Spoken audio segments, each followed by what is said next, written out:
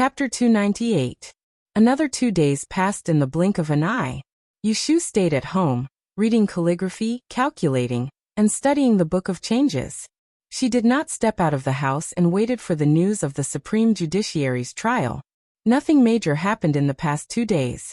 Zhao Hui picked out a reward from the palace and asked He Fangji to send it to Beijing. In addition, Xia Mingming sent a letter from the Wangji Tower, asking why Yushu did not keep her appointment. Yushu wrote a reply and asked Gui Lu to send it. There was no explanation in the letter, only an appointment to meet Xia Mingming at the end of the month. In addition, Yu Xiaoxiu met Shui Wenjie in the academy. As Yushu expected, Shui Wenjie knew that Ji Xingxuan was imprisoned. No one knew where he heard that it had something to do with Yushu. He caught Yu Xiaoxiu and sneered at Yushu. As a result, Yu Xiaoxiu reported it to Academician Song, and Shui Wenjie was reprimanded. Yushu listened to Yu Xiaoxiu's story and sneered. She said, "If you see him in the future, just treat him as a fly and ignore him. If he makes trouble for you again, just tell him that if he doesn't want others to know that he was used as an offering to heaven naked, he should keep his mouth shut." When they were in Yiyang City, Shui Wenjie was caught by a group of people and used as an offering. Yushu and Yu Xiaoxiu were implicated by him and were in danger. They witnessed Shui Wenjie being stripped naked. It was also at that time that Yushu met Jing Chen for the first time, so it was still fresh in her memory. Yu Xiaoxiu remembered Yushu's words and went to school the next day. However, he did not see Shui Wenjie again. He thought that Shui Wenjie was afraid of being reprimanded by the academician. He did not know that Shui Wenjie did not come to school at all. Putting this trivial matter aside for the time being, at dusk, Yushu finally received the news that the joint hearing would be held. Shui Rui sent Lao Chui to tell her that the date of the joint hearing would be tomorrow. Shui Rui asked her to wait at home tomorrow morning. He would send someone to pick her up and bring her to the Supreme Court. Lao Chui only said these 2 sentences and didn't say anything else. This made Yushu very relieved. She only thought that Shui Rui did not remember what happened that day when he was drunk. Later, she told Zhao Hui that she was going out tomorrow and asked the kitchen to boil water. With the help of Yundo, Yushu, who could not touch water with one hand, took a bath and went to bed early. Just when Yushu was sleeping peacefully, in the prison of the west of Anling City, in the silent night, the door of a cell was opened. The jailer inserted a torch on the wall, illuminating this gloomy stone room. A hunchback figure on the wooden bed appeared. Faintly, a weak cough was heard. The person on the bed heard the sound of the door opening. He slowly turned half of his body, revealing a gray face and a sickly body.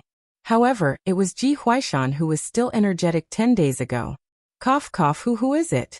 Ji Huaishan looked at the figure at the door. He was not sure whether it was the people from the government who wanted to interrogate him late at night, or someone else came to visit him. "Grandfather!" A person at the door called out in a low voice. He ran to the wooden bed and knelt in front of him. The black cloak on his head slid down, revealing a face without any makeup. Xian air. Ji Huaishan was shocked. He forced himself to sit up. Why? It's His Highness Ning Wang. Ji Xingxuan reached out to support the old man with red eyes. She said in a small voice to him, "Tomorrow the court will start the interrogation. Wang Yi found a way for me to sneak out of the cell and come see you." Hearing this, Ji Huaishan hurriedly looked outside the door, searching for the figure of 7th Prince Lu Hao. But it was dark outside, and he couldn't see anything clearly. He asked her in a low voice, "7th, Wang Yi also came?" Ji Xingxuan nodded. "Wang Yi is waiting outside. It's not convenient for him to come in here. Don't look for him. Let's quickly discuss how to answer tomorrow in court." Ji Huaishan moved his gaze away. He didn't see Lu Hao and disappointment flashed through his eyes. He coughed twice and raised his head to look at his granddaughter who was kneeling by the low bed. Using the light from the fire on the wall, he saw the worry, anxiety, and a bit of fear on her face.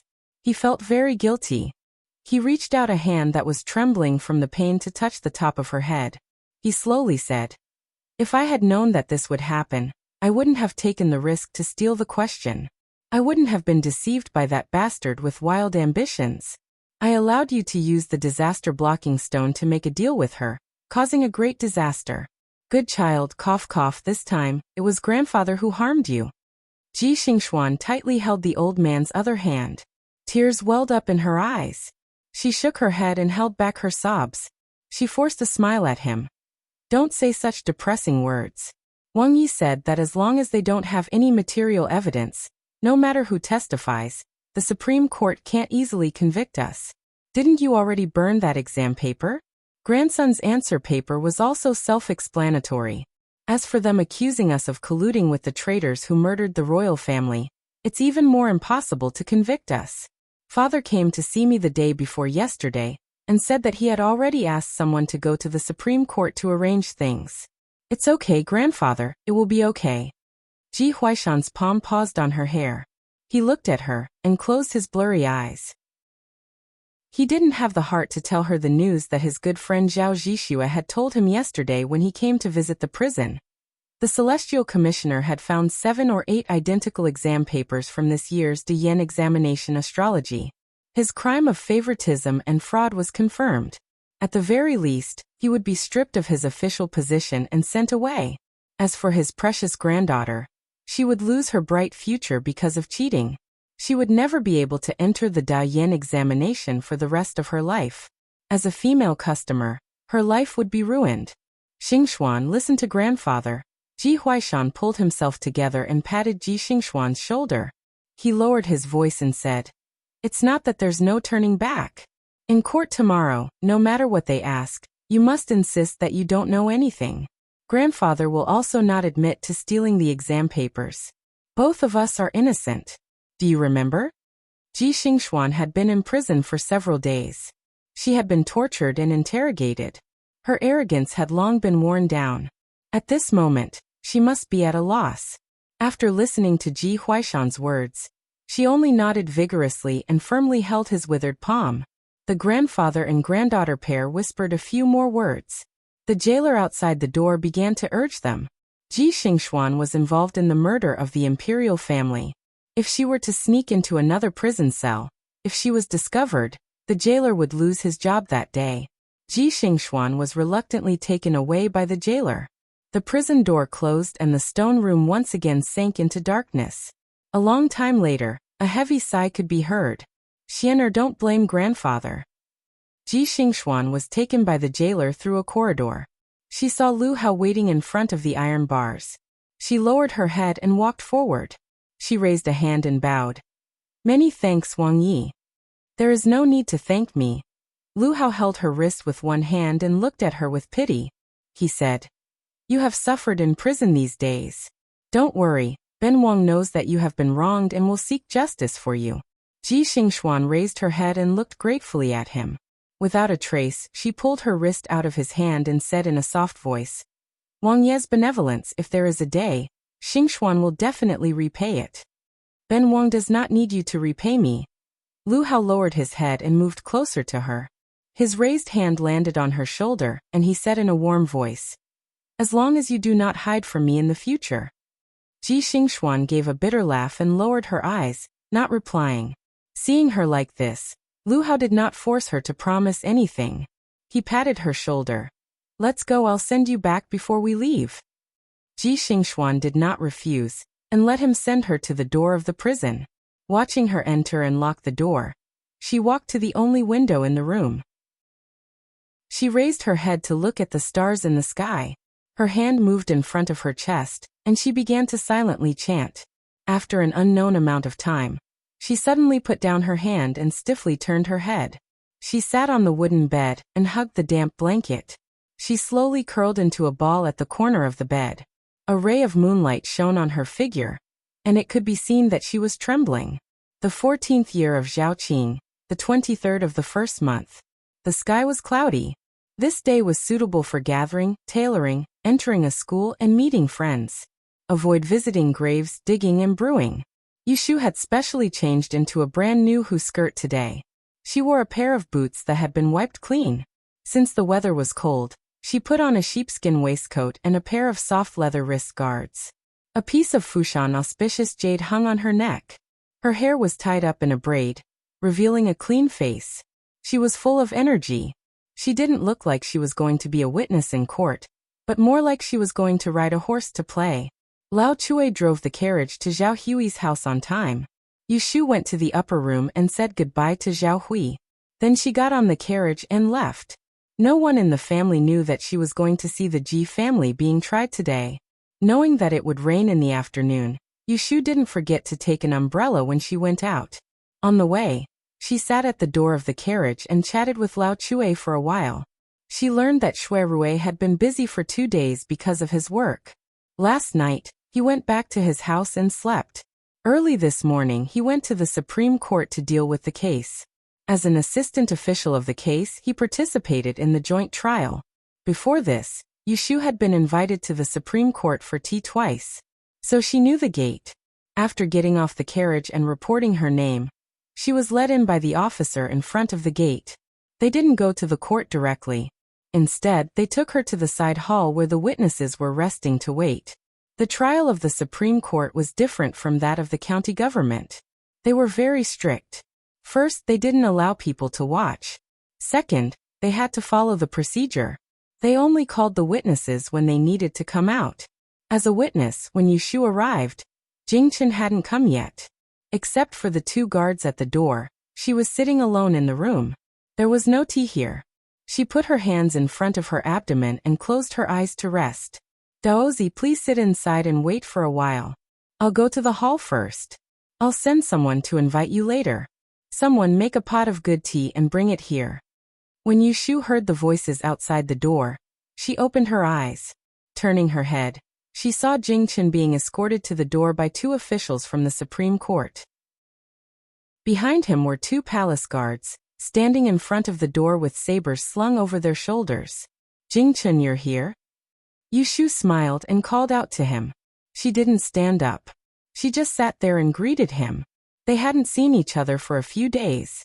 She knew that it was inconvenient for him to come out of the palace, and she couldn't go find him. It was rare to see him, so of course she was very happy. Xiaoyu. Jingchen sat down next to Yushu. He looked at her complexion and asked with concern. Is your finger better? I still take the medicine every day, but I can't move. Yushu held out her left hand in front of him. Jingchen looked and took out a square wooden box from his sleeve. He handed it to her. This is the bone healing ointment I told you about last time. When you go back, have Dr. He apply it for you. Use it early in the morning. Don't stop once every 3 days. Yushu received it and opened it. She first smelled a bitter and sweet smell, and then she looked at the shape of the ointment that was so red it was almost black. It was obviously similar to the box of ointment that the 9th prince asked Shui Rui to give to her not long ago. But this box of ointment had obviously been made not long ago, causing its smell to be slightly stronger. She laughed in her heart, yet didn't say anything. I thought you had forgotten about this. Yushu played with the finely made wooden box and said casually. I was going to deliver it to you the day before yesterday, Jingchen explained to her. But Shimi suddenly fell ill. I left the palace to see her, so I was 2 days late. Chapter 299. Yushu had originally thought that it was inconvenient for Jingchen to come out of the palace, so his people had not come for a few days.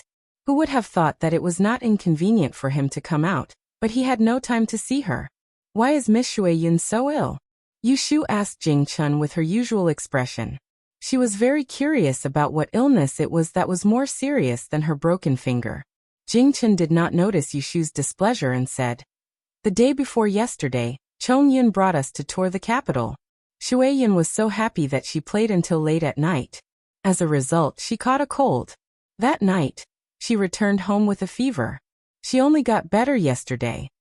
Yushu made a no sound. She did not express any concern for the younger Shimi's health. Instead, she asked Jingchen with a faint smile. What happened? Did you guys come out to play the day before yesterday? Why didn't you call me? Jingchen was stunned and asked strangely. Didn't you say that you had something to do and couldn't come? Hearing this, Yushu frowned. When did I say that? Why don't I remember? Did you come to find me the day before yesterday? Jingchen nodded and said, That day, Chong Yun and I left the palace and went to his guest house to pick up Shimi. I wanted to go to Dr. He's house to find you. They felt that it was too troublesome to go back and forth between the south and north of the city, Chong Yin sent someone to invite you, but you said you had something to do and couldn't come. Yu Shu gave a fake laugh and thought that this was interesting. She had been staying at home for the past few days. Other than Gui Lu and Lao Chue who came to deliver letters, no one else had come to ask her to go out. But someone had copied what she said and told it to Jing Chun. There must be something fishy going on. Yu Shu's attitude made Jing Chun feel that something was wrong. He asked her in confusion, "Why didn't you say you had something to do?" Yu Shu smiled and didn't intend to expose him. "You're right. Now that you mention it, I remember that I did have something to do the day before yesterday." It was meaningless to put it bluntly. At most, Jing Chun would ask Lu Tan again. It would just be one more explanation. If the errand runner was lazy and didn't look for her, it would be fine. If Lu Tan didn't send someone to look for her on purpose, he wouldn't admit it. Right. Yu Shu cleverly chose to skip this topic. "How long are you going to stay in the palace? Didn't you say you were going to move to the princess mansion?" Jing Chun said, "Soon the princess residence has been tidied up. All that's left is to clean it up." "That's good. It would be easier for her to find him after he came out." The two chatted for a while. Yu Shu heard the faint sound of a stick striking outside. She looked at the rising sun and guessed that the trial had begun. She stood up and walked to the door. Yu Shu pricked up her ears and listened to the movements in front of her. She turned her head and asked the two bailiffs waiting outside the door, "Is the trial starting?" The Supreme Court's trial was held in the magistrate's office. It wasn't shown to the public and the commoners weren't allowed to watch. It was very quiet. The bailiff said, "The trial has begun. Miss, please wait. When it's time for you to go to the court for questioning, someone will come to summon you." "Okay." Yu Shu walked back and sat down. She smiled at Jing Chun and said, "Did you hear that? The trial has begun. Let's sit for a while." Yu Shu didn't intend to talk to Jing Chun. If the crime of murdering the emperor was cleared, then so be it. After all, she was the one who framed him. However, Ji Huaishan stole the questions and Ji Xingxuan cheated. This was a fact. She didn't need to lie and they didn't run away. Jing Chen's hearing was much better than Yu Shu's. As he sat there, he could more or less hear the sound of the gavel being struck, as well as the interrogating voices of the interrogators. After a while he suddenly asked Yu Shu seriously, "If this crime of favoritism and corruption is carried out, how will the punishment be?" Yu Shu replied, "The punishment will be 100 lashes. He will be demoted to a commoner and be sent out of the capital." Jing Chun frowned. 100 lashes? Won't that kill? Yu Shu seemed to remember that killing was a taboo in Jing Chen's sect. She said, "Don't worry. The whip is very thin. I have asked Brother Shui. It will only hurt. It will take at least 200 or 300 lashes to kill someone." Jing Chen's eyebrows relaxed. He hoped that those who bullied Yu Shu would get their retribution, but he didn't want to see anyone die because of it. After waiting for another 2 cups of tea, Jing Chen was asked to go to the front for questioning. Yu Shu was left to continue waiting. Summon the witness, Yu Shu of Yang. When Yu Shu was called to the front hall, the trial had just ended. Before she reached the door, she saw the grandfather and grandson of the Ji family kneeling on the ground. Both of them wore grayish-white prison uniforms. Ji Huaishan's hair was disheveled, and his legs were shackled. His back was bent, and he looked like an old man with one foot in the grave. He was ill and breathless, and his former majesty was nowhere to be seen. Ji Xingxuan's hair was haphazardly tied behind her head with a rope. The thin prison uniform she wore made her look so skinny that a gust of wind could blow her over. She didn't look like the 4th Miss Ji of Yang City, who was famous throughout Yang City. When they heard that Yu Shu was going to the court, their bodies stiffened at the same time. But they didn't look back. Jing Chen didn't stand for questioning. The Supreme Court had prepared a chair for him. After the questioning, he sat on the side to listen to the trial. The other person sitting next to him was the representative of the Celestial Commissioner, Junior Supervisor Rin Qiming. Except for Lu Tan, almost everyone who was at the Celestial Commissioner's office that night was present. Oh, there was still one more thing missing. Lord Bing, Yang's Yu Shu is here. Sitting in the main hall was the chief judge of the case. He was a second-ranked official in the imperial court, Chancellor Guohuayan. Cases of favoritism and fraud were common. Moreover, when the Dian examination and the imperial examinations were held together, there were many students who were caught cheating. If Ji Huaishan's case was just an ordinary case of fraud, Guohuai wouldn't have to personally interrogate him. He could have just handed it over to his subordinates. But because it was related to the treason of murdering a relative of the emperor specially ordered a strict investigation. That was why he was the chief judge. Bang. Who are you? Guohuayan was 53 years old. He was slightly plump. Although he had a white face and looked kind, he was famous for being ruthless. 5 years ago, there was a big case in Enling. The fourth princess's son-in-law trampled a pregnant woman to death on horseback when he was drunk. 1 corpse and 2 lives were lost before he left. The magistrate didn't dare to make a noise and hastily closed the case, letting the son-in-law get away with it. Unexpectedly, the pregnant woman's husband went to the Supreme Court to beat the drum to complain about his grievances. He survived after being beaten 50 times with iron rods.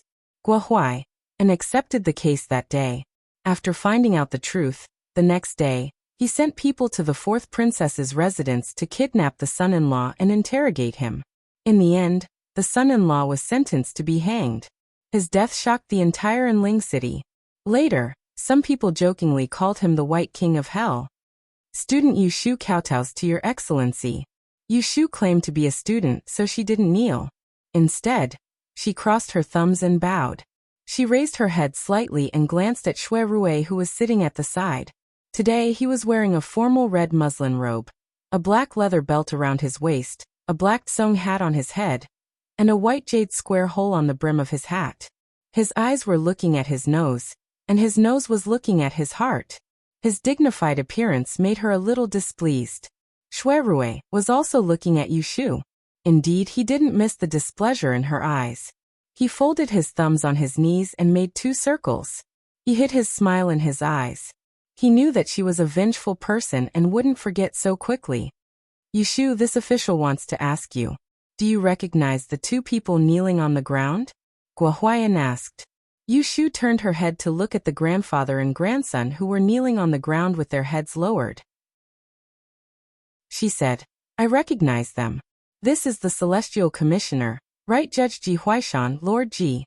The other is the Ji family's 4th daughter, Ji Xingxuan. What followed was a series of questions and answers.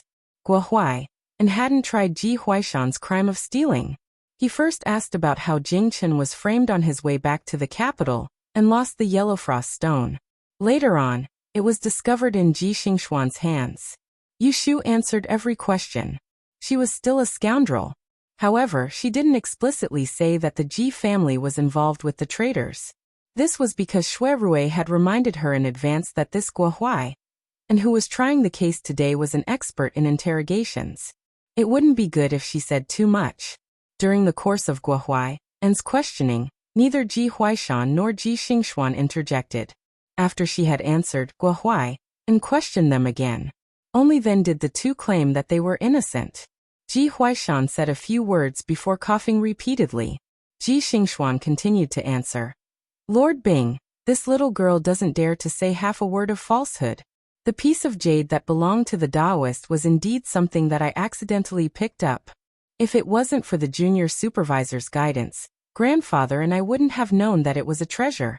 If Lord Bing doesn't believe me, you can ask my maidservant, Yunhe. I picked up this piece of jade in Yang City and showed it to her when I got back. According to the time, the Taoist hadn't been harmed at that time. He must have lost it by accident. He definitely didn't get it from the hands of a thief. This is all a misunderstanding. Ji Xingxuan was smart. She knew that the Taoist, Jingchen, was helping Yu Shu make a false statement. Therefore, she didn't say that Yu Shu was falsely accusing her. She only said that it was a misunderstanding. Summon the handmaiden Yunhe. Guohuayan ordered someone to summon Ji Xingxuan's handmaiden to the court. Because the witness who testified and the witness who vouched for Ji Xingxuan were not in the same place, Yu Shu and Jingchen were waiting in the side hall and didn't see anyone else.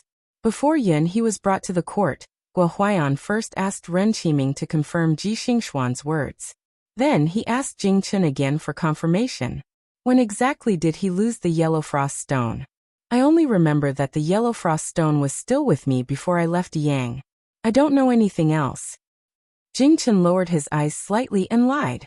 He hid the fact that he had given the yellow frost stone to Yushu, and that she had lost it. Guo Huaiyan knew that Jingchen had suffered along the way, and lost a part of his memory. Therefore he didn't question him further. "My lord, I've brought the Ji Mansion's handmaiden, Yinhe." Yushu was no stranger to Ji Xingxuan's chief handmaiden, Yinhe. She turned her head to glance at her, and saw that her eyes were bloodshot. She was glaring at her fiercely, as if she couldn't wait to pounce on her and bite her. "Yinhe, do you recognize this item?" Guo Huaiyan gestured for a runner to bring a tray down for her to see. On top of the tray was the yellow frost stone that Shui Rui had requested from Yushu a few days ago. "In reply to your excellency, this servant recognizes it. Our young miss picked up this stone when she returned to her hometown last year. Because this stone looks unique and beautiful, the young miss kept it." Guo Huaiyan had carefully interrogated Yunhe and had a good idea of the case. He knew that the crime of colluding with the traitors to murder the imperial family was too far-fetched to be confirmed. Thus, he changed the topic and asked with a stern expression, "Then how did it end up in the hands of Daozi and Miss Yu? This official wants you to tell me the truth. Did your young miss use this yellow frost stone to exchange for the Yinhua astrology examination papers in the 12th year of Baotai?" Chapter 300. When Ji Xingxuan's head maidservant, Yinhe, was asked by Guo Huaiyan whether Ji Xian had taken the yellow frost stone to exchange with Yushu for Yinhua Yizi's exam paper, she panicked for a moment before quickly replying, "In reply to official, this servant has never heard of Yinhua Yizi's exam paper. This servant only knows that the stone was stolen when Miss was shopping." Slap. "Audacious servant, you dare to lie in front of this official?" Guo Huaiyan's expression was stern as he slammed the gavel in his hand. Yinhe was so frightened that her entire body trembled. She lowered her head and braced herself to say, "Official has wronged me. This servant does not dare to lie." Guo Huaiyan ignored her and turned his gaze to Yushu. "Miss Yu, tell me, how did you get the yellow frost stone back from Ji Xingxuan's hands?" Yushu had been waiting for him to speak, so she took a step forward and said seriously, "Official Bing, this student doesn't dare to hide the truth. Last November, the Dian examination was near, so I asked a friend who studied at the Imperial Historian's Library to help me sneak into the library. There, I happened to meet 4th Miss Ji and another female student from the library. Because the Imperial Historian's Library has a clear rule that outsiders are forbidden from entering the library, I was afraid that they would see me and implicate my friend. So I hid in a corner, and wanted to wait for them to leave before coming out. Who knew that the two of them would rummage through the books?" Yushu first told him how she got the Yinhua Yizi's exam paper, and accidentally saw the yellow frost stone that Ji Xingxuan was wearing. Then, she told how she got the yellow frost stone back. Although that yellow frost stone belonged to Daozi, he had lost his memory at that time, so we didn't know how it ended up in someone else's hands. For safety reasons, we couldn't ask Miss Ji for it in person, but I knew that this item was very important to Daozi and needed to be retrieved as soon as possible. So, I thought of using that exam paper to exchange with Miss Ji." Guo Huaiyan frowned and asked, "How did you know that they would ask for this exam paper and exchange it with you? This matter of stealing questions is a private matter. How did you know that Yinhua Yizi's examination paper was this year's Dian examination paper?" Yushu smiled bitterly and said, replying to Darren's question at first, "I didn't know that it was this year's examination question. It was only when I saw them looking for it anxiously that I thought it was something important. Later on, I heard from a friend that this Yizi's examination paper was a unique collection, coupled with the fact that Darren had personally set the questions and personally graded them. I thought that it might be this year's examination question. Thus, I tried to write a letter anonymously and sent it to Miss Ji, claiming that I had the Yizi's examination paper that she was looking for. I asked her to come to Kunyuan Street's Eternal Spring Square at noon the next day for an exchange. In the end, she did come that day, but I didn't show up. Instead, I wrote a note asking her to place the yellow frost stone in an old beggar's begging bowl and take it away during the chaos. At the same time, I asked Daozi to hand that paper to Miss Ji. Guo Huaiyan turned his head to ask Jing Chen. Daozi, did you personally hand over your father's examination paper to Miss Ji? At this point, he reminded everyone of Jing Chen's identity. Coincidentally, he had unknowingly handed over his father's examination paper to someone else. Yes, I still remember that it was raining that day. I wore a bamboo hat to cover my face, and handed the umbrella with the examination paper to her. Jing Chen recalled truthfully. At this time, Ji Xingxuan, who had been kneeling on the ground without making a sound, suddenly raised her head. She looked at Jing Chen with an ugly expression. She also remembered the scene of him handing over the umbrella in the rain that day. At that time, she thought that he had good intentions. Who knew that today, he would actually put them to death? She turned her head to look at the people in the hall. Unexpectedly, there was no one who could speak up for them.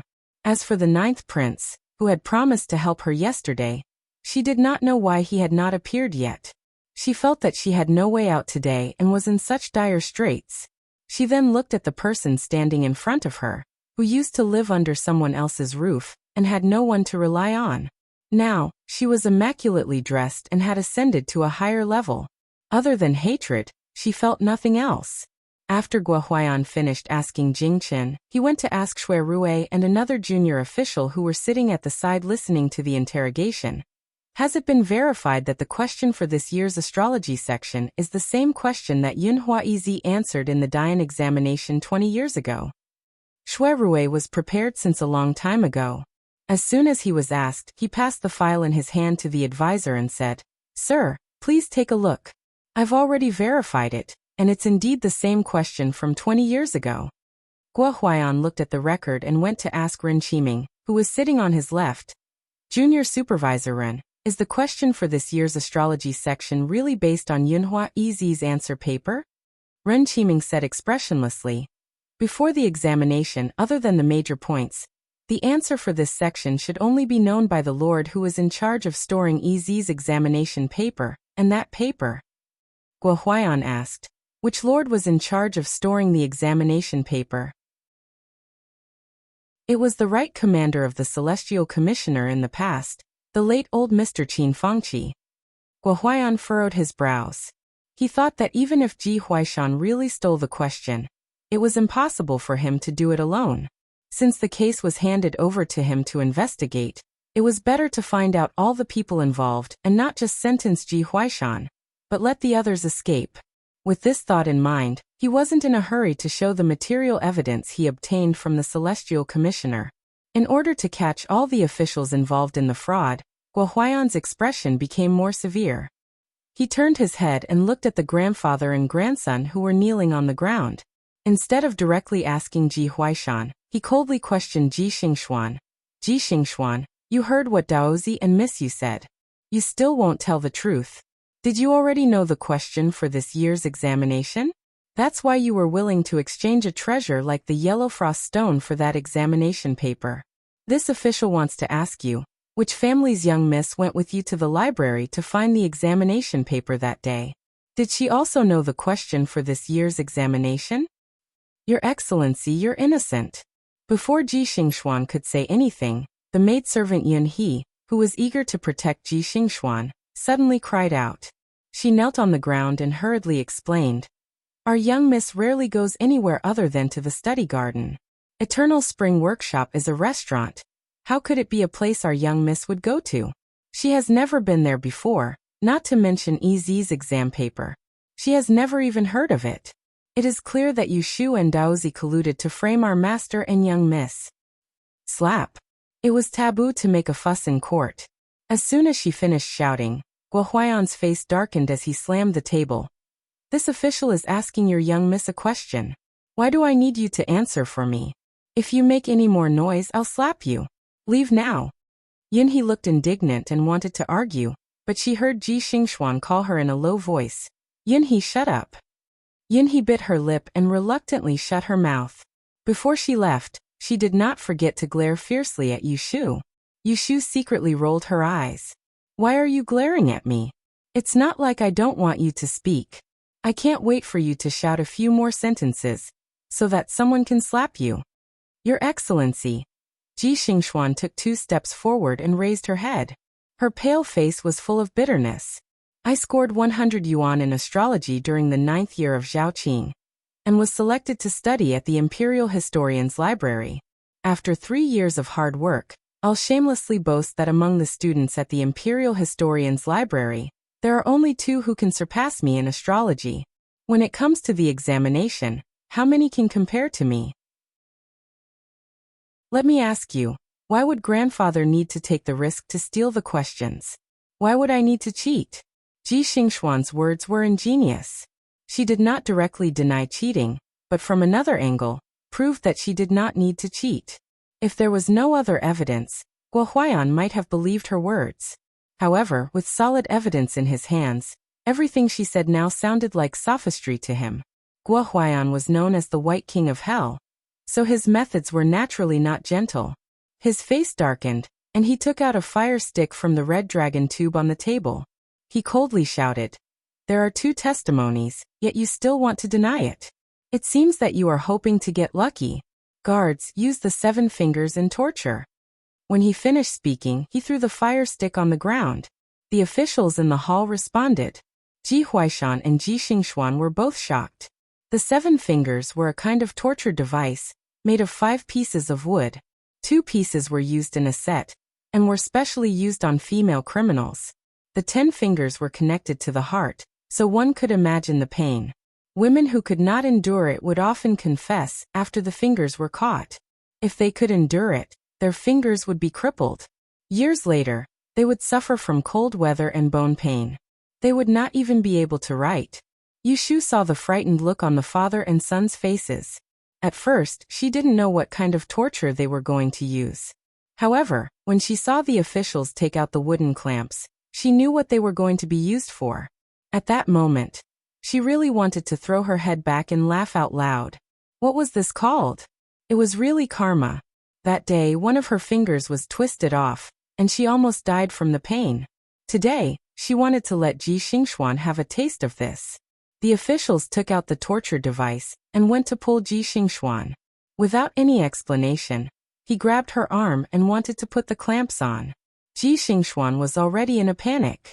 When she saw the bloodstains on the 7 fingers, she could almost smell the stench of blood.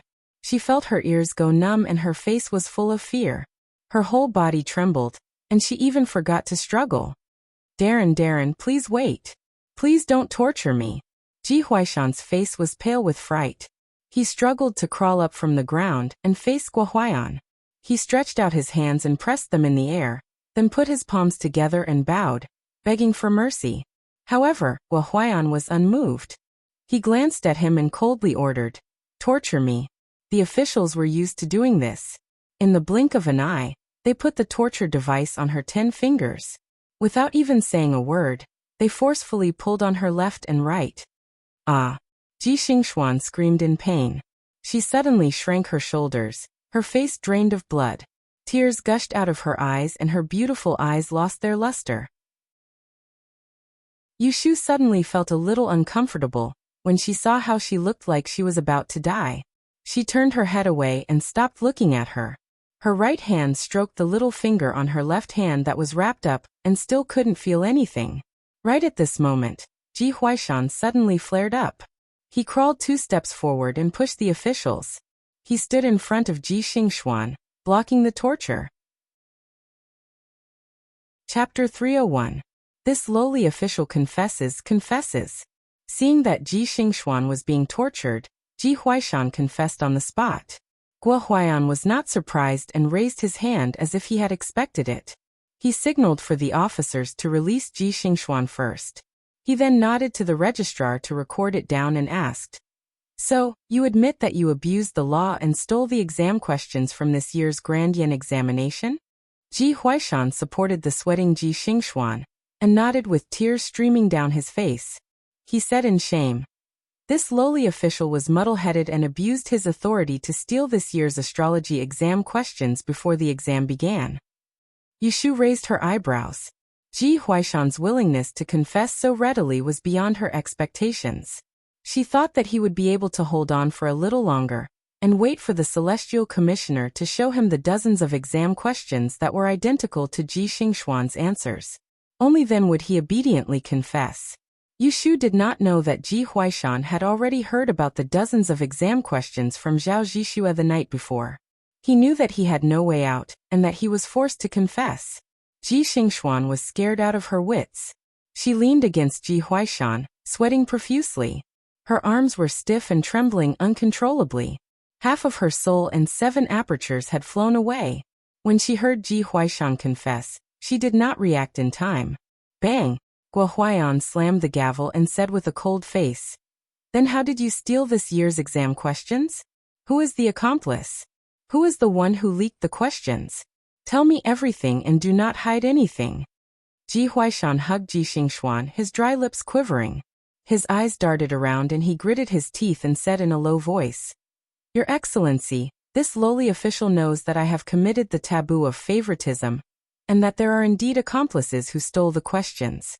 But let me say this first. My granddaughter Xingxuan did not know that I had stolen the questions. It was I who found out where Yunhua's easy exam papers were kept and asked her to look for them. It was also I who asked her to meet the anonymous agreement to exchange the stone for the easy exam papers. After I succeeded, I tried my best to remind her how to answer the questions, and did not let her take a look at the exam papers. This matter has nothing to do with her. It is my fault that I was blinded by greed. This child was only misled by this old thing, and did not knowingly commit the crime. I beg for your Excellency's judgment." After listening to his words, Yushu came to a sudden realization. This old thing took the initiative to confess. He intended to take all the blame on himself in order to protect Ji Xingxuan. Sensing Ji Huaishan's intention, Yushu sneered. She thought to herself, "Do you think it is that easy? Do you think everyone is a fool?" Saying that Ji Xingxuan did not know anything will dispel the fact that she cheated? Who would believe that? At this time, Ji Xingxuan recovered from the pain, and heard the second half of Ji Huaishan's words. Her expression changed abruptly. She raised her head and stared blankly at Ji Huaishan. She stammered, "Great-grandfather?" Ji Huaishan avoided her gaze and choked. "Child, grandfather is muddle-headed. Grandfather has let you down." Not wanting Ji Xingxuan to escape, Yushu could not help but speak. She took a step forward and bowed to Guo Huaiyan. She said, "That day this student handed that anonymous letter to Miss Ji. She was also the one who personally received the Yunhua easy examination paper from Daozi. Miss Ji is extraordinarily intelligent. Even this student guessed that this was an examination question. How could she not know? This is obviously Lord Ji's excuse to absolve her of the crime of cheating." Ji Huaishan raised his head and looked coldly at the unforgiving Yushu. No one knew what he was thinking. Was he regretting that he did not make the first move to gain the upper hand back then? Listening to their argument, Guo Huaiyan had a rough idea of what was going on. He said, "Whether she is guilty or not, this official will judge for himself. Lord Ji, you should first confess to the process of stealing the examination questions." In fact, the Supreme Court had been investigating the Celestial Commissioner for many days, but could not find any other clues. At present, they could only start with Ji Huaishan. Only then would they be able to bring the officials involved in the theft of the examination questions to justice. Therefore, Guo Huaiyan thought of using torture on Ji Xingxuan to force Ji Huaishan to submit and confess to the others. Ji Huaishan patted Ji Xingxuan's back and looked at her lovingly. After stabilizing her, he let go of her and crawled 2 steps forward. With his hair that had turned white overnight, he bowed to Ren Qiming, who was sitting on his left. He actually kowtowed. This action was somewhat puzzling. Immediately after, he propped his body up and stood up. He raised his hands in a salute and lowered his head. In a trembling voice he said, "This lowly official has failed in his duty. I have failed the Grand Supervisor and the Junior Supervisor. I have let down the court and my Lord His Majesty. I am willing to admit my guilt. However, I beg you to consider this old man's conscientious feelings over these years, and a little contribution. Please do not blame my granddaughter Xingxuan. This old man dares to use my life to guarantee that she is innocent. If there is even half a word of falsehood, she will enter the netherworld to suffer in purgatory, and become a slave in her next life. I beg you, Lord Ji, to tell the Grand Secretary to fulfill this old man's love for her. Listening to this old man's words of protection and sincerity, even his enemy, Yu Shu, was slightly moved, not to mention the others. Ji Xingxuan looked at Ji Huaishan stooped back with tears in her eyes. Her eyes were red and swollen. She opened her purple lips and wept. She called out weakly like a cat, "Grandfather." Ren Qiming sat on the chair and shifted his body uncomfortably. He cleared his throat and said in a deep voice, "Lord Gua and I will investigate this case impartially. We will not wrong anyone. If Miss Ji did not cheat, we will not accuse her. What do you say, Lord Gua?" Gua Huaiyan nodded. His expression was not as stern as before. He looked at Ji Huaishan and said, "Continue to confess. This official will make a fair decision." As soon as he finished speaking, Ji Huaishan suddenly twitched. His body swayed back and forth. He raised his shackled hands to cover his throat and knelt on the ground with a thud. Everyone could only see his disheveled hair, and no one could see his face clearly. Seeing this, the experienced Gua Huaiyan's expression changed. He stood up abruptly and pointed at Ji Huaishan. He shouted at both sides, "He wants to bite his tongue. Quickly stop him." With a few swishing sounds, everyone in the room, including Shui Rui and Jing Chun, stood up with a shocked expression. Yu Shu was taken aback. In the blink of an eye, she saw two constables rush forward. One supported Ji Huaishan, while the other lifted his head to pry open his mouth. Ji Huaishan tilted to the side, his hair disheveled, revealing his face. He was facing her, allowing her to clearly see a face as purple as a cow's ghost. His eyes were like copper bells, staring straight at her. His gaze was filled with unwillingness, causing her hair to stand on end. In the next moment, she saw his mouth being pried open, and blood gushed out, revealing a large, gaping red hole. It was a horrifying sight. Lord, he swallowed his tongue to commit suicide. Seeing this scene, Ji Xingxuan's body stiffened. It was as if he was possessed, and he didn't move an inch. Yu Shu's vision blurred and a shadow flashed past. When she regained her senses from the bloody mouth, she saw Jing Chen squatting in front of Ji Huaishan. With one hand, he quickly sealed a few acupuncture points on Ji Huaishan's chest, and with the other, he pressed on the artery on the side of his neck. Ji Huaishan's throat seemed to be blocked. He kept coughing out blood but didn't make a sound. Shui Rui also came out from behind the table and walked forward to take a look. Gua Huaiyan leaned forward with the help of the table and asked anxiously, "How is it?" Jing Chen put down the hand that was pressing on Ji Huaishan's neck. He closed his eyes and shook his head. There was no hope. "Grandfather." At this moment, a heart-wrenching cry sounded in the court. Ji Xingxuan threw herself to Ji Huaishan's side like a madman. She pushed the officer away and hugged the old man with both hands. She lowered her head to look at the tragic state of his face. She felt a chill run down her spine, as if she was in an ice house. Ji Huaishan's mouth was full of blood. He let out a low, hoarse cry. He twisted his neck and looked at her. The malevolence in his eyes turned into love. He used the last bit of his strength to raise his hand, as if he wanted to touch her face. But his fingers brushed against her cheek, leaving a trail of blood. With a thud, his breath stopped. Seeing this, Jing Chen's expression changed. He clenched his fists that were hanging by his side. "Grandfather, grandfather!" Ji Xingxuan screamed. Her red and swollen palm shook Ji Huaishan. She held his blood-covered face and tried to wake the old man up.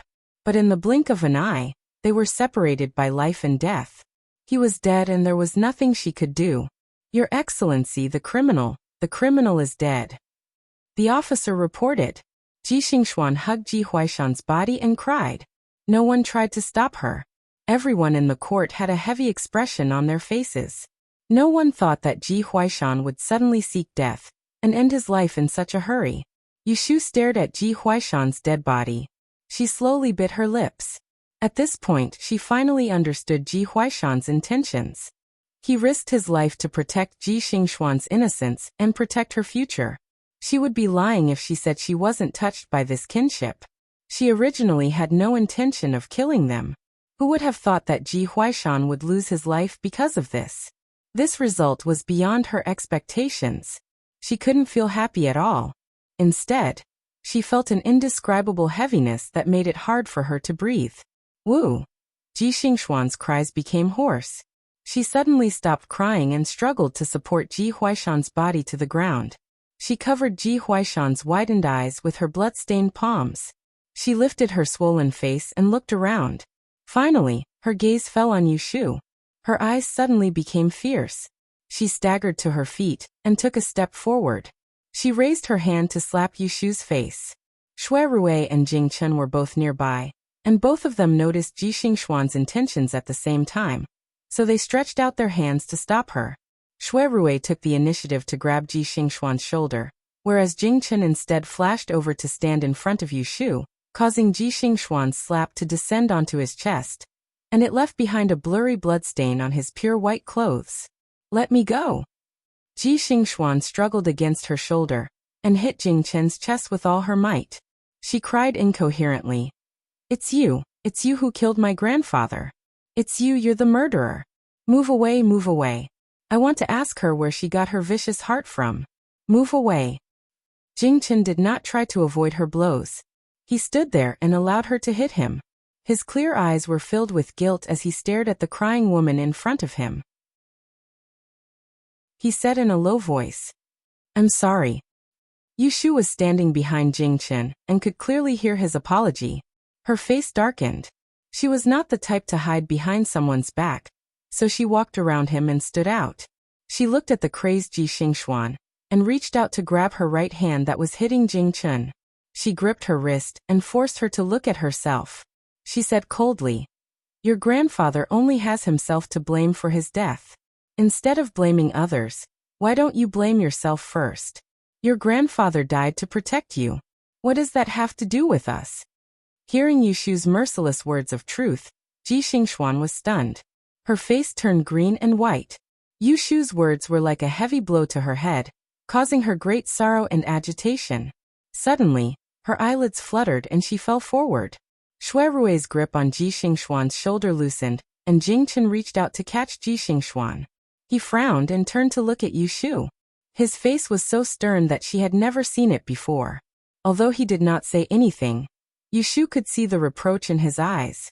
Yushu's chest felt like it had been punched by someone. She felt stuffy, but she didn't avoid his gaze at all. She looked at him calmly, because she didn't do anything wrong. She didn't need to feel guilty. Shui Rui looked back and forth between the two of them. He seemed to be able to feel the undercurrent between them. He frowned slightly and turned to ask, "Darren, Ji Huaishan has committed suicide to escape punishment. How should we deal with him now?" At this moment, Guo Huaiyan was sighing and annoyed. He sighed because a good person had died. He was annoyed because Ji Huaishan's death meant that there was no way to continue investigating the case. He was hesitating on how to proceed when he suddenly heard the announcement outside the door. "Ning Wangya has arrived." Everyone turned to look outside and saw a group of people walking in from the distant courtyard. When they were almost at the door, they could clearly see that the one in the lead was the seventh prince, Lu Hao, who had arrived late. Guo Huaiyan and Ren Qiming looked at each other. They could see the confusion in each other's eyes. Shui Rui, who was standing below the hall, had a flash in his eyes.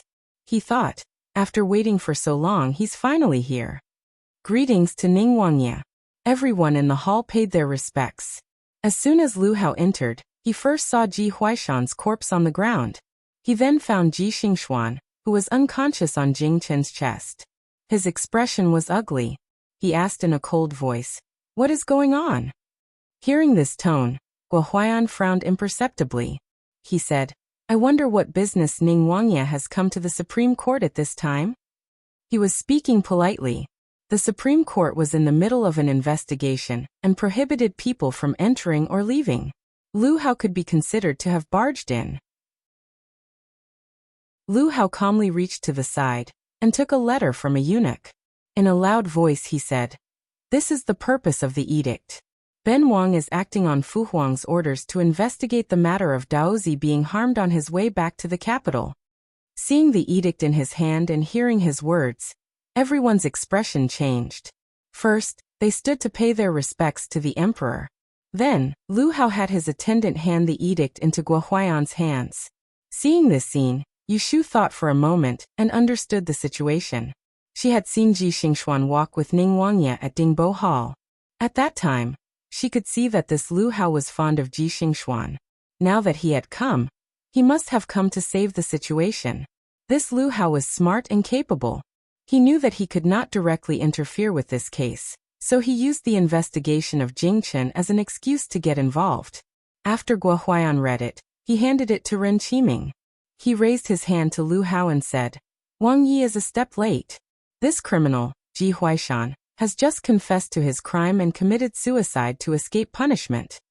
Displeasure appeared on Lu Hao's face. He looked at Ji Huaishan's corpse on the ground, and then looked at the battered and unconscious Ji Xingxuan. He coldly said, "If that's the case, then collect the corpse first. Let this prince investigate and then judge later." What does Guadarin and Junior Supervisor Ren think? With the edict in his hand, what else could Guo Huaiyan and Ren Qiming say? They could only agree with him. Moreover, this scene was not suitable to continue judging. They needed to sort things out before making a decision. "Come, inform the Ji family to come and collect the corpse. This Miss Ji. This prince has questions to interrogate Miss Ji." Lu Hao interrupted Guo Huaiyan. He pointed at Ji Xingxuan and ordered, "Come take her away." Just as he finished speaking, 2 female guards came forward and supported Ji Xingxuan from Jingchen. They carried her on their backs and returned to Lu Hao's side. Guo Huaiyan saw that he was acting on his own, and was slightly displeased. However, he did not stop him. Guadarin, Junior Supervisor Ren, and Daozi. Lu Hao turned his head and glanced at Xue Rui. He smiled coldly and said, "Xue Darin, this prince will take his leave first." Then he left with his entourage. Chapter 302. After Ji Huaishan pleaded guilty, he committed suicide by swallowing his tongue. Ji Xingxuan was greatly stimulated and fainted on the spot. Prince Ning, Lu Hao arrived later and took him away. Out of the 2 criminals, one was dead and the other was unconscious. As a result, the trial of the case had to come to an end. Guo Huaiyan ordered the bailiffs to carry Ji Huaishan's corpse away and wait for the Ji family to come and collect the body. After that, he announced that the court would be dismissed. "Junior Supervisor Ren, let's go to the back to discuss the matter." Guo Huaiyan stood up and straightened his black gauze. He first signaled to Ren Qiming, then turned to Xue Rui, who was standing with Yushu and Jingchen, and said, "Junior Supervisor Xue, please send Daozi off on my behalf." "Yes, sir."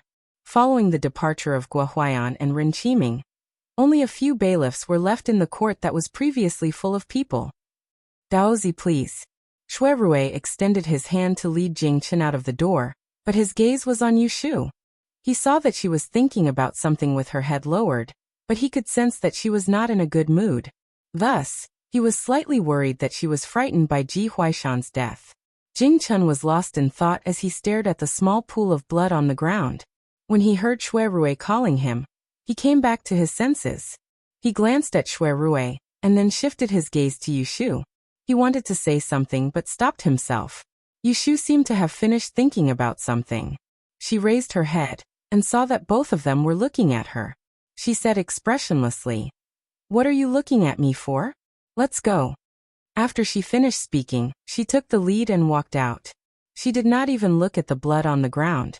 Seeing this, Xue Rui and Jingchen followed them out, along with the 2 palace guards who followed Jingchen everywhere. When they arrived at the gate of the Supreme Court, Jingchen's carriage was waiting on the opposite side of the street. The imperial bodyguard went forward to lead the horse. The coachman turned the carriage around and stopped in front of Jingchen. A 14 or 15-year-old eunuch jumped out of the carriage. Originally, he wanted to welcome Jingchen into the carriage, but as soon as he saw the bloody mark on his chest, he screamed in fright. "Ah, Daozi, what happened to you? Where did you get the blood? Where are you hurt?" Jingchen looked down at his chest and said, "I'm fine. This is someone else's blood." The little eunuch patted his chest and sighed twice. He glared at the imperial bodyguard behind Jingchen, as if he was complaining that they did not do their duty to protect him. He turned around and lifted the curtain of the colorful carriage. He said to Jingchen, "You should quickly get on the carriage. You have to quickly go back and change your dirty clothes to avoid being stained with bad luck." Jing Chen turned his head to look at Yu Shu. He opened his mouth and wanted to say something, but he heard Yu Shu said first, "Don't be in a hurry to leave. I have something to say to you." Finished speaking, she did not wait for his reply. She turned her head to Shui Rui and said, "Big brother, let me borrow your place."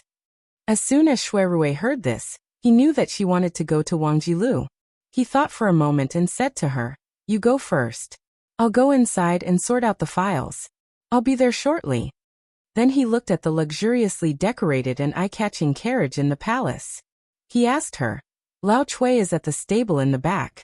Why don't you wait for a moment? I'll have him drive the carriage to take you." "No need," Yu Shu said.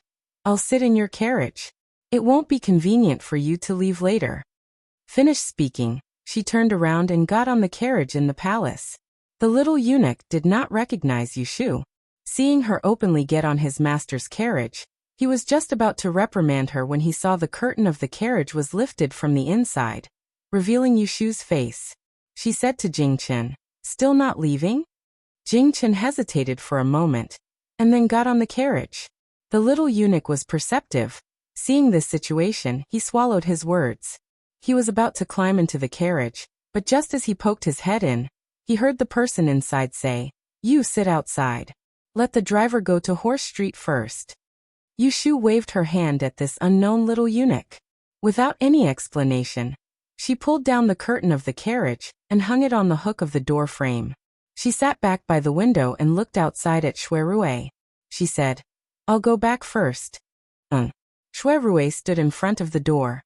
His eyes followed the carriage as it was escorted away by 2 imperial bodyguards. Only then did he turn around and return to the yamen. He had to quickly take care of the matter at hand, so that he could have some free time. In the carriage, after a while, Yu Shu and Jing Chen sat facing each other, separated by a peach blossom and sandalwood table. No one spoke first.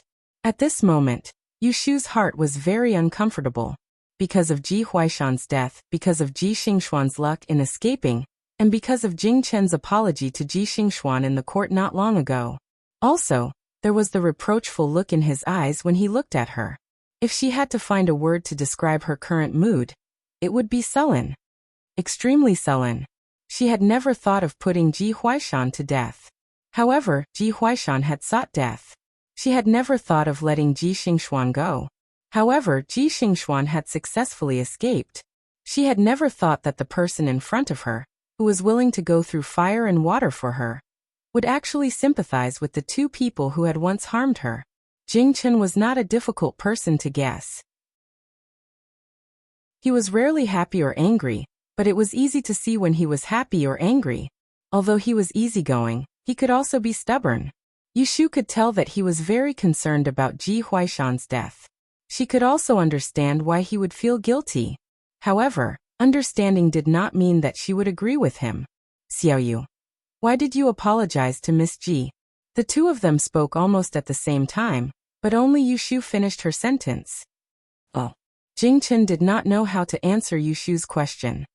He looked at her obviously unhappy face and clenched his fists on his knees. "Xiaoyu, the Celestial Master's sect never kills without reason. However, because I lied, Ji Huaishan died a horrible death today. I feel guilty." Hearing this, Yu Shu lowered her eyes. After a moment of silence, she suppressed the sullen feelings in her heart and explained, "Jing Chen, you've underestimated the human heart. I'll be honest with you. Ji Huaishan asked for his death today. No one forced him to do so. He chose to commit suicide in order to protect Ji Xingxuan and the Ji clan. There must be someone else who abused his power in the grand examination, but he died just like that.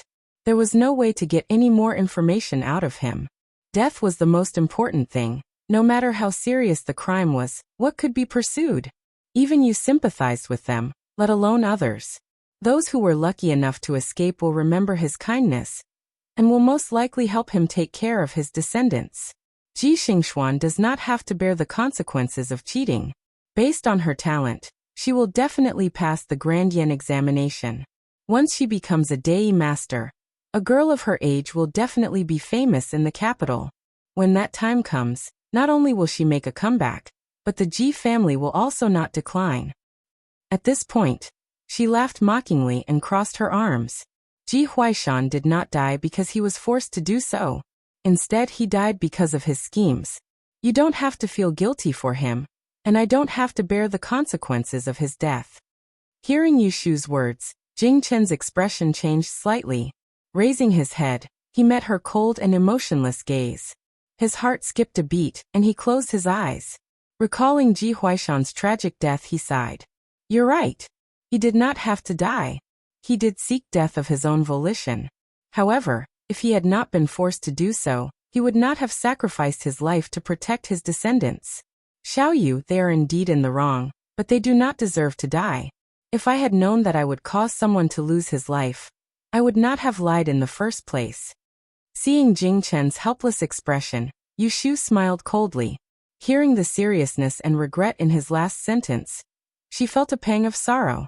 That Ji Huaishan did not deserve to die, and that Ji Xingxuan did not deserve to die either. Did she deserve to be plotted against and have her fingers broken? That night, when she was sent home from the Celestial Commissioner's office, she heard He Fangji and Xue Rui whispering to each other.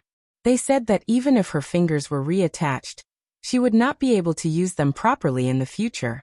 She did not want them to worry, so she pretended that she did not know anything. Every day, she would take the bitter medicine and endure the pain at night. She told everyone that she was fine, but the finger was connected to the heart. When Ji Xingxuan was pinched, she cried and screamed in pain before she even saw blood. Her little finger, on the other hand, was broken. She had to endure the excruciating pain and climb out of the hole that the grandfather and grandson dug for her. Then she pushed them into the hole. However, they did not stand properly, and one of them fell to his death. Could they blame her for being cruel? Jing Chen only saw Ji Huaishan's tragic death and Ji Xingxuan's pitiful and helpless state. However, he did not know that forcing them to this point was her way of protecting herself. When she was beaten, she had to return the favor. She would never be soft-hearted to those who dared to provoke her, and there was no need for her to be soft-hearted. If Jing Chen thought that what she did was wrong, then she would have nothing to say. He had his principles, and she had her own stubbornness. She was a cruel person. She was like this for the past 30 years, and she would still be like this for another 30 years. Yushu took a deep breath and slowly exhaled the depression in her heart. She shouted, "Stop the car."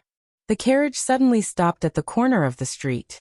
Jing Chen's body swayed, and he opened his eyes. He saw Yushu waving the curtain aside and bending down to get off the carriage. "Xiaoyu." Yushu jumped off the carriage and held the curtain with one hand. She looked at him openly and said, "Jing Chen, I didn't do anything wrong." Right and wrong were the most difficult things to explain in this world. Whether it was right or wrong, one had to ask one's own conscience. There was no need for others' approval. Jing Chen looked at the serious expression in Yushu's eyes. He did not know why, but he felt a trace of alienation. He suddenly felt helpless. He opened his mouth to say something, but the curtain that was embroidered with green branches fell in front of his eyes. In a short moment, it covered the outside of the carriage. He was stunned. Only when the eunuch outside the carriage asked if he was returning to the palace did he quickly open the curtain and look outside. In front of him, there was a large road with people coming and going. Yushu's figure had already disappeared into the crowd. Yushu walked through the unfamiliar street. She did not turn her head to see if the carriage behind her was leaving or staying. She also did not think about whether Jing Chen would catch up to her. She only walked along the street, aimlessly. Just like her current mood, she was both clear and confused. She only knew that she did not want to be alone right now. Just like this, she did not know how long she walked. She faintly heard someone calling her name from behind her. She walked forward a dozen steps before she reacted. She turned her head and looked at the middle of the street with sparse pedestrians. A person on a horse hurriedly caught up to her and stopped beside her. The person on the horse lowered his head to look at her and let out a sigh of relief. The thin layer of sweat on his forehead shined under the midday sun. Together with that mischievous smile, he said, "I called you several times and you didn't hear me? Do you have a problem with your ears?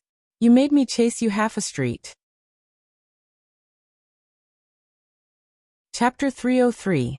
It's still the first lunar month. The sunlight at noon is not hot, but it makes people feel warm all over. Shui Rui held the reins of the horse and accompanied Yushu to walk along a street lined with shops and merchants towards the Forgotten Opportunity building. Brother, why did you come out on a horse? Isn't Lao Chui driving? I have something else to ask him to do, so I rode by myself. Shui Rui casually found an excuse, but in reality, he had seen Yushu and Jing Chen leave the Supreme Court an hour ago. He could not be at ease, so he hurriedly went in to tidy up the case file and passed it to his colleague before rushing back on his horse. Unexpectedly, he didn't meet the carriage from the palace on the way back. Instead, he saw Yushu's lonely figure in the crowd in front of him on a street on the way back. Seeing that something was wrong, he didn't rush to catch up with her. Instead, he followed her for 2 streets until he found that she was walking aimlessly. Then he caught up with her to call her. Yushu said she wanted to drink. Shui Rui readily agreed. He didn't ask her where Jing Chen was, or why she suddenly wanted to drink. He was a smart person. Although Yushu didn't show any unhappiness on her face, he could still guess that she had separated from Jing Chen on the way back. In fact, Shui Rui probably knew the reason. It was nothing more than the tragic death of Ji Huaishan, which made them have differences. Shui Rui wasn't surprised by this, as he'd discerned since long ago that the Taoists with a pure disposition and the cunning Yushu were utterly not the same kind of people. One was an unworldly immortal that had received deep enlightenment in the Tao sect, and the other was a fierce woman that struggled in the streets and was competitive. These 2 people had vastly different views towards right and wrong. It was fine if one party was able to accommodate the other, but if both of them were similarly stubborn in their own opinions, it could be imagined that there would be a dispute sooner or later. Shui Rui had known Yushu for a long time. Based on his understanding of her, he was sure that she wouldn't change her mind about dealing with the Ji family because of anyone, not even that person. Even the person she once told him that she liked couldn't make her waver in this right and wrong. As long as she felt it was right, she would continue to persevere. She would not give up until she reached the Yellow River. She would not shed tears until she saw the coffin. And this was exactly what Shui Rui admired most about Yushu. One of them. Yushu did not know that Shui Rui had guessed the conflict between her and Jing Chen. Whenever she was in a bad mood, she always wanted to find something to talk to distract her. Do you still have the 10-year-old Huadia wine we drank during the Lantern Festival? Right now, she really wanted to get drunk and not think about anything. She wanted to have a good sleep and wait for her to wake up. Then she would think about other problems. Shui Rui said. Yes, but the wine was too intoxicating. When we go back, I will ask old Lin to go to the wine cellar to find a jar of osmanthus wine for us to drink. He mentioned the wine. Yushu turned her head to look at him. Suddenly, she remembered that he took advantage of her when he was drunk a few days ago. She whispered, the Huadia wine is intoxicating, but it's not as strong as the Golden Spring. Hearing her words, Shui Rui couldn't help but feel lucky. That day, he pretended to be drunk to get close to her and drank the Golden Spring. Fortunately, the Golden Spring was famous for its strong after-effects. Otherwise, he would have been exposed. Between these 2 people, one pretended to be confused, and the other pretended to be confused. Unexpectedly, neither of them mentioned what happened that day. As they talked, time passed. Because they took a detour back, they didn't go through the back door. When they passed the front door of Wangji Tower, they were seen by Guiqi, who was standing in front of the door to welcome the guests. He hurried to help Shui Rui hold the horse. Yushu and Shui Rui walked in together. It was just past lunchtime, and there were not many guests downstairs. No one recognized them. Lin Fu, who was beside the counter, saw them. He quickly put down the silver plate and came out to follow them. Young master, young lady. Generally, guests were not allowed to enter the backyard. Even if there were guests, they would stay in the elegant room. Therefore, it was a bit deserted at noon. Downstairs, Shui Rui asked Yushu, do you want to go to your room or my room? After asking, he felt that this sentence was not appropriate. It seemed to be caressing, so he quickly added, let's go upstairs. I slept here a few nights ago to read official documents. The room is a bit messy. Okay. Yushu didn't have any objections. The arrangement of the elegant room was originally for people to gather and drink. It wasn't a girl's boudoir, so there was nothing that couldn't be entered. Therefore, she went upstairs with Shui Rui. Yushu always carried the key to the door here with her. Some of her valuable items were stored in Wangji Tower, including the mathematical formulas and calculation books that she sorted out a while ago. Therefore, she didn't forget to lock the door when she went in and out. This little habit was only discovered by Shui Rui today. He saw her take out a key with a rope tied around her neck and lower her head to open the door. Her behavior was slightly childish. He couldn't help but laugh and said, "I haven't seen anyone wear a key around their neck. Isn't it heavy?" "This is what you don't understand." Yushu took off the key, straightened her back and led him into the room. Only then did she close the door. She turned her head and shook the rope around her neck.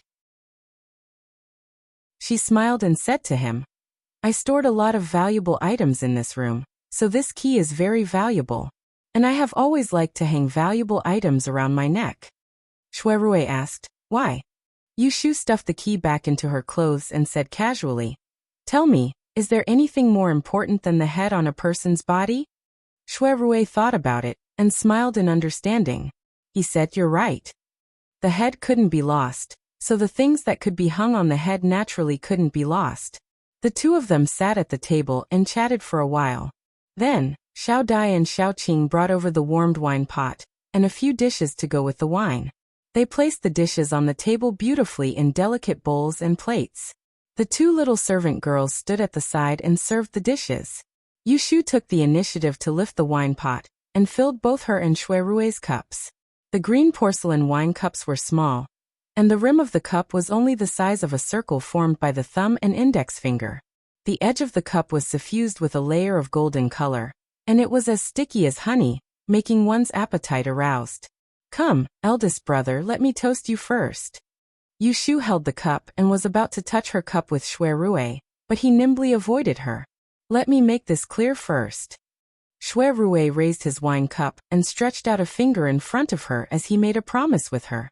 "No matter what you're unhappy about, after you finish drinking this wine today, it's over. When tomorrow comes, you're absolutely not allowed to drown your sorrows in wine because of the same matter. If you agree to this, then I'll accompany you to drink to my heart's content today. If you don't agree to this, then put down your cup right now. Don't wait until I bump into you in the future." Chapter 304. Yushu's alcohol tolerance wasn't bad, but the fragrance of this osmanthus wine was too intoxicating. After a pot, she felt a bit dizzy, so she propped up her cheek with one hand and held a cup with the other in front of Shui Rui, allowing him to continue pouring wine for her. At the same time, she rambled on about some unimportant things to him. "His Majesty bestowed a golden plaque on my godfather. You don't know how happy he was. Hee. The first thing he did every morning was to go next door to look at that plaque, and the last thing he did before he went to sleep at night was still to look at that plaque. He would wipe it 3 to 4 times a day, and at night he would even say, 'Thank you, His Majesty, for your kindness' in his sleep, causing my godmother to be very unhappy. Although she didn't say anything, from the looks of it, in another 2 days, my godfather would definitely be forced to sleep with that golden plaque." "Haha," Shui Rui laughed out loud, filled her cup, put down the wine pot and said, "Have you discussed the date to hang the plaque? I will send someone to send a congratulatory gift." Yushu brought the wine cup to her mouth, waved her hand at him, took a small sip and said, "This month, there are only a few days left. I have checked. There is no suitable date to hang the redhead. Well, I have to wait until February." Burp. After she finished speaking, she burped. She felt that she could not drink to her heart's content, so she took the wine pot and filled 3 glasses one by one.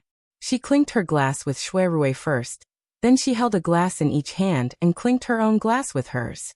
She was even humming. "After this glass, I'll have another glass.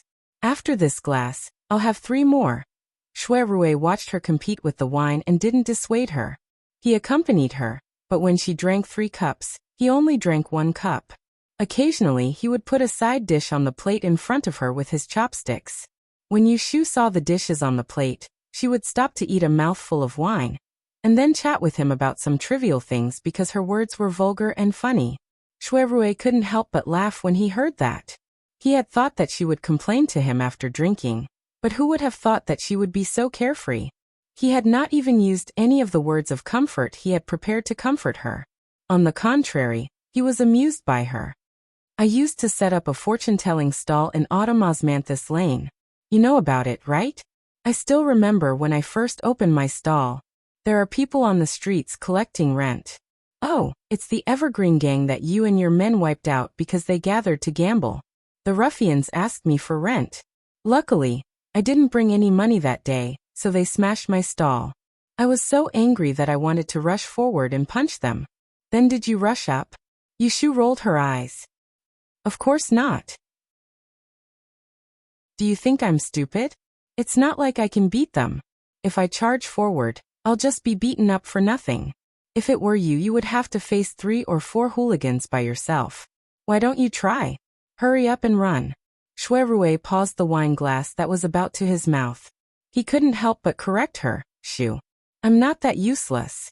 I can handle a few people. Although he was not a martial arts master. But he had a master who practiced martial arts since he was young. He wouldn't run away in fear when he saw a few hooligans. Yushu pouted and said, You're not afraid of 3 or 4. What if it's a group? Shuerue coughed and said, You forgot that I know martial arts. So what if you know martial arts? If there are enough ants, they can crush an elephant. You're not the third prince with 3 heads and 6 arms. If there are more people, you'll still have to run. Yushu drank the wine and insisted on going against him. Shuerue secretly told himself that this girl was drunk and he shouldn't bother with her. At the same time, he couldn't help but ask, Who is the third prince? Yushu waved her hand and said, It's Neza. Shuerue didn't hear it clearly. What? What? Neza is Neza. What and what? Yushu was tongue-tied. She put the wine glass under her chin. She was drunk at the moment, but she wasn't confused. She vaguely remembered that the Dan dynasty didn't exist in history. It must be because the Journey to the West hadn't been published yet, so Neza wasn't famous yet. So she said to him with great interest, This Neza is a heavenly general in the heavenly palace. Because his father is a heavenly king, and he is the 3rd child in his family, people call him the 3rd prince. He has a unique skill that can evolve 3 heads and 6 arms. It's very powerful. Unfortunately, he can't beat a monkey. Shuerue nodded. Originally, he was just asking, but after listening to her talk, he became interested. What monkey is it? So powerful? Yushu laughed and put down the wine glass. She clasped her hands under her chin, squinted her eyes and slowly said to him, In the past, there was a place called Mount Huagua. There was a stone monkey there. He cultivated to the point of being able to speak human language and understand human nature. In order to seek immortality, this monkey traveled through mountains and rivers to learn magic from a Taoist ancestor and achieved the ability of ghosts and gods. The gods in heaven were very afraid of him, so they tried to recruit this ruffian monkey, who knew that it would cause a natural disaster. The group of gods tricked him to work in the heavenly palace, but they only arranged a job to raise horses to deal with him. They secretly laughed at him, saying that this monkey had the ability to reach the heavens, but he was looked down upon and fooled by a group of gods.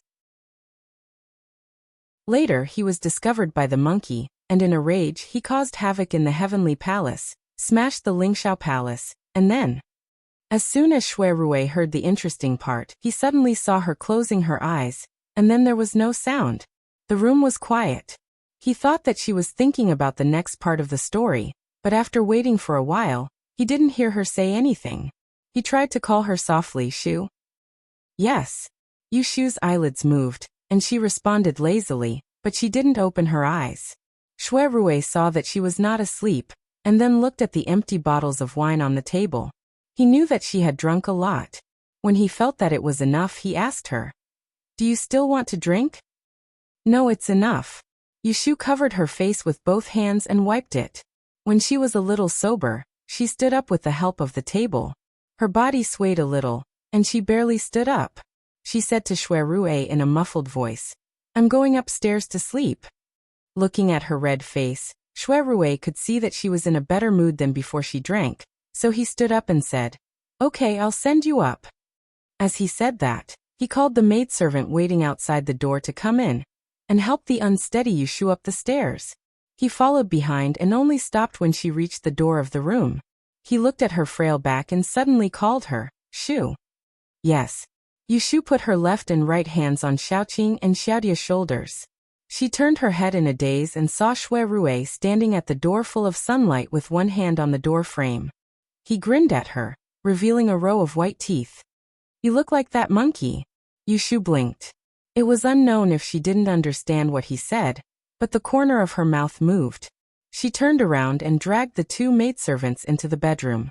He lay on his back on the soft bed, leaving the maidservants to take off her shoes and cover her with the quilt. Yushu breathed out comfortably and closed her eyes. After a long time, she softly muttered, "That monkey is much fiercer than me."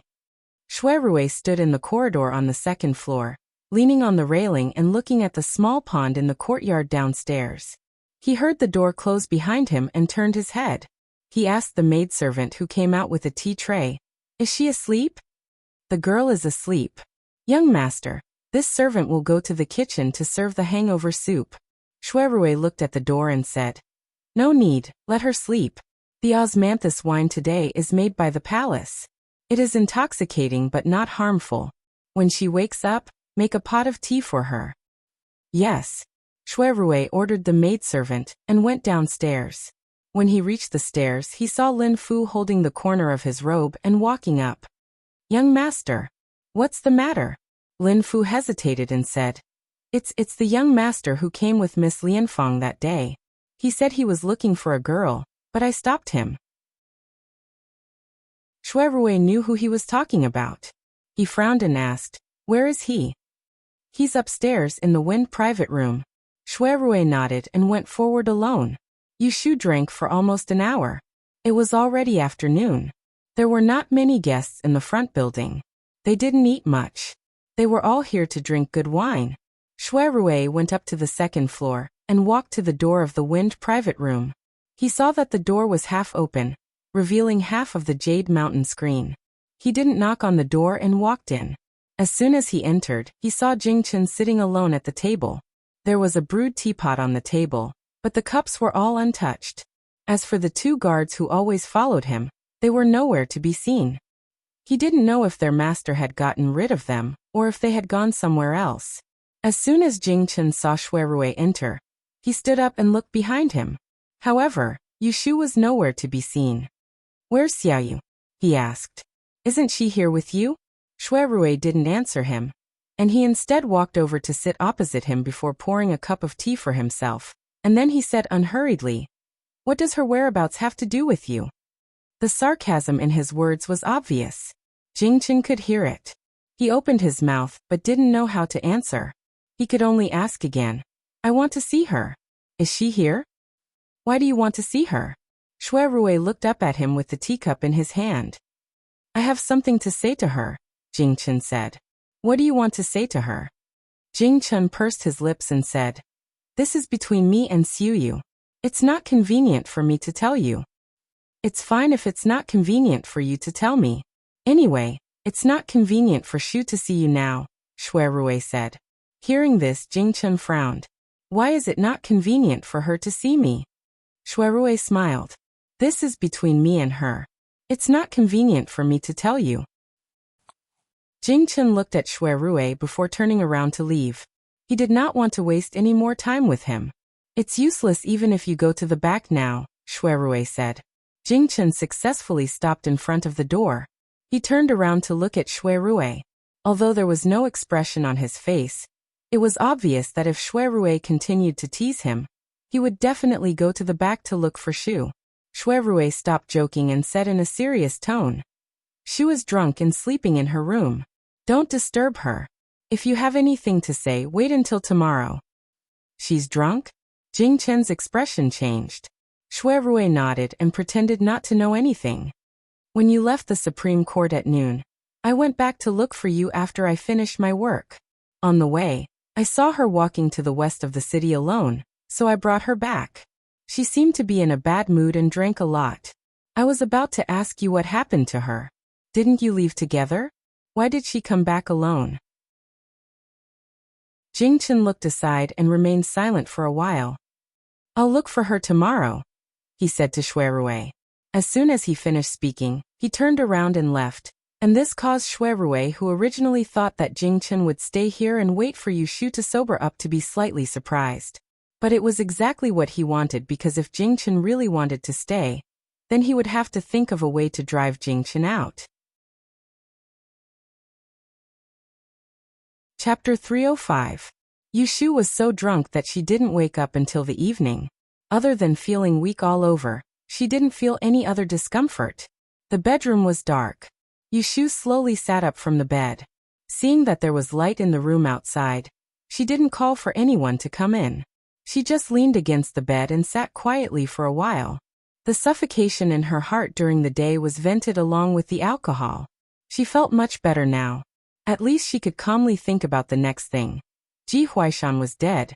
Ning Wang wanted to protect Ji Xingxuan, so the theft case couldn't be retried anymore. At this time, the Ji family must have seen Ji Huaishan's body. In their grief and anger, they would probably vent their anger on Aunt Cui. This was the only thing Yushu was worried about. She had to quickly think of a way to get Aunt Cui out of the Ji family. Otherwise, if it was too late, she didn't know what that family would do. Alas, Ji Huaishan's death was a brilliant one. He left her with nothing but trouble. "Who's outside, Xiaoqing?" Yushu called the people outside. Xiaoqing and Xiaodai were there. They hurried into the room. One went to turn on the light, and the other went to pour tea. Yushu heard that Shui Rui was resting downstairs and hadn't left yet. After washing up, she went downstairs to find him. This time, she learned to be good.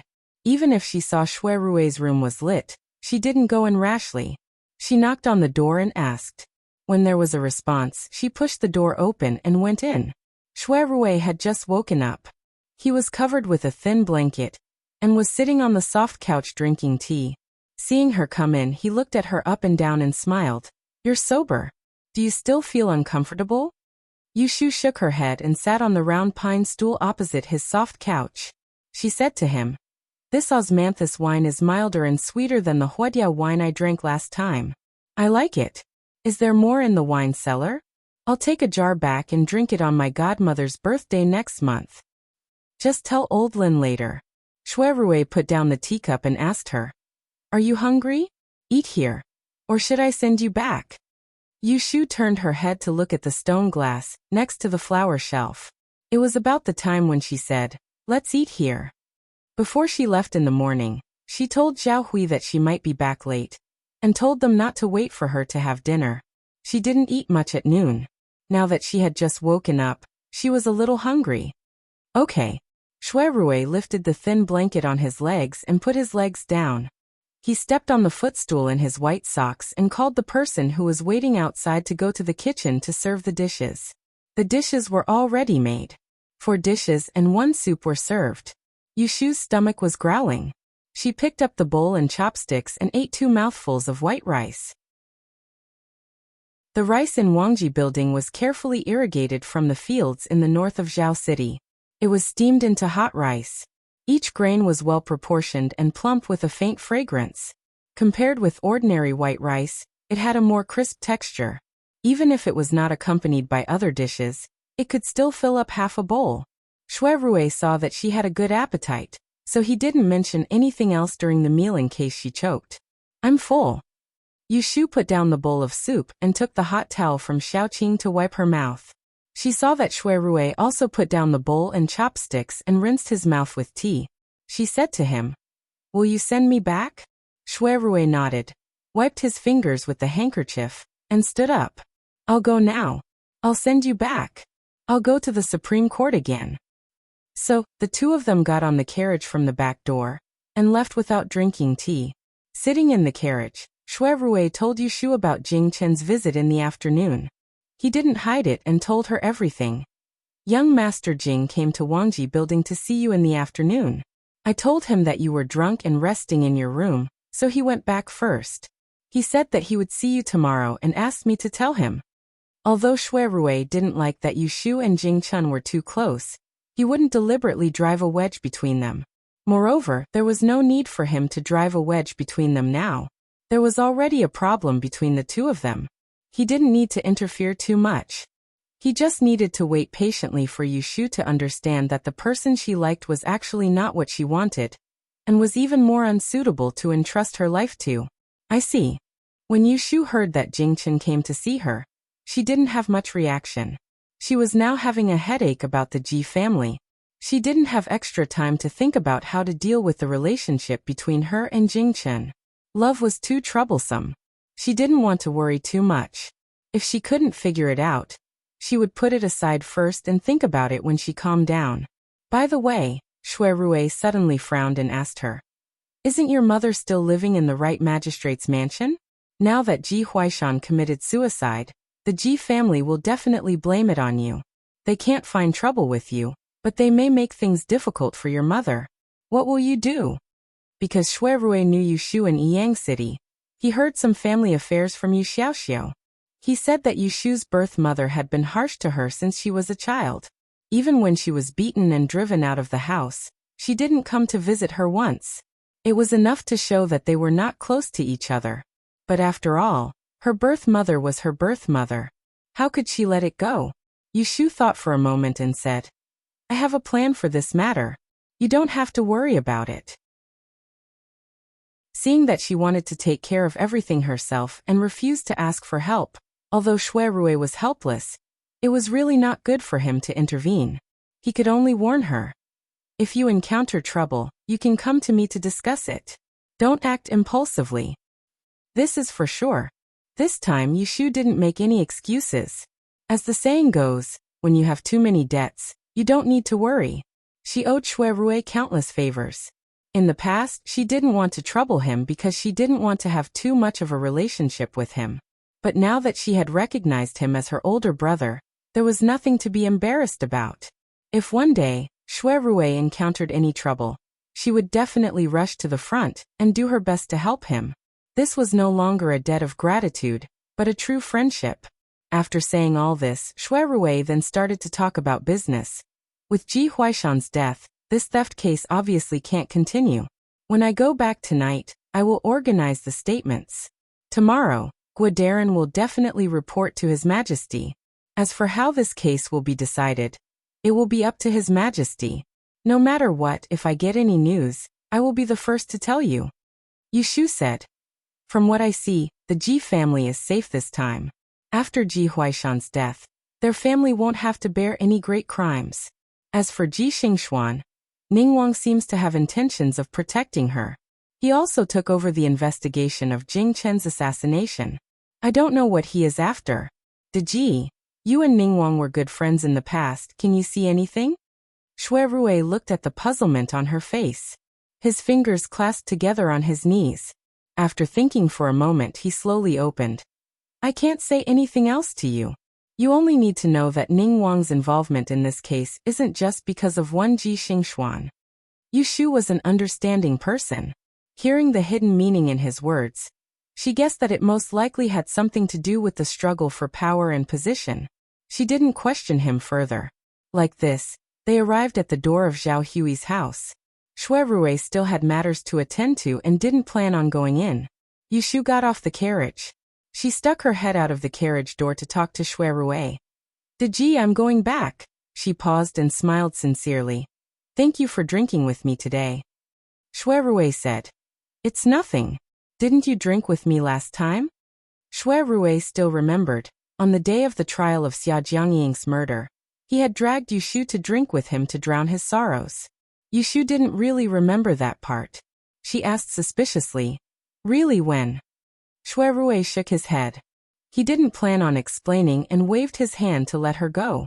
Yushu turned to go up the steps. She heard him call her from behind. Turning her head, she saw him leaning against the window, a teasing expression on his handsome face. Next time, tell me the story of that monkey. It's rare to see a monkey with the same temper as you. I'm very curious. Yushu's mouth twitched. She waved a hand at him. That story is a long one. Tell it when there's time. Chapter 306. When Yushu got home, she didn't go to Zhao Hui's room to greet her. Instead, She went back to her room to change her clothes so that Zhao Hui wouldn't be worried if she smelled the alcohol on her. Yu Xiaoxiu was doing his homework in his room. When he heard the noise next door, he put down his pen and went out to Yushu's room. "Sister, you're back." "Yeah. Come in." Yushu fastened her belt and came out in her soft shoes to open the door for Yu Xiaoxiu. Yu Xiaoxiu knew that Yushu went to the Supreme Court to listen to the trial today. When he entered the room, he asked her anxiously, "How was it? Did the trial finish? What was the verdict?" Yushu closed the door and pulled him to the wall. She whispered to him, "The Ji family's old master committed suicide to escape punishment." Ah! Yu Xiaoxiu was stunned. He didn't think that the high and mighty old master of the Ji family would die just like that. "Don't tell godfather and godmother about this." Yushu patted his shoulder. "I'll find a way to get mother out of the Ji mansion as soon as possible." After reminding Yu Xiaoxiu, Yushu didn't care what he thought. She pushed him back to his room to read. She went to Zhao Hui's room and sat for a while before going back to her room to rest. It was a quiet night. The next morning, after the family ate breakfast, Yushu went out with Yu Xiaoxiu, who was going to school. "Sister, where are you going?" Yu Xiaoxiu didn't believe that Yushu was like what she said to Zhao Hui at the dinner table. She was going to look at feng shui for someone. Yushu said, "I'm going to the Ji family to ask around and see how mother is doing there." When Yu Xiaoxiu heard this, he hurriedly said, "Then I'll go with you." Yushu patted his head and said, "Where are you going? Focus on your lessons." Yu Xiaoxiu said anxiously, "How can you go alone? They must be mad at you right now. If they see you, they'll definitely arrest you." Yushu thought that the Ji family wasn't just annoyed with her. They probably wanted to skin her alive and break her bones. "It's okay. No matter how angry they are with me, they won't dare to do anything to me. Go to the academy obediently. I'll talk to you when you come back in the afternoon." Yushu is afraid that Yu Xiaoxiu will not listen to her and secretly follow her. Thus, she sent him to the 100 Rivers Library and watched him enter, turning his head back twice with every step, before leaving. Yushu didn't turn in any other direction, and walked straight to the right magistrate's manor. Half an hour later, Yushu came to the street in front of the Ji mansion, and saw the white cloth hanging in front of the gate from a distance. When he got closer, he saw that the tall door was lit with a white lamp, and the plaque on the door was draped with a layer of black muslin. The corners were not even. The decorations were a little hasty. Unlike the previous days when the door was locked, both doors were open. It was probably because Ji Huaishan died outside, and the door couldn't be closed for the first 7 days, in case the soul couldn't come back and wandered outside. There were only 2 servants in mourning clothes guarding the door. There were no visitors. Maybe the news of Ji Huaishan's death hadn't spread. Or maybe his relatives and friends were afraid to visit. Yushu paused for a moment outside the door, and then walked forward. When she reached the door, she was stopped by the servants. "This, Mrs.?" Yushu wore a full set of Hu clothes, long trousers and short boots. She didn't wear any hairpin or jewelry, and only used a plain silver buckle to tie up her hair. The servants of the Ji mansion almost mistook her for a man. Yushu lived in the Ji family a while ago, but there were many servants in the right magistrate's mansion. Not all of them had seen her. Today the 2 guards didn't know who she was. In order to enter the door, Yushu acted according to the situation. She immediately put on a worried face and said, "I am your 4th Miss classmate in the Taisher Library. I heard that there was an accident in her family, so I came to visit. I don't know what happened. Why did you hang up a funeral? Which one passed away?" The 2 servants didn't know that she was talking nonsense. They just thought that she was Ji Xingxuan's friend, so they told her with a sad face, "Our great master passed away." This. Yushu pretended to be surprised and speechless. Then what about your miss?" Yushu saw Lu Hao take Ji Xingxuan away yesterday. She didn't know if he sent her back. The servant said, "Miss is kneeling in the morning hall. I will take you there. Miss, this way please." Yushu didn't plan to go to the morning hall of Ji Huaishan, so she hesitated and said, "This? Thank you, little brother. My mother is sick. It's not convenient for me to mourn. Can you help me ask your miss to let me see her alone?" The two servants didn't think too much about it. It was rare for a guest to visit. They didn't dare to neglect her. They nodded and took Yushu in. Ji Huaishan died yesterday. The Ji mansion was in a mess. The affairs of the family were not strict. There was no order for the time being. Therefore, the guards didn't know the rules. They didn't know how to accept the invitation when they saw a guest. They didn't ask for the guest's name before letting her in. Yushu smoothly entered the Ji mansion. On the way, she saw the servants in the mansion were in a hurry. They were holding things for the memorial in their hands and looked flustered. The servant of the Ji mansion took her to a tea room on the west side. He remembered to ask for her name. "Miss, please wait here. I will go and inform them. May I know your surname?" "My surname is Zhou." Yushu made up a surname. She watched the servant leave, leaving her alone. Yushu turned around and left the tea room. She looked for the way and avoided the servants. She walked to the backyard. The Ji family must have gone to the front yard to keep vigil. There was no one in the backyard. Yushu didn't get recognized along the way. She found her way to the small courtyard where Aunt Chui lived. This was the only advantage of living in the Ji family. At least she knew the way to the mansion. The door of the courtyard was unlatched. Yushu gently pushed the door and it opened. She looked in through the gap of the door. Seeing no one, she walked in. The women living in this small courtyard were the concubines of the third master of the Ji family, Ji Hyotani. Aunt Chui's room was in the corner. Yushu followed the corridor to the door. She saw the door was not closed. It was slightly open. She didn't knock on the door and went in. There was no one in the outer hall. The room was cold and deserted. Yushu didn't say anything. She quietly walked to the door of Aunt Chui's bedroom. She gently pushed the door open. As soon as she went in, she walked around the screen and saw a figure curled up on the bed with her back facing the door. Yushu thought it was Aunt Chui. She was bewildered. She wanted to ask why she was lying here and sleeping at this time. She hadn't been tied up and thrown into the woodshed? Who would have thought that when he went up to take a look, he would see that the person sleeping soundly on the bed was none other than concubine Chui's maidservant, Xiang Sui. He did not know where concubine Chui went. Swayer, wake up." Yushu directly patted the maidservant's shoulder and woke her up. The maidservant was in a daze. When she heard someone calling her, she quivered and rolled up from the bed. She squinted her eyes and saw that the person who came was Yushu. She was so shocked that her mouth opened wide. She stuttered. "Goo goo, Mississippi," Yushu asked her. "Why are you sleeping here? Where's my mother? Where is she?" At the mention of Aunt Chui, Xiang Sui suddenly woke up. Her mouth flattened and tears fell down. She told Yushu while crying, Yesterday afternoon, third master came. He slapped Aunt twice when he entered the door and scolded Miss and Aunt. He said that Miss is a scourge. Great master is dead. Sob, sob, sob. Third master ordered people to tie Aunt up and lock her in the woodshed. This servant is very scared and doesn't dare to leave the room. I've been starving since yesterday. I don't even have water to drink. Sob. Yushu frowned and thought for a moment. She lowered her head and saw that the maidservant was still wiping her tears. She reached out and pinched her shoulder. She asked in a low voice, "Don't cry. Let me ask you, do you know where my mother is locked up?" Xiang Sui nodded and stuttered. I know. It's in the woodshed behind the main kitchen." Yushu nodded.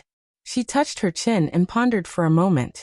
Then, she sat next to Xiang Sui and asked her seriously, "Sui, or let me tell you." Ji family's great master committed a crime and committed suicide by biting his tongue in the court. The right magistrate's mansion is going to be gone soon. It won't be long before all of you have to move out. Third master has always hated me. What he did to my mother is a light punishment. If you're lucky, you'll find a good family. If you're unlucky, you'll be sold to a brothel.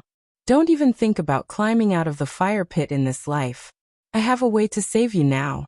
It's up to you whether you listen to me or not." Xiang Sui shivered when she heard her words halfway. She was so scared that her face turned pale. When she heard that there was a way to save her, she hurriedly grabbed her sleeve and begged, "Miss, please save this servant."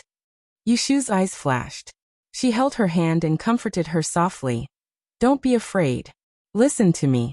Whatever I tell you to do, you'll do it. I guarantee that you'll be saved. Later on, you'll still be able to serve my mother. You'll live and eat well with me. It'll be much more comfortable than staying here." After listening to Yushu's coaxing and scaring, Xiang Sui nodded her head again and again. She was very obedient. How could she not listen to her? Chapter 307. Yushu came to the Ji mansion today to find out about Aunt Chui's situation and find a way to get her out. However, seeing that the Ji family was in chaos because of Ji Huaishan's death, and no one was in charge of the mansion, she felt that she couldn't miss this opportunity. She didn't need to wait for tomorrow or the day after.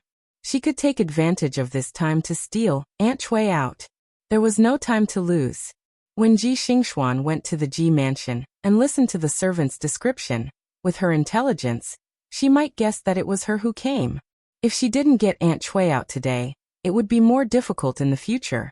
With Xiang Sui leading the way, Yushu quickly found the place where Aunt Chui was locked up. This was a remote courtyard in the west courtyard. There were 2 or 3 rooms neatly lined up. The front was the kitchen, and the back was where livestock and firewood were kept. It was morning and it was past breakfast time. There was no one in the kitchen. Yushu and Xiang Sui stuck close to the tree and went around to the back of the house without being discovered. A laborer was stacking firewood in the backyard. There were 2 doors behind him, one open and the other closed. There was a copper lock on the closed door. It was obvious that concubine Chui was locked inside. She must not have expected that someone would dare to steal her, so there was not even a guard. Yushu looked around and bent down in the grass. She whispered in Xiang Sui's ear, "You go there and lead this worker away. Tell him that there are few people carrying things in front, and the housekeeper called someone to help. Lure him away. You think of a way to the back door in the west corner. I saved your Inyang, and I will wait for you there." Because Yushu had prepared this maidservant in advance, Xiang Sui only hesitated for a moment and whispered, "Miss Yu, you won't abandon this servant, right?" Yushu slapped her head and scolded in a low voice, "If I abandon you, I will be reincarnated as a tortoise in my next life. Alright, go quickly." Perhaps Yushu's promise worked. Keiho gritted her teeth and handed the small bag in her hand to Yushu. He walked out from behind the tree and pretended to come from the front yard. He called out to the woodcutter with a bluff and bit his tongue when he lied. Only then did he manage to trick her away. As soon as they disappeared, Yushu stood up from the bushes. He trotted to the tightly shut woodshed, pulled the lock on the door, and pressed his ear against the door to listen inside. He did not call out to Aunt Chui. Firstly, there were still people in the kitchen in front.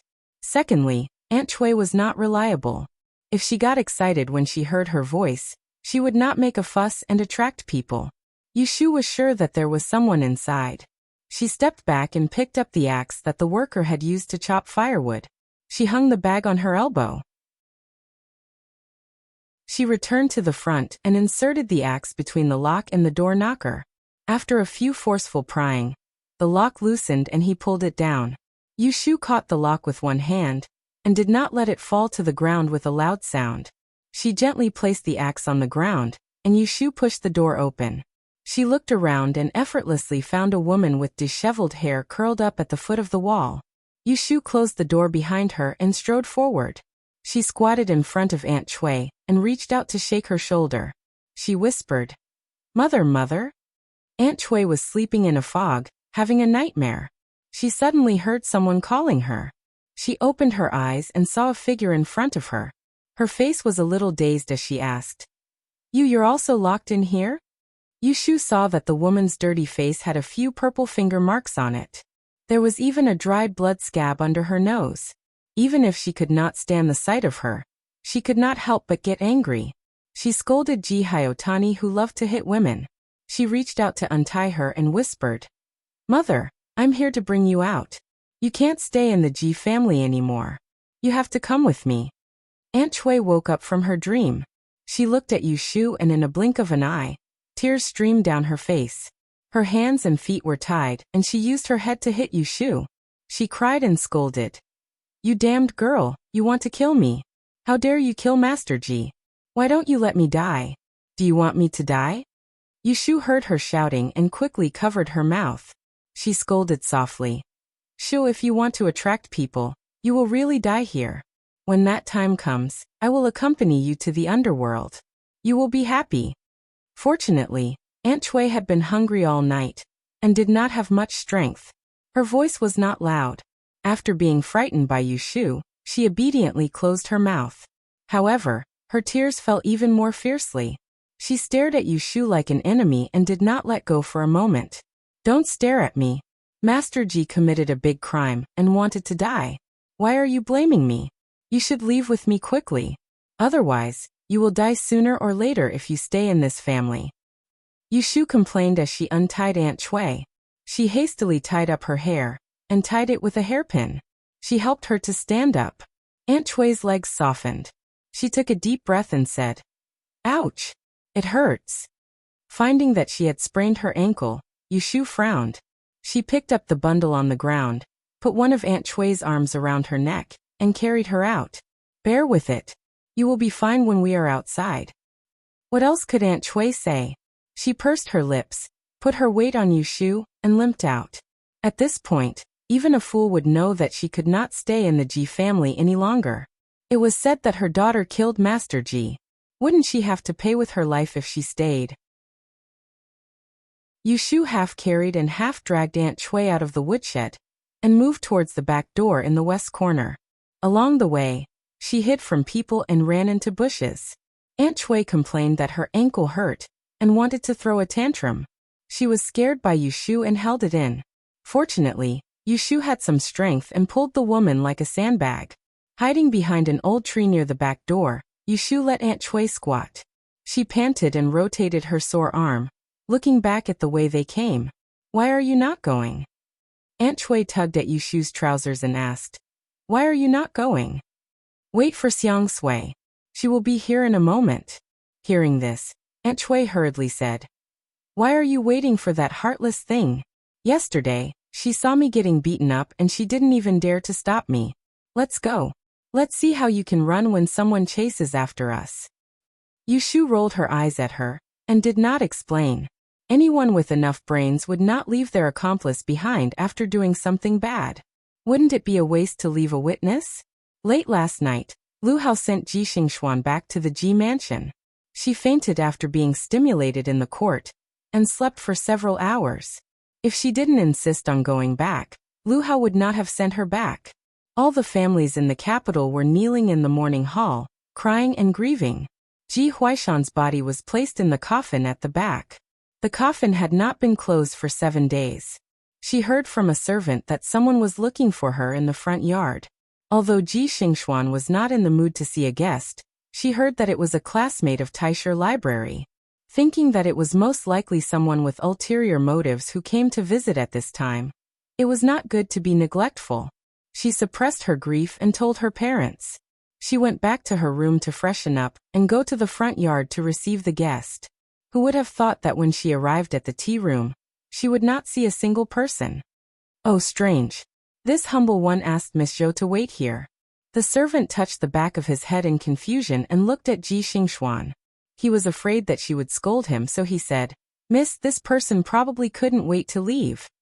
Ji Xingxuan looked at the empty living room and was also confused about who the person was. There were several Miss Zhou in Taisher Library, and 2 of them were friends with her. One was the daughter of the Assistant Minister of the Ministry of Justice, and the other was the sister of the General of the Yulin Royal Guards. She didn't know who it was. What does that miss look like? Ji Xingxuan asked. Looks. The servant was speechless and didn't know how to describe the person's appearance. After a long time he said, Looks like a son of a rich family. Ji Xingxuan turned her head and became suspicious. A son of a rich family? The servant nodded. Yes, dressed like a son of a rich family. But this humble one almost mistook her for someone else. Hearing this description, Ji Xingxuan suddenly thought of a person and asked in a low voice, Is her left hand wrapped in gauze? Is she taller than me? This humble one didn't notice if she was wrapped in gauze or not, but her height is similar to mine. Chapter 308. Ji Xingxuan sensed that the intruder was Yu Shu. By the time he and his servants rushed to the woodshed in the backyard, Yushu had already rescued Aunt Chui. The axe that was thrown on the ground and the door lock that was pried open proved this. However, by the time they reached the back door, Yushu and the others were nowhere to be seen. Even Ji Xingxuan did not expect that Yushu would come so brazenly the day after her grandfather's death. Ji Xingxuan sent a few retainers out to chase them away, then walked towards the morning hall with a gloomy face. Halfway there, she bumped into Ji Xiaogu, who had rushed over after hearing the news. Xingxuan, what's going on? I heard that some random person has snuck into the Fu. Ji Xingxuan sneered. It's not some random person. It's that Yushu who came to rescue Mother. Ji Hyotani turned pale with fright. What? She broke in? Where is she? She saved that aunt and ran away. Ji Xingxuan was unusually calm. Ji Hyotani's face darkened. He hesitated for a moment before turning to the steward who had followed him. Go and report to the authorities. Say that someone broke into the Fu and kidnapped a family member. Third uncle, it's better not to do this. Ji Xingxuan stopped the steward and turned to speak to Ji Hyotani with a serious expression. Such a big matter has just happened in the family. Grandfather's body is not cold yet. If we go to the authorities because of such a scandal, won't it be a disgrace? Ji Hyotani frowned. But we can't just let them go like this. What can we do even if we don't let them go? Ji Xingxuan lowered his eyes that were red from last night's crying and said calmly, Third uncle, don't you know that Yushu has the Shui family's eldest son to stand up for her? Now she has Daozi as her shield. She has nothing to fear. That's why she dares to break into our house. What could he do to her? Don't forget, grandfather has already passed away. This right magistrate's office exists only in name. In the capital, it has no power or influence. You can't even straighten your back. You say you won't let them go, but you have to see if they'll let us go first. After listening to Ji Xingxuan's honest words, Ji Hyotani's expression changed again. Indeed, the Ji family was such a big family, and they were all supported by the old man above them. Now Ji Huaishan was dead. It was difficult for them to gain a foothold in the capital, let alone make things difficult for others. After understanding this, although Ji Hyotani was unwilling, he knew that it was not the right time to cause trouble. He could only suppress his anger, and waved his hand to let the steward leave. Ji Xingxuan looked at him and persuaded. Third uncle, you don't have to be angry. Yushu's birth mother was just a servant in our family. The contract is with you. Even if she runs away to the ends of the earth, this can't be changed. She was born a member of the Ji family, but she died. If she dies, she will be a ghost of our Ji family. Ji Hyotani's expression became better. He sighed and sorted out his emotions. Then he said to Ji Xingxuan with some shame, You're so thoughtful. I'm already so old, but I can't control my emotions. I almost lost my mind. Ji Xingxuan shook her head expressionlessly and said to him, Third uncle, I'll go back to the morning hall first. Okay. Ji Hyotani looked at Ji Xingxuan's departing figure with a complicated expression. He noticed that his obedient and sensible niece seemed to have changed since she returned to the mansion last night. He didn't know if this was a good thing or a bad thing. Yushu and Xiang Sui each carried Aunt Chui and ran out of the Ji mansion through the back door. They followed a small road to the south, crossed 2 streets, and rented a carriage in front of a courier station. They helped Aunt Chui into the carriage and ordered the driver to head east of the city. Aunt Chui leaned on Xiang Sui half dead. She massaged her legs and panted. Look, see if anyone is chasing us. Yushu touched her little finger, which was starting to hurt again, and said, Don't worry, no one is chasing us. She calculated the time. Ji Xingxuan should know that she had been here by now. If Ji Xingxuan hadn't been blinded by hatred, she wouldn't have sent people to chase after them since they had run away. Ji Huaishan was dead. When the tree falls, the monkeys scatter.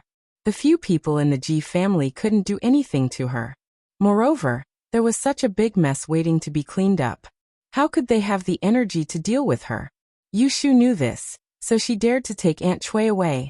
If it was before the collapse of the Ji family, she wouldn't have thought that it would be so easy to get Aunt Chui out. Miss, where are we going? Xiang Sui asked Yushu timidly. She used all the courage she had in the past 10 years today. She ran out with Yushu and became a fugitive slave. Yushu said, "Find an inn in the east of the city to stay. I will find a place for you to stay in these 2 days, and then you can settle down." Yushu didn't intend to take Aunt Chui back to Zhao Hui's house. Firstly, Zhao Hui was pregnant. She didn't want to leave Aunt Chui, a woman who didn't know anything, with her.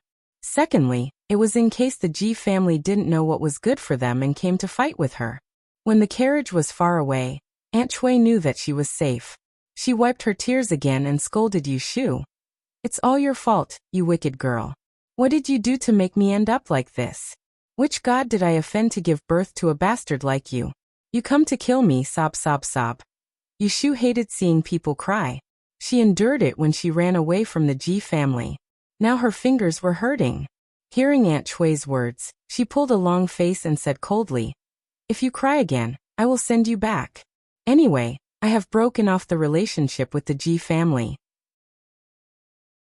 "Mother, you are still a member of that family, aren't you?" Concubine Chui had been in contact with Yushu for the past few days, and found that her daughter had a bad temper. Moreover, they were not close to each other. She was afraid that Yushu would really abandon her, so she immediately pursed her lips and swallowed her tears. Yushu looked at her with satisfaction, and thought that it was a good thing to let her suffer this time. At least she had taught this woman how to be sensible. The carriage took them to the east of the city. Yushu stopped the carriage on the way. She got off the carriage and helped Aunt Chui to walk for a while. They found a remote inn and found the best guest room to settle Aunt Chui and Xiang Sui. "You stay here first. I will ask the waiter to send hot water and food," Yushu said, and was about to go out. Seeing that she was leaving, Aunt Chui was afraid that she would not come back, so she hurriedly stopped her. "Where are you going?" Yushu turned her head and looked at her expression. She guessed what was on her mind. She smiled and said, "I am going out to buy something. I will be back in a while." Aunt Chui said embarrassedly, "Then come back quickly." Yushu went downstairs and called the waiter. She walked around the nearby streets and bought what she needed. At the same time, she asked if there were any rented houses nearby. After an hour, she returned to the inn. The door was closed from the inside. She knocked on the door. Xiang Sui asked twice before opening the door carefully. It was obvious that she was afraid that someone from the Ji family would chase after her. "Where is my mother?" Yushu did not see Aunt Chui outside. Xiang Sui pointed to the inner room and whispered, "Aunt went to sleep after eating." Yushu nodded her head. She put the big and small bags on the table. She picked out the medicine for bruises and injuries and put it inside. Aunt Chui was lying on her side on the bed facing inwards. She was still snoring. She did not sleep well yesterday. Once she relaxed and filled her stomach, she fell asleep. Yushu sat at the end of the bed. She lifted a corner of the quilt and pulled up Aunt Chui's trousers. She looked at the condition of her ankle sprain. She poured out the medicine and rubbed it on Aunt Chui's foot. Concubine Chui groaned a few times in her dream, but did not wake up. She subconsciously wanted to withdraw her foot, but Yushu firmly held it down. She twisted her foot a few times and then became obedient. Xiang Sui looked at Yushu's actions. She could not help but feel touched. She thought, "Aunt Chui has always treated Miss badly, but Miss is still so filial." After applying medicine with great difficulty, Yushu heaved a sigh of relief. She used her sleeve to wipe the sweat on her forehead and pulled the quilt over Aunt Chui. She stood up and led Xiang Sui outside. She instructed, "I bought a change of clothes. I've bought a change of clothes. Tonight, help my mother wash and change. Swayer, look after my mother. Don't leave this room. If she's hungry, call for the waiter to send food up. I'll come back tomorrow." As she spoke, Yushu patted the young maidservant's shoulder and left. Yushu left in the morning, and only returned when it was almost dusk. When she arrived at the entrance of her house, she saw the luxurious-looking carriage that was parked at the side of the road. Her footsteps paused for a moment, and only then did she recall that Shui Rui had mentioned last night that Jing Chen had gone to Wangji Tower afterward, and said that he would look for her again today. After hesitating for a moment, Yushu lifted her feet and walked through the door. She immediately saw the two guards guarding outside the living room in the front yard like door guards. When the two guards saw her, they turned around and said something. Yushu took a few steps forward and saw Jing Chen's figure appear in front of the living room. Under the afterglow of the setting sun, he was still dressed in clean white robes, untainted by even a speck of dust. He was still the same person, but Yushu couldn't tell what was different about him. Because when she saw him now, her heart was not filled with joy but helplessness. Xiuyu. Jing Chen saw that Yushu looked tired and forgot about yesterday's unhappiness. He asked with concern, "Where did you go?" Yushu was not in a hurry to answer him. She walked forward and saw that Zhao Hui and He Fengji were not in the living room. She then said to Jing Chen, "Come in and talk." The two sat down in the living room and faced each other. Yushu took a blanket and poured a cup of tea. She took a sip and said, "I went to the Ji mansion today." Jing Chen's expression changed. He asked, "You went to see your mother?" Yushu nodded and looked at him meaningfully. "The Ji family thinks that I killed Ji Huaishan. Yesterday, they beat my mother up and locked her in the woodshed." Jing Chen frowned and said, "Is there anything I can help with?"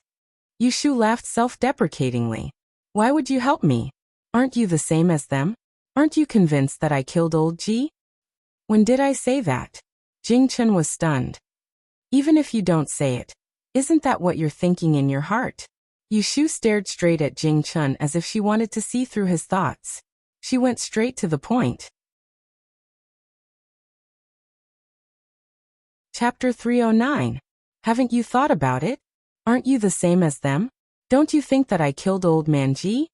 The reason why Yushu and Jing Chen parted on bad terms yesterday was because of a disagreement and a moment of anger. However, they were not 5 or 6-year-old kids who would cut ties with each other just because of a quarrel. Yushu had gotten drunk yesterday and was angry. Originally, she had planned to find a chance to talk to Jing Chen after Aunt Cui settled down.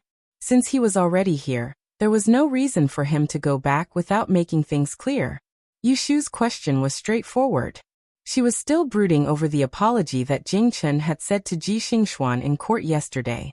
She was a narrow-minded person who could not tolerate even a grain of sand. If Jing Chen was a passerby, it would be fine. However, he was a person whom she had wholeheartedly treated well. In the end, he was blaming her for the death of an outsider. Little you, I've never had such a thought. Jing Chen, on the other hand, felt a little wronged. Being questioned by Yushu, he tried his best to express his thoughts clearly. "I feel guilty because of the death of the Ji family's master, but I don't think you killed him. You've misunderstood me. I'm blaming myself, not you." Hearing Jing Chen's words, Yushu's expression did not improve. On the contrary, it became darker. In fact, what happened yesterday had made her realize that the Jing Chen who had regained his memory was different from the one who had lost it. Jing Chen, who had lost his memory, did not remember who he was. He did not know any rules or rules. Among the people he knew, she was the only one who knew who he was. At that time, she was the most important person to him. Thus, he could understand her lies and tolerate her different personality from ordinary women. However, after regaining his memory, Jing Chen was no longer alone. Other than her, there were other important people to him. The Taoist priest from Mount Longhu who had changed his fate for him, the emperor who was kind to him in the palace, and his junior sister who had traveled thousands of miles down the mountain to find him. It was because of these people that he could not even fall in love with himself in case Ji Duxing acted up. Not only would it implicate the people around her, but it would also bring disaster to the people around him, including why he felt guilty about Ji Huaishan's death this time. Even if Jing Chen did not say, Yushu had guessed it. It was not just because of his lies that caused the grandfather and grandson to go to prison. More importantly, it was because of Ji Duxing.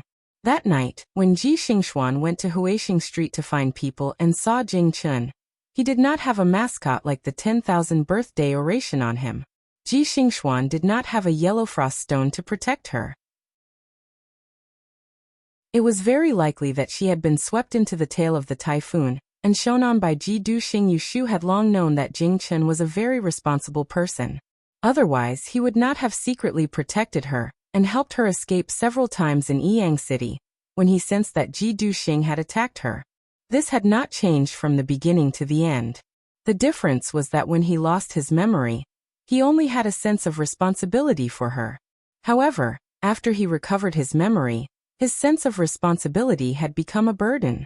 Just like now, Ji Huaishan's death, in her opinion, was completely his own fault, and he couldn't blame anyone else. But Jing Chen still felt guilty, even though he knew that the grandfather and grandson pair didn't have good intentions towards her. On one hand, he felt that they were in the wrong, but on the other hand, he felt that they didn't deserve to die. After a night, Yushu could now guess what Jing Chen was thinking calmly. However, she would rather not know what he was thinking, so she would not make things difficult for him. Xiaoyu. When Jing Chen saw that Yushu did not say a word for a long time, he thought that she was still angry. He began to feel a little anxious. Then he thought about her distant attitude when she got out of the car yesterday, as well as what Shui Rui had told him about her drunkenness yesterday. He immediately stood up from his chair and walked in front of her. With his head lowered, he said, "If I said something wrong yesterday and caused you to misunderstand and be unhappy, I apologize to you. Please don't be angry, okay?" Sigh. Yushu sighed and raised her head with mixed feelings. Looking at his face, she revealed a bitter smile. "You really are a fool." She was not angry at him now. Instead, she did not know what to do with him. It was not that Yushu had not been in love in her previous life. She had dated a few people, but Nan Nan had been busy earning money and taking care of her brother. Every relationship did not last long before it ended. As a normal woman, she had had one or two people she liked. Every time, she would tell them directly. This was because she did not like to be ambiguous. If she liked someone, then she liked them. There was nothing to hide. Even if the other party rejected her, she would accept it calmly. To her, Jing Chen was a complete accident. From the start, she had never thought of developing a romantic relationship with him. She had only treated him as a good brother who had gone through thick and thin with her. However, a man who was willing to take on a blade barehanded for her, and said that he would protect her, as a woman, how could she not be moved? Thus, she naturally did not suppress her feelings. When he had lost his memory, she had explained it to him and used a few tricks to communicate with him. From then on, they had decided on their relationship. Originally, she had thought that after she helped him find the person who had broken his life, if the two of them could persevere, they would naturally get married. Who would have thought that the secret he was hiding was 100 times more complicated than she had imagined? As his memory recovered, the two of them returned to how they used to be. They had just become boyfriend and girlfriend, but they had become good brothers overnight. According to Yushu's character in the past, if they worked together, they would get together. If they didn't, they would break up. She would never have any ideas about Jing Chen. However, this time she was stubborn. She was not willing to let the meat that was in her mouth fly away. Perhaps it was because she had paid too much and received too much. The days when they went through thick and thin together were unforgettable. Therefore, she could not give up on Jing Chen. She always thought that there was still a long way to go. Maybe one day, this piece of meat would fall into her bowl again. However, before that day came, she suddenly realized that this piece of meat was not meat, but a bone that was very difficult to chew. This made her feel conflicted. She wanted to let go as soon as possible. She was not willing to give up. She wanted to continue staring at this bone, but she felt that it was not right. In the end, how should she treat Jing Chen? This became a problem that gave her a headache. Unable to think of an answer, Yushu decided not to waste her brain. In any case, this was a matter between a man and a woman. Since she could not force it, she would let nature take its course. At this moment, Yushu's mood relaxed again. She said to Jing Chen, "It's fine if you don't want me to be angry, but you have to promise me one thing." She did not intend to be at odds with Jing Chen. She was not really a little girl. She was almost 30 years old. How could she be so pretentious? Jing Chen nodded without thinking. "I promise you." Yushu raised her eyebrows. "I haven't said anything yet, and you already agreed. What if I asked you to kill people and burn things down? Would you do it?" Jing Chen shook his head. "You won't ask me to do those things." He had calculated her correctly. Yushu curled her lips and lectured him resentfully. You can't just casually agree. Let me tell you, although you have the 10,000 life memorial text to protect you, and you are not afraid of coming into contact with people, you still have to be careful. Not everyone is as good as me. If you are sold, you still have to help the person earn money. Jing Chen heard the concern in her words. Seeing that her expression had cleared up, he obediently replied with an N. If possible, the last thing he wanted was to make her angry and sad.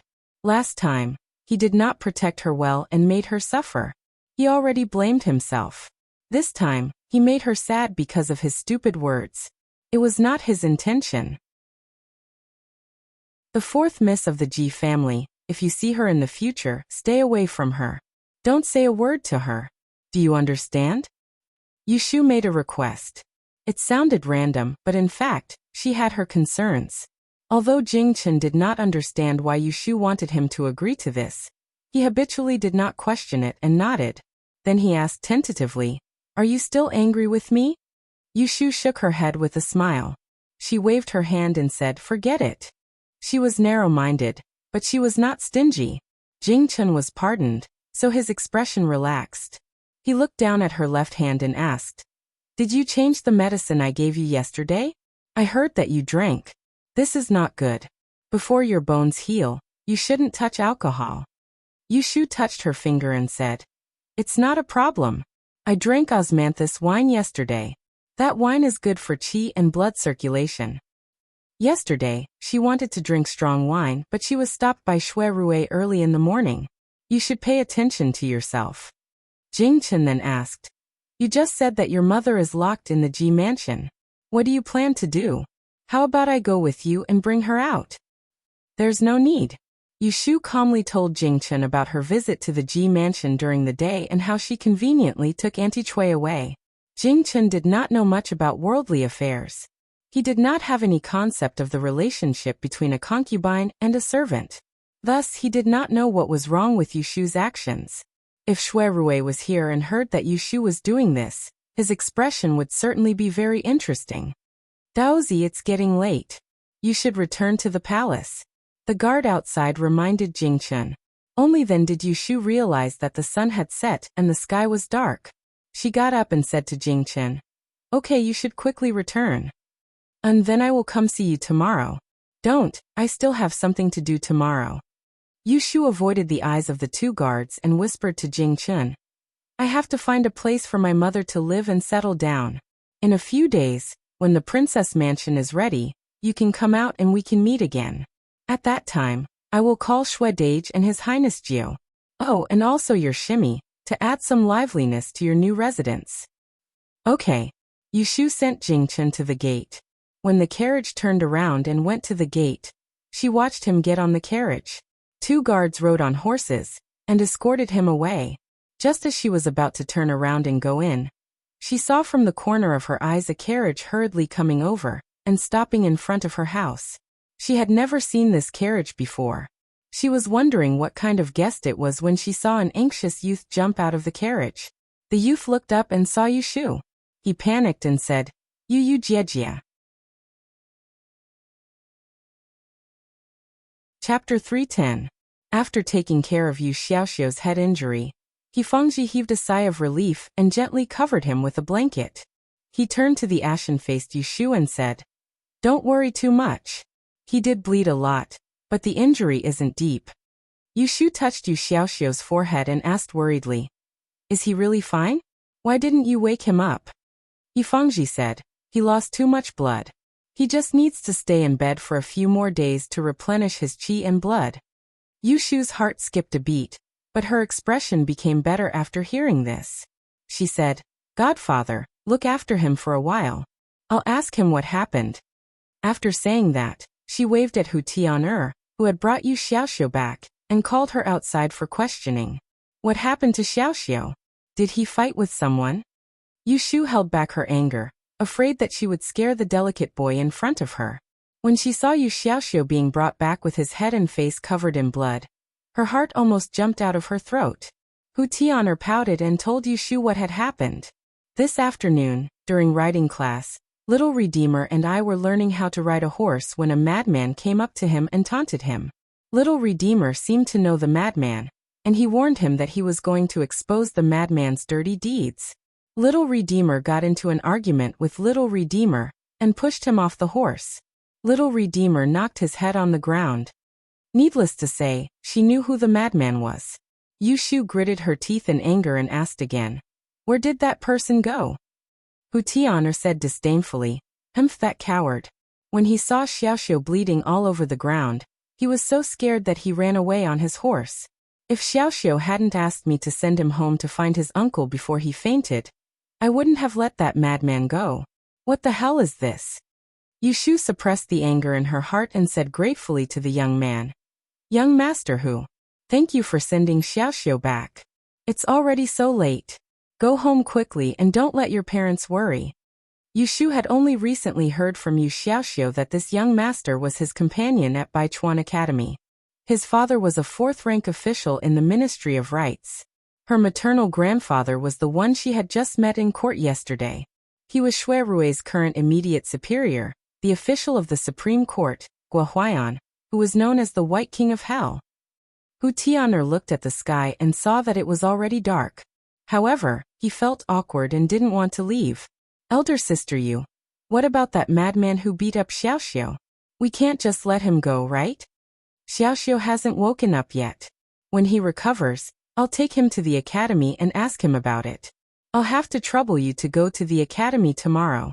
Tell your academician Song that Xiaoxiu is recuperating at home.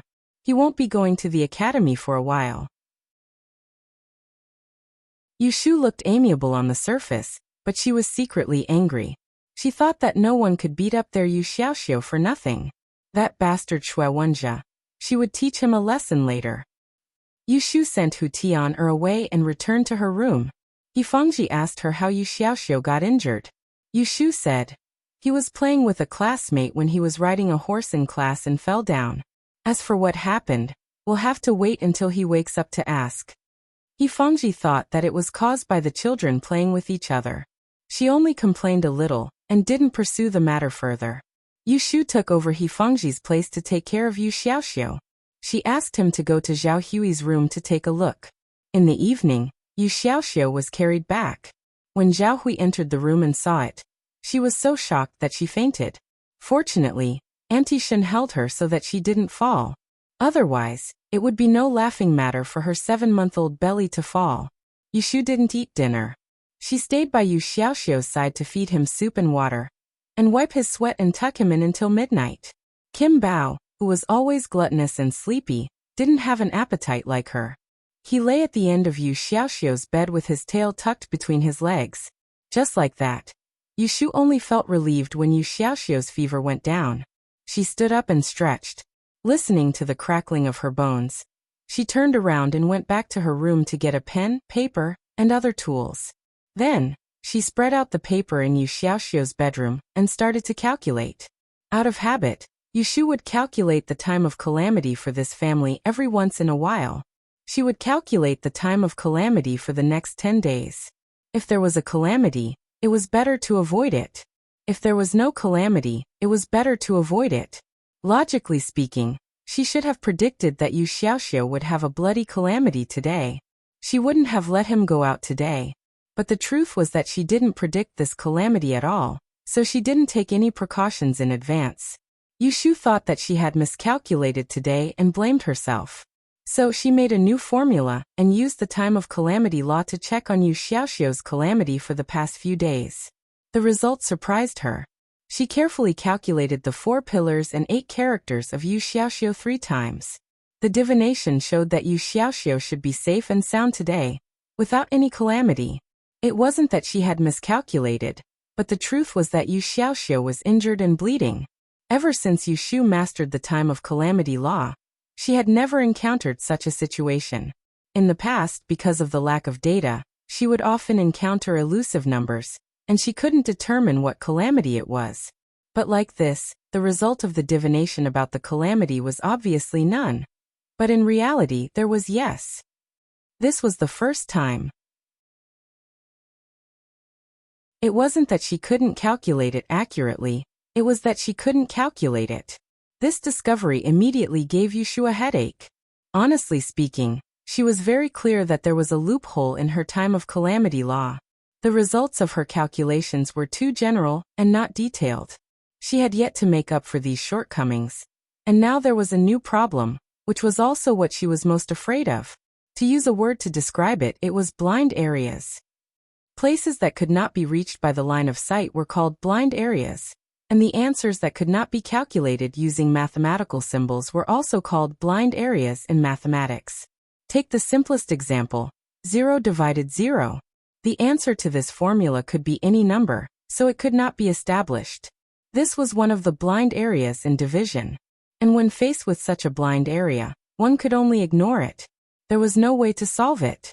In other words, the appearance of the blind areas of the time of calamity law meant that from now on, Yushu could no longer completely rely on this method to ensure the safety of the people around her. Otherwise, something like today would happen again. Perhaps the next person to be in trouble would be He Fengji, or Zhao Hui. Tisk. Yushu crumpled the messy paper into a ball. Looking at the unconscious Yu Xiaoxiu on the bed, she forcefully scratched her itchy scalp. She did not want to see her loved ones get hurt. She wanted the people around her to be able to live a peaceful and stable life. She wanted to know more. She wanted to accurately judge what would happen in the future. But right now she could not do it. She still had a long way to go. She needed to learn more. She needed to learn more about the study of E. Only then would she be able to continuously improve her abilities. It was easy to say, but it was hard to do. All of the exquisite study of E were owned by the study of E. They were not passed on to outsiders. How could she learn in such a short time? If only Master Qingzheng was here. Up until now, the thing that Yushu regretted the most was that she did not learn more from Taoist Qingzheng. Now no one knew where he had run off to, and it was impossible to find him. Then Yushu thought of Jingchen, but she wasn't sure. But she was not sure if Jingchen could teach her the mysteries of Mount Longhu Taoism. Moreover, what she lacked the most right now was more systematic learning. For a self-taught Iku, her foundation couldn't compare to those children of aristocratic families who had been exposed to Iku since young, not to mention Ji Xingxuan, who had read a lot of books. Even Xia Mingming was more knowledgeable than her. Yushu clasped her hands together.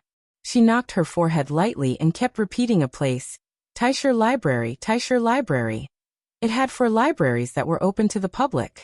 13 great E-masters taught her everything they knew. It was a place where all the study of E-families gathered under the name of the Celestial Commissioner. She really wanted to enter the Taisher Library. Yushu took care of Yu Xiaoxiu last night. In addition, she was thinking about something else. She did not rest much all night. The next morning, He Fengji came to examine Yu Xiaoxiu. She took the opportunity to go back to her room to freshen up. She changed her wrinkled clothes and rummaged in the wardrobe. She found an old robe and put it on. She tied up her long hair in front of the mirror and wrapped a scarf around it. She dressed up like the day when she set up the stall in Autumn Osmanthus Lane. Aunt Chui and Xiang Sui were still living in the inn in the east of the city. She had to find a house for them as soon as possible. She could not let them stay in that crowded place for too long. Yushu brought enough money. She went next door to see that Yu Xiaoxiu had not woken up yet. She told He Fengji that she was going to Baichuan Academy and went out. She rented a carriage pulled by a mule in the market. Yushu sat in the shed that was full of a strange smell. She thought about when she would go to Pei Jing's place to get the horse he gave her for her birthday to train. Otherwise, it would be inconvenient to go back and forth in a sedan chair. Yushu first went to the inn to see Aunt Chui.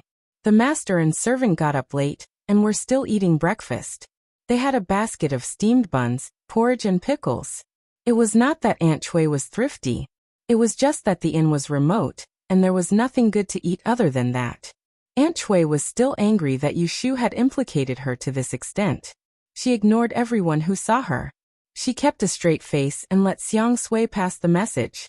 Sui, ask that unfilial daughter how long she plans to let us stay in this inn. Xiang Sui carefully turned her head to look at Yushu. Miss Aunt asked me to ask you. Yushu was not in the mood to play with her, so she sat down opposite concubine Chui and said, I'll go out in a moment and rent an empty house for you to stay in. Buy some bedding and bedding, as well as some daily necessities, then you can move in. Hearing her arrangement, Aunt Chui slammed the table and glared at her. You want me, a woman, to live alone outside? I only have a useless servant girl. She doesn't even have someone to boil water and cook. How do you want me to live? Yushu said. I will find an old maid to cook for you later. Aunt Chui was still unwilling. She said acidly. How much money do you have? What kind of good house can you rent? I won't live in that broken-down place. Didn't you say that you found a godmother to live with? It just so happens that Xiaoxiu is also there. I want to live with Xiaoxiu. I will pack my things now. Take me there. Yushu rolled her eyes and said grumpily, Mother, you should at least think about it. That's my godmother's home, not yours. It's perfectly justifiable for me to live there. What's the point of you going there? You don't even know them. Aren't you ashamed to live in someone else's home? Aunt Chui's face reddened. She said angrily, Why would I be ashamed? You can abandon your biological mother to live a good life and make me suffer. Why would I be afraid of being ashamed? Fine, you don't think it's embarrassing? Yushu continued. Then aren't you afraid that the Ji family will send people to capture you? Let me tell you first. Third Master knows where my godmother's home is. Who knows, there might be people waiting at the door for you. The moment you show your face, they will capture you. Chapter 311. Yushu found a small courtyard in the east of the city. It was originally for the students who were going to the capital to take the exam. Because the students who lived here moved out before they could take the exam in February, the house was empty. The furniture was ready-made. The kitchen fire was only sealed for a few days, so there was no problem with the feng shui. The landlord was an auntie who was over 50 years old. Her husband's surname was Yin. Her family had a vinegar business. She was very straightforward. When she saw Yushu dressed up and heard that she was an examinee of this year's Dian examination, her widowed mother came to the capital with her maidservant. She immediately agreed to rent the house to her. She took her to the village head's house on the next street to sign the lease and set the rent at 8 taels of silver a month. Yushu paid 30 taels of silver in advance. Auntie Yin also warmly helped her with the trivial things such as unpacking the quilt and making the bed. She asked her to bring people to live here the day after tomorrow. Yushu gave her another ingot of silver and left after thanking her. Yushu went out early in the morning. When she finished these things, it was almost dusk. She didn't have time to eat lunch. On the way back, she bought a roll on the street and ate it while walking home. This place was remote and there were no carriages, so she could only rely on her feet. At this time, Yushu misses her last life's carriage very much. It couldn't fly, but at least it had 4 wheels, so it was convenient to go anywhere. Fortunately, Zhao Hui's house was also in the east of the city, not too far away. When Yushu was about to walk to the door, a carriage passed by her and stopped. The coachman, Lao Chui, smiled at Yushu. The curtain behind the carriage was opened. Shui Rui, who had changed into casual clothes, jumped out of the carriage and walked to her. Brother? Yushu was a little surprised to see Shui Rui. She thought he was busy with work these days. She didn't expect that he had time to come to see her. Where have you been? Shui Rui looked at her loose robe and remembered the day he met her in Automosmanthus Lane. He remembered her appearance when she was setting up a stall on the roadside. Seeing her changed into a man's dress, he couldn't help but ask curiously, It's a long story. Let's go. We'll talk about it when we get back. Yushu didn't intend to hide the fact that Shui Rui had gone to the Ji family to steal someone, but it was inconvenient to talk on the street, so she led him to her home. There was still a long way to go. Shui Rui waved his hand and signaled Lao Chui to drive the car first, then slowly walked back with Yushu. Shui Rui was about half a foot taller than Yushu. The two of them walked side by side. One was tall and the other was slender. From the back, they looked like a pair of brothers who had a good relationship. Why are you free today? Aren't you busy at the yamen? What about the Ji family's case? Is there a statement? Yushu kept asking. It was true that Ji Huaishan had committed suicide, but the case had not been resolved yet. Yushu was very concerned about how to convict him. This is what I wanted to tell you. The case was just decided this afternoon. Shui Rui tilted his head and looked at Yushu's expectant eyes. He hesitated for a moment. He said, Ji Huaishan was stripped of his post as the right judge of the Celestial Commissioner for leaking the Dian examination questions. He was demoted to a clumsy commoner. His whole family was sent to Gunzhou. He died because he was afraid of punishment. Considering that Ji Huaishan had made great contributions during his tenure as the Celestial Commissioner, the emperor showed mercy and allowed his family to bury him. They were fined 1,000 taels of silver, but they were not sent out. As for Ji Xingxuan, due to insufficient evidence and junior eunuch Ren as a guarantor, she was not convicted of cheating. She was released from her home and will no longer be arrested. Even though Yushu was mentally prepared, when she heard the verdict, she still couldn't help but curse her grandfather in her heart. They really let their whole family off the hook. It wasn't that Yushu was heartless and wanted to see their family ruined to be happy. But this Ji family didn't have any good people. Now that they had formed a death grudge with her, staying in Jing City and not leaving would be a disaster for her. Shui Rui was also very clear on this point. When he saw Yushu's depressed face, he comforted. The right magistrate has already been defeated. The Ji family doesn't have a deep foundation in Jing City. Without Ji Huaishan, they can only tuck their tail between their legs. You don't have to worry about them finding you for revenge for the time being. Just a few steps away from the door of the house, Yushu stopped. She asked him worriedly, Isn't there still Ning Wangyi? She wasn't afraid of the current Ji family. She wasn't afraid of Ji Xingxuan, a defeated opponent. What she was worried about was Ning Wang, Lu Hao, who had come out at the end of the court to save the beauty. She wasn't arrogant to the point where she considered everyone beneath her. In front of true power, she was just an ant. Shui Rui's eyes flashed. He smiled slightly as he said, Even though Ning Wang has feelings for Ji Xingxuan, he isn't stupid enough to openly support them. Also, the Twin Yang gathering of the second month is coming. He's busy recruiting talents and doesn't have the extra energy to manage other matters. Also, I'm here. What are you worried about? Hearing the protectiveness in his words, Yushu laughed dryly as she scratched her neck. She didn't want to see Shui Rui go against Ning Wang because of her. Right, what's going on with the Twin Yang gathering? That day at the restaurant, I heard you and the Ninth Prince talking about it. Didn't you say that the participants are all traitors? Why do I hear that there are also matters of the princes? Yushu asked curiously.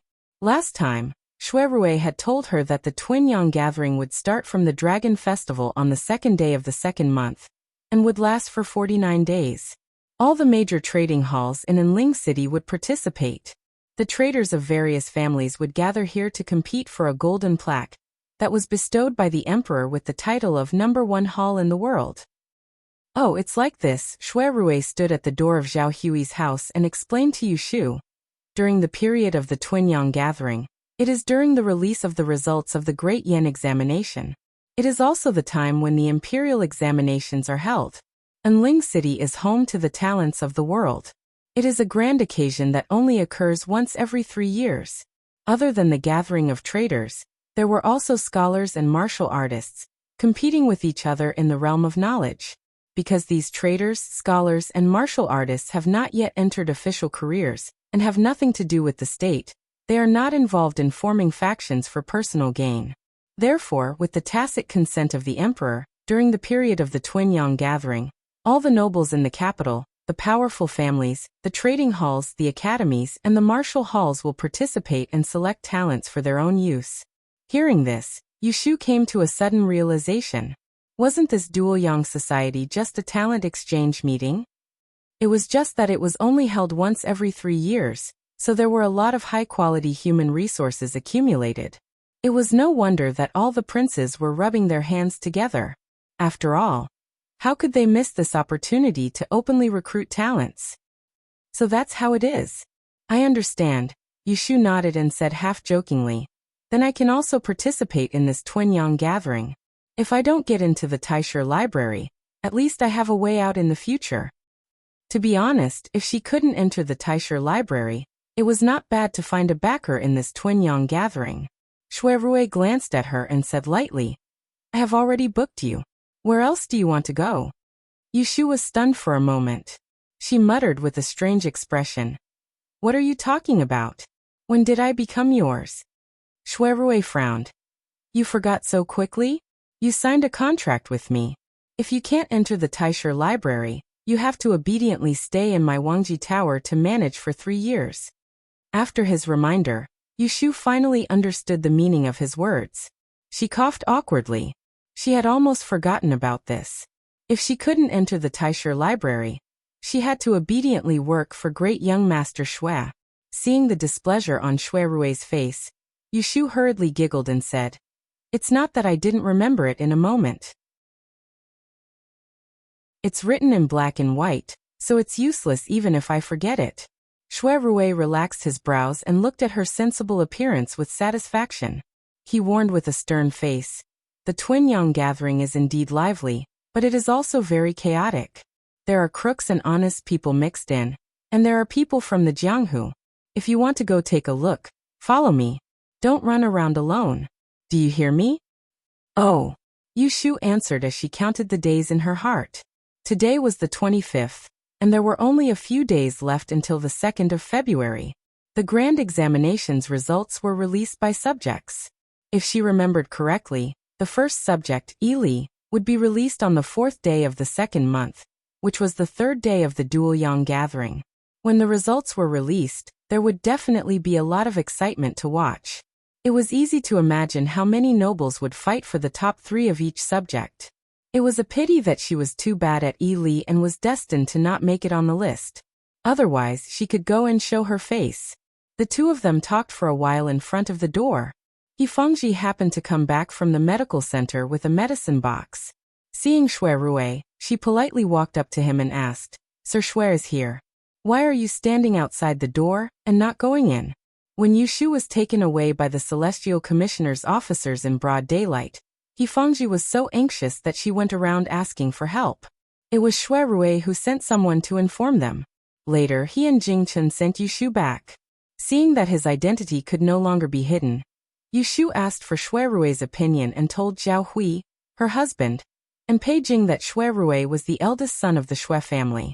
She also specifically told them not to leak the fact that Shuirui had stayed in Yang, so Yifengji changed her story. I was just about to go in and have a seat. Did Dr. He just come back from the medical center? How's business? After Yifengji invited Shuirui in, he put on an amiable and approachable face. Yushu curled her lips. Even she had to admit defeat at this person's ability to change his face. Yifengji sighed. As a doctor, of course, I hope that the fewer patients, the better. But I have to support my family, and I'm afraid that no one will come to see me and get medicine. It's really difficult. Shuirui smiled in understanding. Humans eat grains, and they also have emotions. Falling sick is a very common thing, and it follows this logic. There's no need for a physician to be too concerned about it. You just have to treat the patient well. Listening to his opinion, Yifengji nodded repeatedly, You're right. As they were talking, they arrived at the entrance of the hall. Yifengji stopped and said to Yushu, Take Mr. Shui to see Xiaoxiu first. I just made a prescription this afternoon. Go to the kitchen and tell them to brew it. Yifengji thought that Shuirui was here to see Xiaoxiu. After he finished speaking, he took the medicine box and left.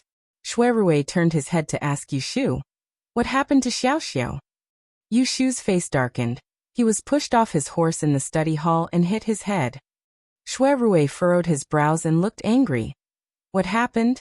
Did someone bully him in the academy? Shuirui knew that Baichuan Academy only accepted children of high officials in the capital. So he personally went to Academician Song early in the morning and asked him to take special care of Yu Xiaoxiu. He was afraid that Yu Xiaoxiu didn't have a family background and would be bullied in the academy.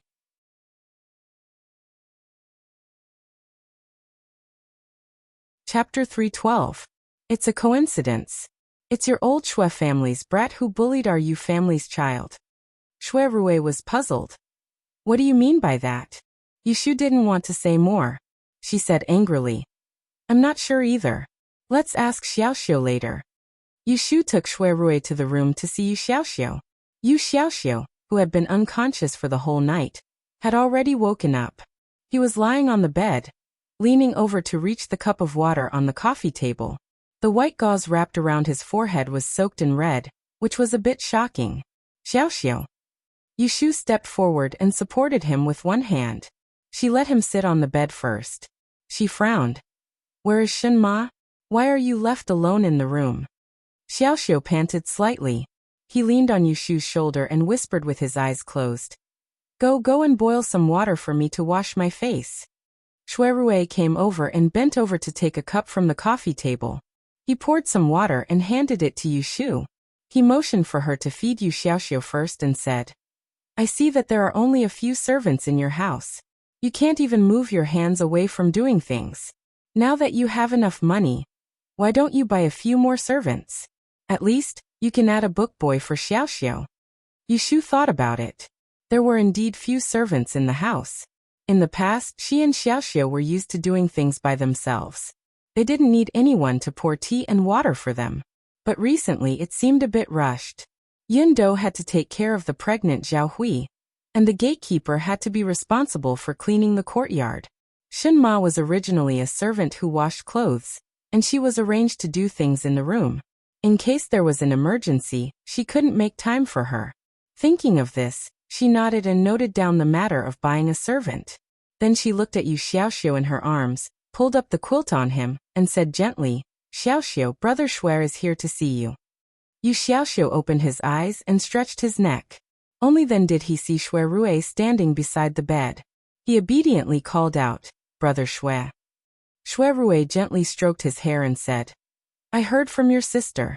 Someone pushed you off the horse, and that's why you fell. Tell Brother Shuai, who did this? Yu Xiaoxiu pursed his lips, turned to look at Yushu, and said in a muffled voice, It's that Shuai Wenjia. Shuai Wenjia. Shuirui murmured the name. It sounded familiar. Then he thought that Yushu said that the person was from the Shuai family, and he knew who it was. The Shuai family did not have many branches and leaves, but in his generation, there were even fewer descendants. But there were a few people in the branch family. If he remembered correctly, this Shuai Wenjia was the son of a cousin of his grandfather, which was the youngest son of his uncle. It seemed that he was raised in the southern water area. He only saw him at a family banquet a few years ago. It seemed that he had returned to the capital, and happened to be studying with Yu Xiaoxiu. Shuirui looked at Yu Xiaoxiu's injured head. He felt a little distressed. Compared to a cousin that he didn't know, Yu Xiaoxiu was more like a younger brother in his eyes. Why did he push you? Did he do it on purpose? Shuirui asked. It didn't matter if it was an ordinary fight between kids. But if someone deliberately bullied Yu Xiaoxiu, he couldn't just sit back and do nothing. Yushu was also waiting for Yu Xiaoxiu to explain. She guessed that Shuai Wenjia made trouble for Yu Xiaoxiu because of Ji Xingxuan's family. But she didn't know why they quarreled. Yu Xiaoxiu touched the gauze on his head, and recalled what happened in the academy's shooting range yesterday afternoon. His face darkened and he said, I don't know what happened to him. When I was riding a horse, he rushed towards me and said sarcastically that you were ungrateful and framed Miss Ji family, and killed old Master Ji. I said that Ji family deserved it, and it had nothing to do with us. I even warned him that if he talked nonsense again, I would tell others that he was taken to an altar to worship heaven. Yu Xiaoxiu took a deep breath and endured the headache. He continued. Then he suddenly came up and hit me. I was unprepared and fell off the horse. Sister, is there something wrong with Shuai Wenjia's brain? It has nothing to do with him whether Ji family is good or bad. He doesn't need to stand up for them, and bite people like a mad dog. Was he struck by lightning that night? He hasn't recovered yet. Yu Xiaoxiu didn't like to talk before because he felt inferior. In fact, he had a sharp tongue. Yushu and Shuirui listened to the story. The former was furious while the latter looked at Yushu in confusion. Why did Shuai Wenjia? Yushu knew what he was confused about. She explained, this young master of the Shuai family used to live in Yiyang City and studied in Sanja study house like us. He has a good relationship with Ji Xingxuan. When I sent Xiaoxiu to the academy a while ago, I happened to meet his mother who was taking him to school. He should have just returned to the capital city. Ji family has a funeral these 2 days. He might have gone there and heard someone gossiping about him, so he vented his anger on Xiaoxiu. Yu Shu's words were vague, but it didn't stop Shui Rui from understanding. He thought for a while and said to Yu Xiaoxiu, "Did he come to apologize for hurting you like this?" Yu Xiaoxiu shook his head slightly and said disdainfully, "I fell off the horse. He ran away faster than a rabbit when he saw what happened. I heard from Hu Tianer that he went to school as usual today as if nothing had happened. He didn't feel anything wrong at all." During the day, Yu Shu went out to run some errands. Hu Tianer came to visit Yu Xiaoxiu at noon and told him about Shui Wenji's current situation. Shui Rui glanced sideways and saw Yu Shu sneer. His eyelids twitched. He knew that Yu Xiaoxiu was the apple of her eye. She couldn't touch him and she couldn't do anything to him. Now that he was hurt by someone maliciously, he didn't know how she would vent her anger. So he said to Yu Xiaoxiu, "You should recuperate first. When you're better, Brother Shui will accompany you to the academy and let him apologize to you in person." Yu Shu heard his words and raised her eyebrows. "Brother, you don't have to worry about this. I will teach that guy a lesson." She told Shui Rui the truth, but she didn't want Shui Rui to stand up for him. She had already thought about it. After 2 days, when Yu Xiaoxiu could get out of bed, she would find 2 ruffians in the suburbs and take them to the north of the city. Then she would lure Shui Wenjie out of the academy and cover his head. At that time, she would let Yu Xiaoxiu beat him with a stick to vent his anger. Then she would take off his pants and throw him at the gate of the academy. Shui Wenjie loved his face very much. He wouldn't make a big deal out of such a shameful thing. Even if he suspected something, he wouldn't be able to get any evidence afterwards. Yu Shu had done this kind of shady business when she was in school. As long as she knew the severity of it, there would be no worries. Shui Rui said with a smile, "How is it none of my business? Didn't you just say that my Shui family's people bullied your Yu family's child? Shui Wenjie is my younger cousin. As his elder brother, of course I have to control him. He must apologize to Xiaoxiu." Yu Shu thought, "What's the use of apologizing? It doesn't hurt. I have to beat him. Shui Wenjie is itching for a beating." Shui Rui noticed Yu Shu's disapproval with a single glance, and he intentionally said in the blink of an eye, "There's something you don't know. That uncle of mine is a strict person, and he has an upright temperament. If he finds out that Shui Wenjie has injured someone, he'll surely bring out the clan's discipline. After this incident, he can't avoid having to lie on the bed for a few days. After that, he won't dare to act arrogantly and cause trouble again. What's important is to let little Xiao study in the academy peacefully." He didn't say that because he was worried that his cousin would suffer a loss at Yu Shu's hands, but he was afraid that she would be too heavy-handed and make things worse, making it hard to clean up. Moreover, he didn't want Yu Shu to be entangled with these grudges all day long, and not be able to rest for a day. Hearing his words, Yu Shu hesitated for a moment. She looked down at Yu Xiaoxiu and asked coquettishly, "What do you think? Do you want him to apologize to you, or do you want me to teach him a lesson for you?" After all, Yu Xiaoxiu was a good boy, unlike Yu Shu who could not be offended.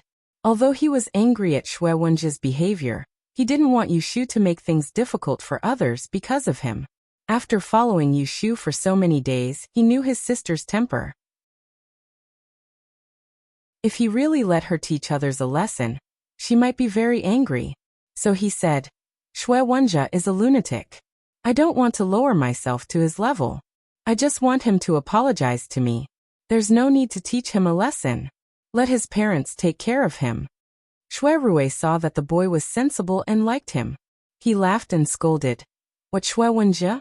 You even scolded Brother Shui." Yu Xiaoxiu hurriedly said, "I'm not talking about you. Brother Shui is a good man. How can that bastard be compared to him?" Shui Rui laughed and stopped teasing him. He turned to look at Yu Shu.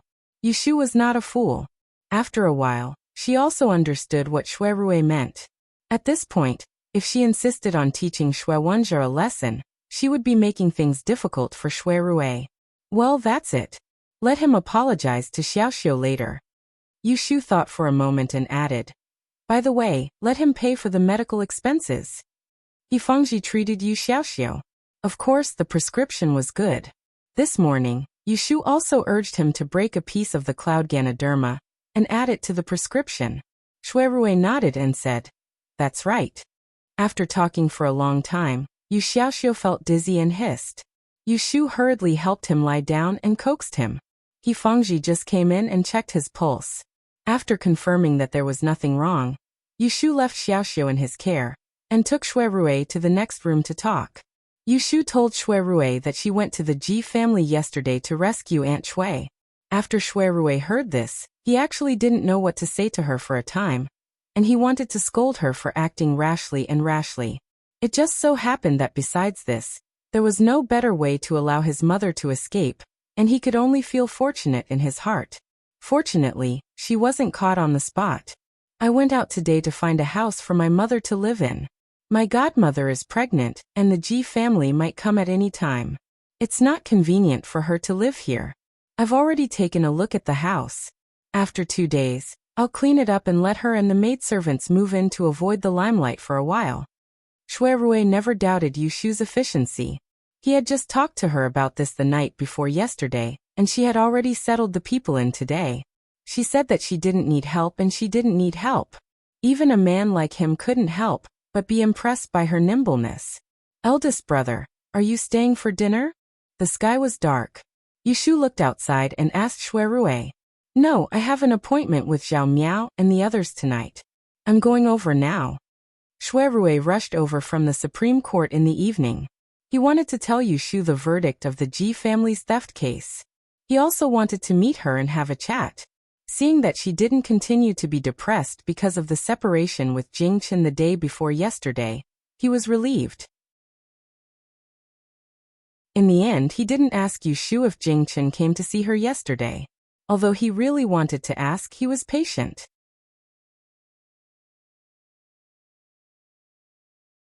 Chapter 313. Shui Rui went to visit Yu Xiaoxiu. When he was free the next morning, he asked the steward to prepare a visiting gift, and took some time to visit that uncle of his. Without beating around the bush, Shui Rui directly mentioned that Shui Wenjie had injured someone in the academy. He said that Yu Xiaoxiu was his friend's younger brother, but he didn't say much about Yu Shu. He just deliberately said that Yu Xiaoxiu's injury was more serious. In fact, Yu Xiaoxiu's head was bleeding and bedridden. To tell you the truth, although my friend doesn't have a strong family background, she is stubborn and doesn't fear the nobles. She insisted on going to the magistrate to ask for an explanation, but I happened to see her and stopped her. Otherwise, if this matter was blown out of proportion, people would gossip and say that our Shui family took advantage of our power to bully others. This bastard. Someone go to the academy and call the second young master home. Just as Shui Rui had expected, this cousin uncle of his that had a bad temper exploded into rage, and he sent people to the academy to get Shui Wenjie back on the spot. Shui Rui tried to persuade him. Don't be angry. Wait for him to come back and ask him. Maybe he will hurt someone. Shui Rui knew the reason why Shui Wenjie fought with Yu Xiaoxiu, but he didn't say a word. Baichuan Academy was not far from the mansion, so a carriage was sent to pick him up. Shui Rui sat down and drank 2 cups of tea before he came back. Master, the second young master is back. Let him in. Shui Rui turned around to look outside the door, and he saw a young man around the age of 15 or 16 walking in. The young man wore a pair of bright red boots, and he wore a brown and gold-colored cotton shirt. His complexion was white like jade, and his appearance was extremely good. However, his expression was impetuous, and he didn't seem to be someone great. Seeing this good-looking cousin, Shui Rui vaguely felt that he was familiar, as if he had seen him before, but he couldn't remember where. Father, are you looking for me? Shui Wenjie was in the middle of class when he was called back. He heard the scolding at the door and knew that it was not a good thing to come back, so he lowered his head as soon as he entered the house, afraid that he would make his father unhappy. Bastard, can't you see that your eldest cousin is here? Hurry up and greet him. Uncle Shui reprimanded unhappily. In the past, his son had been raised in his father-in-law's hometown, and he had only seen him a few times a year. Now that he had been brought to his side, he was afraid that his son would be spoiled by his loving mother, so he was very strict with him. Eldest cousin? Shui Wenjie stared blankly for a moment, then his face stiffened. He hadn't forgotten that last summer, his eldest cousin had gone to Yang City to propose to the Ji family. At that time, his mother had even brought him to a guest house to pay a visit. When he found out about this, he had made a big fuss, but in the end, he hadn't been able to see his eldest cousin. Although he later heard that the marriage didn't go through, he still didn't have a good impression of this eldest cousin. In his impression, the other party was a hedonistic son of rich parents who wanted to lay his hands on the person he liked. Xue Wenjie raised his head and saw a young man dressed in brocade sitting on the left side of his father.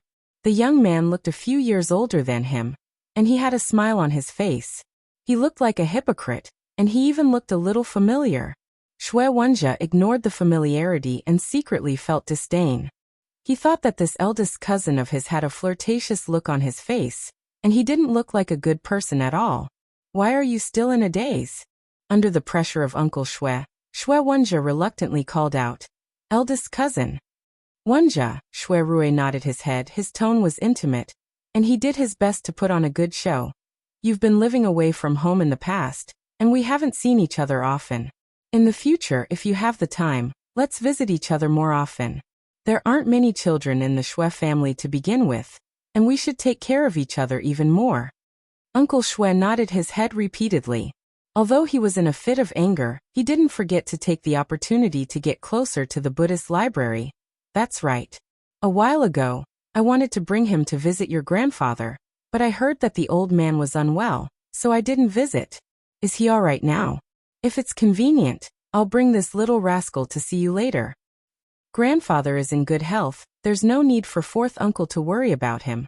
Xue Rui pointed at Xue Wenjie, reminding him of the important matter. "Let's get to the bottom of this matter first." Uncle Xue then turned his head to look at Xue Wenjie, his face darkening as he questioned him.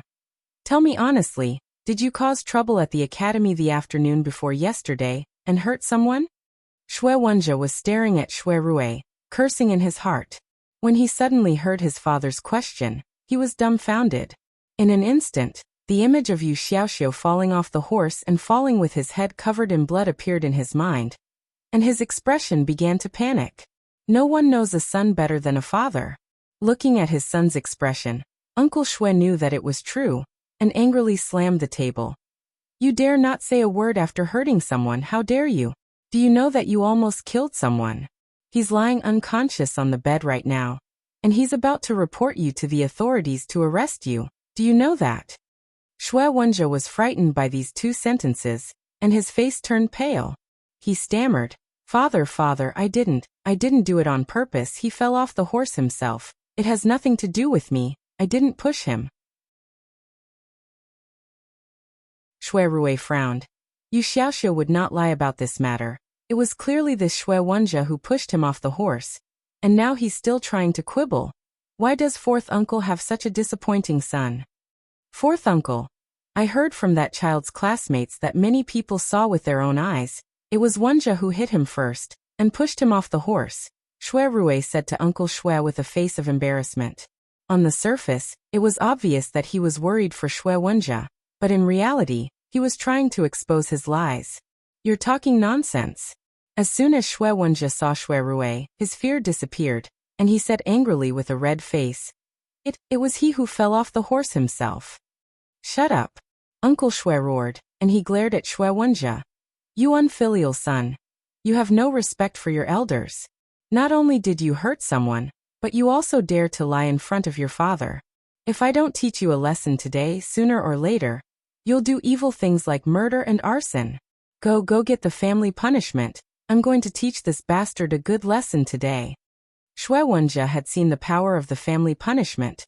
Seeing that his father was going to get serious, he was so scared that his legs softened, and he almost knelt down, but because Xue Rui was present, he didn't want to lose face in front of his rival in love, so he braced himself to resist.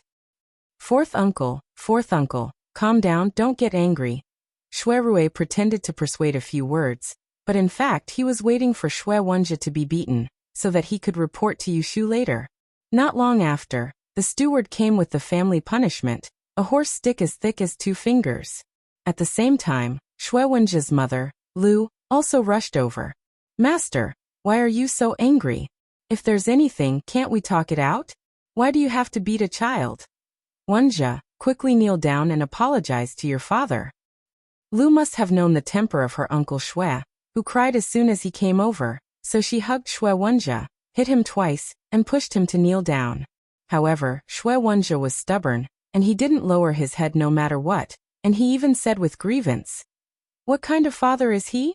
He left me outside for more than 10 years, and as soon as he came home, he beat me and scolded me. If he wants to beat me, then he can beat me. If he beats me to death, I want to see how he can have another son." His attitude was tantamount to adding fuel to the fire. Uncle Shui was originally putting on a show in front of Shui Rui to teach his son, but at this moment, he was truly enraged. He took 2 steps forward and grabbed the writing stick before hitting Shui Wenjie's body, and he cursed as he hit Shui Wenjie. Mrs. Lu cried as she tried to stop him, and the servants were at a loss of what to do. They didn't dare to pull their master back, and the room was instantly in a mess. Unfilial son, unfilial son. Master, master, please stop. Mother, don't stop him, let him beat me to death. Seeing the situation, Shui Rui didn't rush forward to stop Shui Wenjie. He silently counted how many times Shui Wenjie was hit by the stick, and after he fell to the ground, he coughed and went forward to pull Uncle Shui back. He used a bit of strength to take the horse stick away, and gave it to the steward to take away, lest he really hurt someone, and that would be boring. Under Shui Rui's dissuasion and Lu's tears, Uncle Shui angrily stopped, and looked at his only son with love and hate. "Tell me, why did you hurt people?" "Wenjie, hurry up and tell me, don't make your father angry." Lu pushed his son and urged him. Shui Wenjie sat on the ground, clutching his shoulder in pain. His eyes were full of tears, and he said tremblingly, It's their fault, I didn't do anything wrong, they killed Xingxuan's grandfather, and made her suffer." After listening for a long time, Uncle Shui still didn't understand what he meant, but Lu somewhat understood. A few days ago, the old master of the Ji family passed away, and someone was sent to their mansion to inform them. She remembered their old friendship, and the day before yesterday, she took Shui Wenjie to the right magistrate's residence to mourn. She also heard some inside information. It seemed that the Ji family was in trouble today, and they were framed. His son also liked the 4th miss of the Ji family, so he must have gotten into an argument with someone because of this. "Stop talking." Lu was quick-witted and quickly interrupted Shui Wenjie, lest his feelings for Ji Xingxuan be revealed. So she wiped her tears and said, "Master, it's this child's fault. Tomorrow, let him go to the family to apologize and apologize. It's my fault for not disciplining him strictly. If you want to punish him, I will listen. But nephew Gu is here, don't let him laugh at you." Shui Rui also said, "Fourth uncle, don't be angry. I have already persuaded my friend not to report to the authorities. As long as Wenjie apologizes to the family, and prepares a generous gift, this matter will be over." Uncle Shui glared at Shui Wenjie fiercely, and sighed to Shui Rui. "Thank you for coming here, otherwise I would have been kept in the dark. If this matter is blown up, it will be shameful. Tomorrow, I will let this bastard go to apologize to the family. Of course, it will be the best if it can be reduced to a small matter." It wasn't that this cousin Uncle Shui was afraid of trouble. If it was an ordinary person, then Shui Rui would just beat him up, and he would actually not go to the extent of taking it to the extreme. But Shui Rui had stood out after all, and he knew that Shui Wenjie wouldn't let the matter rest if he didn't give an explanation. So he forcefully caught Shui Wenjie and beat him up. After the agreement, Shui Rui bade farewell, and did not stay to meddle in other people's family matters.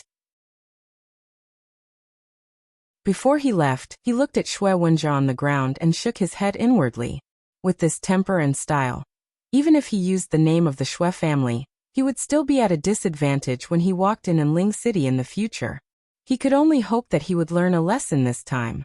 After Shui Rui left, Uncle Shui sent him out, leaving only Shui Wenjie and his mother in the room.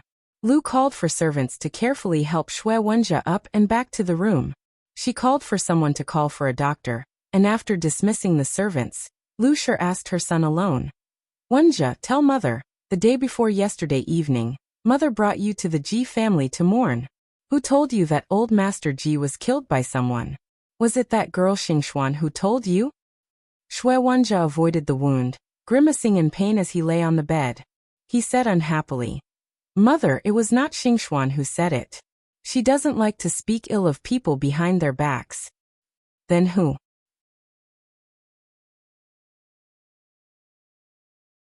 Chapter 314.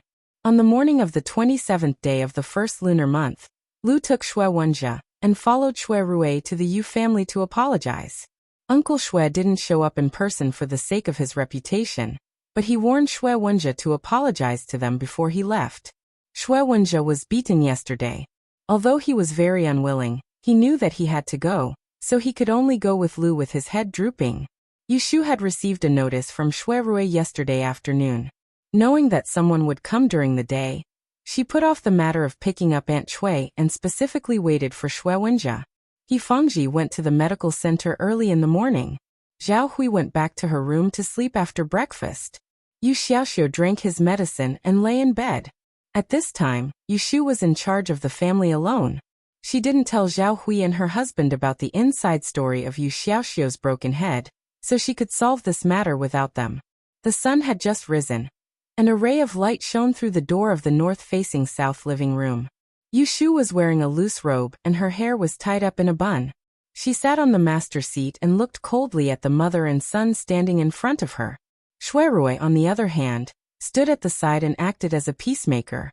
He stated the purpose of his visit today, and Mrs. Lues pushed Shui Wenjie's shoulder and asked him to apologize and admit his mistake. Shui Wenjie's eyes reddened the moment he saw Yushu, and there wasn't a trace of guilt on his face. Instead, he looked like a fierce dog that couldn't wait to pounce and bite her. Her son refused to speak, so Lu said awkwardly, "Miss Yu Wenjie didn't hurt your younger brother on purpose. It was a mistake.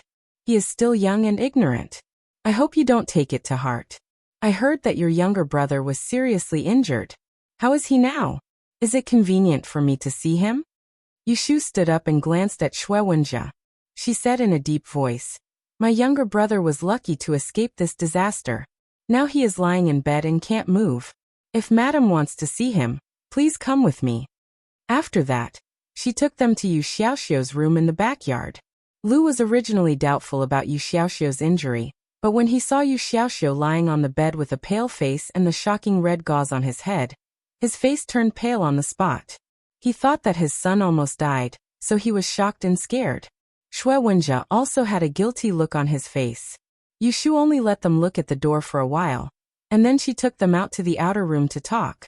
She didn't want to disturb Yu Xiaoxiu's rest. "Madam, you can see that my younger brother has been unconscious and bedridden since he was sent home the day before yesterday. If it wasn't for my godfather's proficiency in medicine, he might have died. I won't hide it from Madam. I am very angry. I originally wanted to go to the officials to seek justice. Your Shui family is a big and powerful family, and I can't afford to offend them. However, I lost my father when I was young, and I only have this younger brother to rely on. If something really happens to him, I won't have anything to live for. What's there to be afraid of?" Although he knew that Yushu was putting on an act, Shui Rui couldn't help but frown when he heard the end of her story. As a woman, Lu was naturally more soft-hearted. When she heard Yushu's sorrowful words, she felt a bit of sympathy. She blamed herself even more. She reached out and hit Shui Wenjie twice and scolded, "You evil creature, you still haven't apologized to Miss Yu." Shui Wenjie stammered and reluctantly said, "I didn't mean to hurt him. I'm sorry." Seeing his attitude that was asking for a beating, Yushu's eyes flashed and she coldly snorted, "My younger brother is lying in bed right now. Do you think you can get away with just an apology?" Shui Wenjie's face stiffened. Just as he was about to get angry, Lu hurriedly interrupted, "Miss Yu, I brought a lot of medicinal herbs and tonics today. I hope you can take them and take care of your younger brother's body. If you need anything in the future, just send someone to our residence to get them." Yushu had a disdainful expression. "Madam, you look down on our family too much.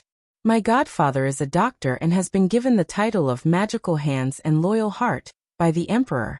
My maternal uncle is the deputy manager of the Taiheng Chamber of Commerce. Our family doesn't lack medicinal herbs. Hurry up and take the things you brought. Our family doesn't lack these things."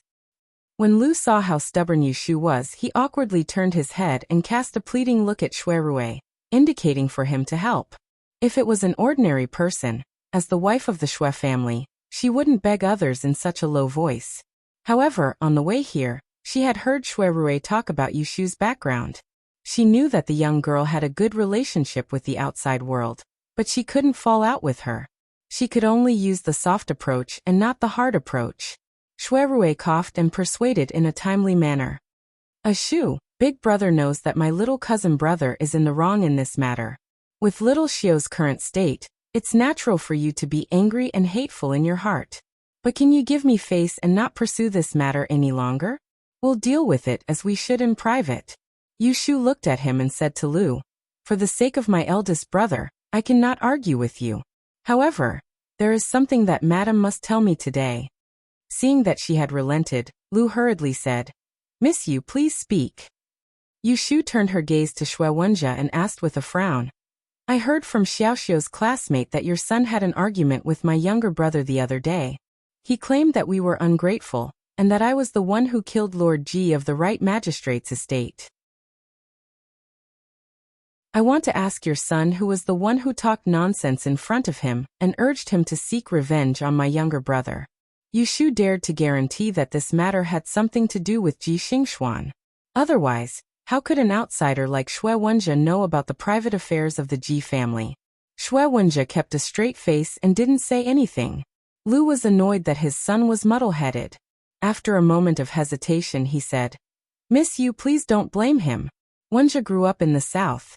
Because his maternal grandfather's family has a good relationship with the Ji family, they usually get along better. 2 days ago, I went to the Ji estate to pay my respects and brought this child with me. He probably heard the gossip of the servants in the estate, which is why he had this misunderstanding. This Lady Shui's words were watertight, and Yushu couldn't find any flaws. However, at this time Shui Wenjia muttered, What misunderstanding? She was obviously the one who framed the good guy. His voice wasn't loud or soft, so both Shuirue and Yushu heard it. The latter immediately pulled a long face and sneered. What is Sir Shui saying? Why don't you speak louder? I didn't see you being polite when you were hurting people, but now you're acting like a turtle hiding in its shell. Shui Wenjia's face turned red. After enduring for a long time, he finally broke down because of Yushu's insult. I said that you were the one who killed him. You're an ungrateful person. What's wrong with that? After Shui Wenjia shouted, the room became quiet. But before Mrs. Lu could reprimand Shui Wenjia, she raised her hand and fiercely slapped his face. Slap. Slap. One slap wasn't enough, so how could Yushu let go of this opportunity? While they were still in a daze, she slapped Shui Wenjia's face again. She had a lot of strength in her hands, so the 2 sudden slaps stunned Shui Wenjia. He tilted his head and covered his burning cheek, not knowing how to react. The corners of Shuirue's mouth twitched a couple of times as he helplessly looked at Yushu. He knew that she wasn't willing to suffer even the slightest loss. Wenjia! Lu cried out in alarm and hugged his son. As he looked at his son's face, he turned his head and angrily said to Yushu, Miss Yu, what are you doing? You've gone too far. Yushu shook her numb hand and looked at Shui Wenjia's cheek, which had instantly become red and swollen. She felt a lot better in her heart and bluntly said to Lu, Compared to what your son has done, the 2 slaps I gave him are light. He hurt my younger brother first, and then slandered me. How can I tolerate him? These 2 slaps are for my younger brother. Although it's not as painful as what he has suffered, I won't pursue the matter of him hurting my younger brother for the sake of Madam's concern for your son. I hope that Madam will teach him well when you go back, so that he won't cause trouble in the future and harm others and himself. You can leave now. I still need to take care of my younger brother, so I won't see you out. Yushu reached out with one hand to the door, and impatiently began to chase them away. She had slapped someone's son's face in front of their mother, and still spoke in such a righteous and magnanimous manner. It was likely that only Yushu would do something like this. You dare to hit me. Shui Wenjia finally reacted. His face and ears were red as he glared at Yushu with a pair of ox eyes that were spewing fire. Wenjia, shut up. Lu gritted his teeth and scolded. He grabbed Shui Wenjie and glanced at Yushu with a dark expression. Then he led the servants outside the door and dragged the furious Shui Wenjie away. Shui Rui didn't leave with them. He stood at the door and watched them leave. Then he turned his head and said to Yushu, "Why did you do this?" He originally wanted to let this matter be resolved amicably, but she deliberately offended someone, as if she did it on purpose. Yushu sat down and took a sip of tea. Her angry expression changed and she calmly said, "You also saw it. He asked for it. It's not like you don't know my temper." If it wasn't for Shui Rui's face, she wouldn't have let Shui Wenjie off so easily. She only slapped him twice. Shui Rui shook his head. He didn't know what to do with her. He walked to sit opposite her and said, "My cousin is very insensible. He must have been instigated by someone. That's why he made things difficult for Xiaoxiu." Shui Rui didn't say who it was. Yushu already knew who it was. She sneered. "I was still hoping that he would be peaceful for 2 days. Who would have thought that he would find trouble for me so soon? It seems that if I don't let him go, he won't let me go either." It's not like Yushu didn't suffer from Ji Xingxuan. She was always caught off guard. It really made her angry. Today, she slapped Shui Wenjie twice. Half of it was because of Ji Xingxuan. Shui Wenjie deserved to hit the muzzle. Shui Rui didn't want to see her angry because of this matter. So he changed the topic.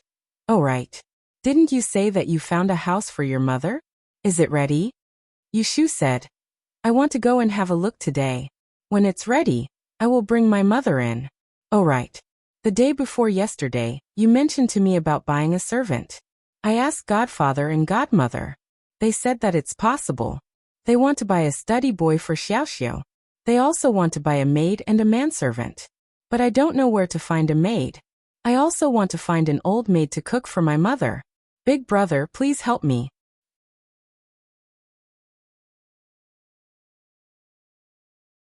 Chapter 315. Jiang Zhonghua had been working in the traditional Chinese medicine department of Ning County People's Hospital for nearly 30 years. Now that he was an associate chief physician, he was a bit tired. Ning County People's Hospital mainly focused on Western medicine. Due to the relevant regulations, they had to set up a traditional Chinese medicine department, but they didn't pay much attention to it. So the patients who came to see the doctor were basically the old, weak, and disabled who couldn't afford the expensive medical fees. After all, the price of the common medicinal materials of traditional Chinese medicine was much lower than those who used intravenous drips, chemotherapy, and surgery. And the doctor's income depended on the number of patients and the medical fees. So compared to those popular departments, Jiang Zhonghua's life in Ning County People's Hospital was really bleak. So he always hoped that he could be transferred to Ning County People's Hospital, or Guan City People's Hospital, but he didn't have a strong connection. Although Ning County People's Hospital was under the jurisdiction of the health system, and Luo Han didn't have a strong backer in the health system, Luo Han's backer was the current secretary of the provincial party committee, who was also a senior official in the health system of the province. Therefore, Jiang Zhonghua had every reason to believe that if he took good care of Grandpa Xian this time, he could successfully build a connection with the Xian family, and further gain Luo Han's favor. Maybe Luo Han would be happy and use his own connections to transfer him from Ning County to Guan City. After all, he had enough qualifications, and his medical skills weren't too bad. He was just not as good as Professor Wu. But in the traditional Chinese medicine department of Ning County People's Hospital, he was also a leading figure. Moreover, Jiang Zhonghua clearly remembered that when Luo Han came in, he said that Grandpa Xian's illness would only be treated by Professor Wu from tonight to tomorrow morning, but after that he still had to rely on Jiang Zhonghua. Grandpa Xian's crooked mouth and nose was a chronic disease. When Professor Wu came, he only carried out the first and most important emergency treatment to suppress the symptoms. But as the saying goes, getting rid of diseases is like pulling silk. This kind of disease couldn't be completely cured in a day or two. After all, Professor Wu was a professor in Shanghai Chinese Medicine Hospital, and he had to see a lot of patients, so he couldn't stay in Ning County for too long. Therefore, Grandpa Xian's recuperation still depended on Jiang Zhonghua. Therefore, as long as he took good care of Grandpa Xian and successfully made friends with Luo Han, there would be hope for him to advance. At this moment, traditional Chinese medicine. Dr. Jiang was incomparably glad. He was glad that in front of Brother Bao just now, in order to protect Uncle Liang who stole the immortal spirit spleen wine, he had done his duty as a doctor, and also boldly proved Luo Han's explanation, slightly gaining Luo Han's favor, and laying a good foundation for him to get closer to Luo Han. Therefore, after making a promise to Luo Han, traditional Chinese medicine doctor no longer had any scruples. After turning around, his footsteps were more powerful and brisk than before. His old face also became lively, positive, and confident from the original calmness. Sure enough, it didn't take more than 8 minutes. Jiang Zhonghua medicine doctor led 2 beautiful female nurses to bring the 2 bowls of black, steaming medicine that Professor Wu had ordered. Only then did Luo Han knock on the inner door, informing Uncle Liang that the danger had passed. Perhaps Uncle Liang had already heard the commotion outside from his room, so he immediately opened the MDF door, which wasn't very thick. An embarrassed smile appeared on his face. "Xiao Luo, Xiao Chen, I've really troubled you too this time." Then, Uncle Liang glanced at the 2 young men who were still standing at the door. His eyes suddenly lit up. "Oh, I didn't expect you to have such a unique skill, Xiao Luo." Luo Han felt that Uncle Liang's way of doing things was a little different from Uncle Xian and Uncle Xian. He was quite free and unrestrained, so he immediately smiled modestly. "It's nothing. In fact, it's mainly because they were too careless."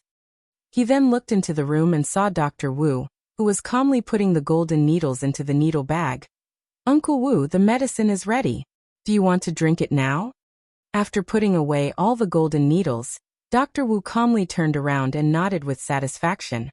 The patient's physical condition is good, so the most dangerous moment has passed. Luo Han subconsciously looked at Big Boss Xian who was lying on the bed. Sure enough, the crooked mouth, nose, and eyes on the old face had returned to their original positions. There was a serene red color on his face, and his breathing was quite stable. There was no sense of urgency or difficulty like when he first saw him. Last time, when Luo Han delivered medicine to Hu Baifeng's father-in-law, he didn't go to the ward after Dr. Wu's treatment, so he couldn't compare. However, just from the serene face and the steady breathing, Luo Han felt that the medicine should be good. However, Dr. Wu looked at Uncle Liang approvingly. "You're quite fast. Let the patient drink the bowl of medicine first, and after a quarter of an hour, when the medicine takes effect in the patient's body, pour a cup full of immortal spirit spleen wine into a small porcelain cup and feed it to him. Then every 6 hours, drink it according to this method. If there are no accidents, he can be discharged in a week." Hearing this, whether it was Uncle Liang, Uncle Xian, or second Uncle Xian, they all showed a bit of joy on their faces. Aunt Xian couldn't help but exclaim, "Oh, this is really amazing. I heard that there were people in our village who had this disease before, and it would take at least a few days for them to get better, and 2 weeks for them to be discharged. Just now Dr. Jiang also said that it would take about a month." Dr. Jiang smiled at the side. "In fact, if the medicine is right, the normal crooked mouth and nose will obviously get better in a few days, and basically, he can be discharged in 2 weeks. However, your father is a little old, and he has been stimulated, so there are other hidden dangers in his body, so I just said a few more days. However, Professor Wu's medical skills are superb, so it's normal for him to be cured in advance." Chen Xiao glanced at him with a faint smile. "I understand what you mean, Dr. Jiang. Logically speaking, a month's recuperation is actually not too long. However, my grandfather is not used to staying in the hospital, so we are naturally happy that there is a better way." Chen Xiao naturally knew that Dr. Jiang must have made a false statement about a month's time.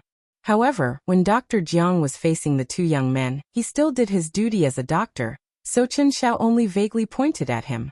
The Xian family was not a rich family, and their financial situation was just average, even in the village. They were also used to being diligent and thrifty. A month's hospitalization fee in the People's Hospital of Ning County was at least tens of thousands. Even if Grandpa Xian could really afford it, how could he be willing to pay so much? Dr. Jiang just smiled embarrassedly. In the early morning, Yu Shu sat beside Yu Xiaoxiu's bed, holding a bowl to feed him medicine. Yu Xiaoxiu had been lying in bed for 3 days, and his face finally had some color.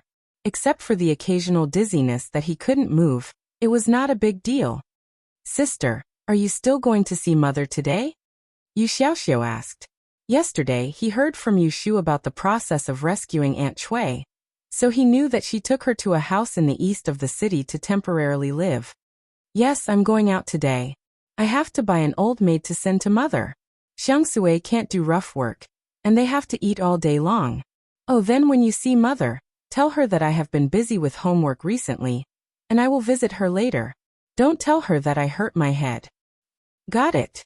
After feeding him medicine, Yu Shu went back to her room to change her clothes. Just when she was ready, she heard Mrs. Shun's hurried voice outside the door. Miss, young Master Jing is here. Oh. Yu Shu stroked her collar and turned around. She walked out with some surprise and went to the front yard to meet someone. She thought that Jing Chen had come at the right time. She was about to ask him for some knowledge on Yi Shui. When she arrived at the door of the living room, Yu Shu looked inside and saw the person sitting in the living room. Her eyebrows trembled slightly. Jing Chen didn't come alone, and he brought someone with him. Xiao Yu. As soon as Jing Chen saw Yu Shu, he stood up from the chair. Shui Yun, who was looking around the living room, turned her head and smiled at Yu Shu with him. Miss you. Miss Shui. Yu Shu nodded at the little junior sister Shui Yun, and said to Jing Chen, Why did you come to see me today? What's the matter? Jing Chen said, I came to tell you that I will be moving to the princess estate tomorrow. There will be a banquet at the princess estate the night after tomorrow, and I invite you to attend. As he spoke, Shui Yun, who was beside him, took out a letter from Jin Zhanzhan and handed it to Yu Shu. This is the invitation to enter the estate that day. Miss, you must be there. Yu Shu looked at the invitation that was handed to her, and the corner of her mouth twitched. She didn't know why, but she felt a little uncomfortable. She felt that she and Jing Chen had suddenly become outsiders. Well, it should be like this. Yu Shu laughed at herself in her heart. No matter how close she was to Jing Chen, how could it be compared to his junior sister who grew up with him? In comparison, wasn't she an outsider? Yes, I will be there. Yu Shu accepted the invitation. The group of thieves who murdered Jing Chen hadn't found any clues yet. Although Jing Chen now had the protection of the imperial family, she was still worried. There must be a lot of people attending the banquet at the princess estate. She had to go and take a look. Maybe there were people who wanted to harm Jing Chen among them. Does Miss Yu have anything else to do later? Shui Yun suggested. If you're not busy, let's stroll around the capital together. Last time we went on a night trip, you couldn't come because you had something to do. You should be free today, right? Yu Shu looked at her, and then looked at Jing Chen. Seeing the latter's expectant face, she couldn't bring herself to refuse. She had a lot of things to do here, so she didn't have the time to go out and play. Moreover, it would be awkward for the three of them to go together. Jing Chen could see that Yu Shu was in a dilemma. He also saw that she was neatly dressed and looked like she was about to go out, so he asked, Do you have something else to do? Yu Shu nodded. There aren't enough servants at home, so I need to buy a few servants. I can't go shopping today. Maybe next time. Jing Chen looked disappointed, but Shui Yun asked with interest, Where can I buy servants? Yu Shu was speechless. She didn't know where to find human traffickers. Shui Rui only told her to wait for him at home, and said that he would take her there. At this time a shout suddenly came from outside the gate. Miss Yu, is Miss Yu at home? When Yu Shu heard that it was old Shui's voice, she turned her head and saw that there was a carriage parked outside the gate not far away. The curtains of the carriage window were hanging, and she could vaguely see Shui Rui sitting inside. I'm here. Wait a minute, I'll go out now. Yu Shu responded, turned her head and apologized to Jing Chen. Brother Shui is here. Yesterday, we agreed that he would take me to buy servants. Jing Chen, you and Miss Shui can go shopping. We'll go together next time. Jing Chen looked at the carriage parked at the gate, and also saw the figure sitting in the carriage. He didn't know why he felt a little restless. He turned his eyes back to Yu Shu's face and said without thinking much, I'll go with you. Ah. Yu Shu didn't expect that Jing Chen would propose to go with them. She was stunned for a moment, But then she heard junior sister Shui Yun clap her hands and say with a smile, "Yes, let's go together. I haven't seen selling servants yet." Oh. Could she say that she didn't want to go with them? Shui Rui's eyesight was excellent. Sitting in the carriage, his sight passed through the small open space in the front yard and directly saw the movement in the living room. He saw that Jing Chun and the junior sister from Dragon Tiger Mountain were there. He didn't know what they were talking about with Yushu. After a while, the three of them walked out together. Big brother. Yushu stood under the window, pointed at the two people behind her and winked at him secretly. Jing Chun came to send me an invitation. Where are we going later? If it's convenient, can we take them with us? Yushu's original intention was to let Shui Rui find an excuse to refuse. She was going to do business, and she didn't want to play with junior sister Shui. She didn't know whether Shui Rui understood her meaning or not. He looked at Jing Chun and smiled gently. "Greetings, Daozi. How are you these days?" Jing Chun nodded and greeted Shui Rui. He was not good at saying polite words, so he just said in. Shui Rui used one hand as a pillow on the windowsill and said intentionally or unintentionally, "Shu and I are going to the offering house in the west of the city to pick some servants. If Daozi doesn't mind that place being noisy, you can come with us." Okay.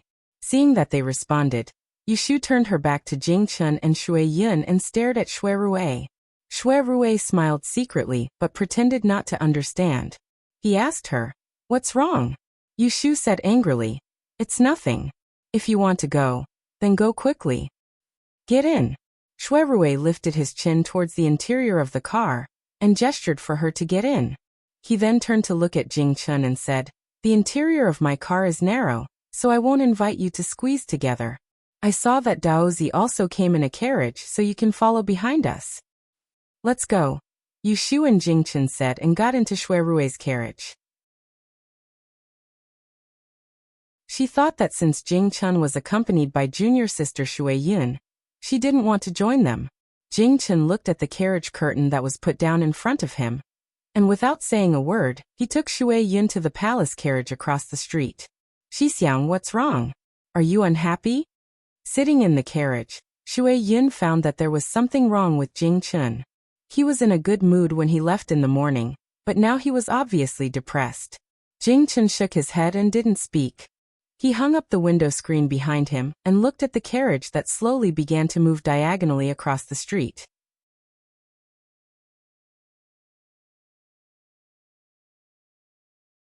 Chapter 316. Probably because of Shui Rui's face, the supply house didn't dare to raise the price. Yushu spent 200 taels of silver to get Bai Rant's contract. Then she got a maid to serve tea, a guard to watch the door, and a housekeeper to sweep the floor and cook. It was almost noon. Shui Rui intended to go back to Wangjilu with Yushu. Seeing that Jing Chun and Shui Yun planned to follow them, he invited them together. The two didn't stand on ceremony and agreed. This time, for people were taken away. Except for the housekeeper who was going to be sent to Aunt Shui, the other three were going to be taken home.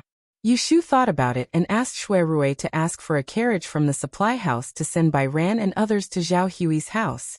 After sending them away, Yushu looked at the remaining housekeeper and said to Shui Rui, "Eldest brother, I want to go to my mother's place. You and Jing Chun go to Wangjilu and wait for me. Let old Chui send me." Shui Rui looked at her and turned to Jing Chun. "Daozi, do you still remember where Wangjilu is?" Jing Chun nodded his head. He had been to that restaurant several times and knew the way. Shui Rui said, "Then you and Miss Shui go first. I will accompany Shu. Let's meet in Wangjilu later."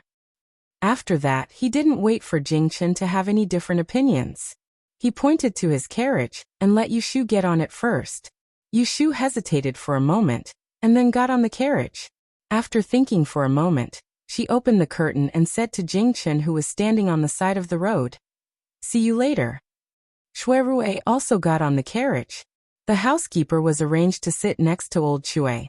The carriage slowly moved. Jing Chun watched the carriage disappear around the corner, and then heard Shui Yun calling him. Senior brother, let's also get on the carriage. It's a bit cold outside." Shui Yun pulled Jing Chun's sleeve. The weather was fine in the morning, but now it turned cloudy. The cold wind blew at the intersection, making her face red. Jingchen turned his head and saw her shrinking her neck. Then he remembered that she had just recovered from her illness, so he stopped thinking. He quickly let her get on the carriage. At the corner of Aunt Chui's house in the east of the city, Yushu asked Shui Rui to wait in the carriage while she led the housekeeper to the small courtyard. Aunt Chui escaped from the Ji family for a few days, and found that Ji family didn't send anyone to catch her. Now that he was safe and sound again, he had nothing good to say to Yushu. He scolded her for being unfilial, and blamed her for causing him to live a hard life. Yushu knew that this woman was snobbish. The results of the grand examination had not been released yet, so she did not have any scholarly honors. He didn't expect concubine Chui to treat him well for the time being. He left concubine Chui behind and left with a few pieces of silver. He didn't even mention to concubine Chui that Yu Xiaoxiu had been pushed off his horse and was bedridden. She didn't expect her mother to be nice to her for a while. She left with some silver and left. She didn't even mention to Aunt Chui that Yu Xiaoxiu was pushed off the horse and was bedridden. Back in the carriage, as soon as Yushu sat down, she heard Shui Rui ask, "How is your mother? Is she used to living here?" Shui Rui was very clear about Yushu's family situation. He knew that the relationship between her mother and her daughter was not close, but no matter what, she was still the biological mother of Yushu and her younger brother. Shui Rui knew the situation of Yushu's family. He knew that she and her mother weren't close, but no matter what, she was still Yushu's mother. What's wrong with her? She eats well, sleeps well, and no one beats her. It's much more comfortable than the Ji family's woodshed. Yushu ridiculed. Hearing this, Shui Rui cleverly changed the topic. Is Xiaoxiu better today? Is he still dizzy? When Yu Xiaoxiu was mentioned, Yushu's face brightened up and she said, "Much better, but he doesn't have much energy. He needs to recuperate for a while before he can recover." Shui Rui nodded and took note of it. The two then talked about the banquet in the Princess Fu the day after tomorrow. This banquet is ordered by the emperor. There will be many guests that day. Why don't I go to Aunt Huai's house to pick you up first, and then we can go together? Shui Rui suggested. Okay. Then I will wait for you at home the day after tomorrow. Yushu was happy to have Shui Rui accompany her. It was better than being alone. While they were talking, the carriage passed from the east to the north of the city, and stopped in front of the backyard of Wangji building. The four of them sat at a table and had lunch. Originally, Shui Rui said that he would take them to a nearby theater to watch shadow puppets. However, Shuiyin seemed to have eaten something and was not feeling well, so Jingchen had to take her away first. Yushu sent them to the backyard. Shuiyin got into the carriage first, while Jingchen stood outside. Before leaving, he had a chance to talk to Yushu. "Xiuyu, you don't know where the Princess Fu is. I will send someone to pick you up the day after tomorrow."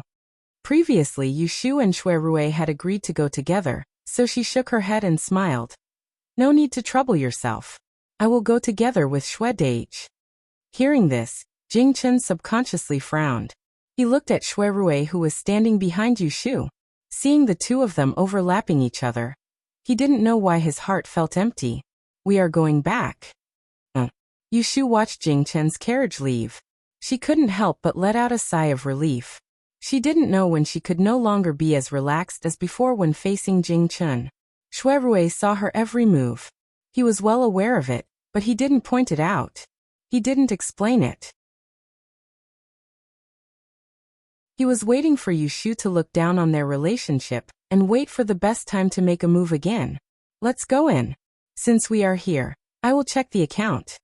She turned around and said to Shui Rui. The two of them went back to the restaurant one after the other. Shui Rui slowly followed her to the second floor with his hands behind his back. Shui Rui planned to have dinner with Yushu and then send her back. But in the middle of the afternoon, his subordinates came to Wangji building in a hurry. Shui Rui was not a person who would forget his private affairs for the sake of public affairs. He immediately said goodbye to Yushu and went back to the Supreme Court with his subordinates. Of course, he didn't forget to ask Lao Chui to stay and send Yushu back.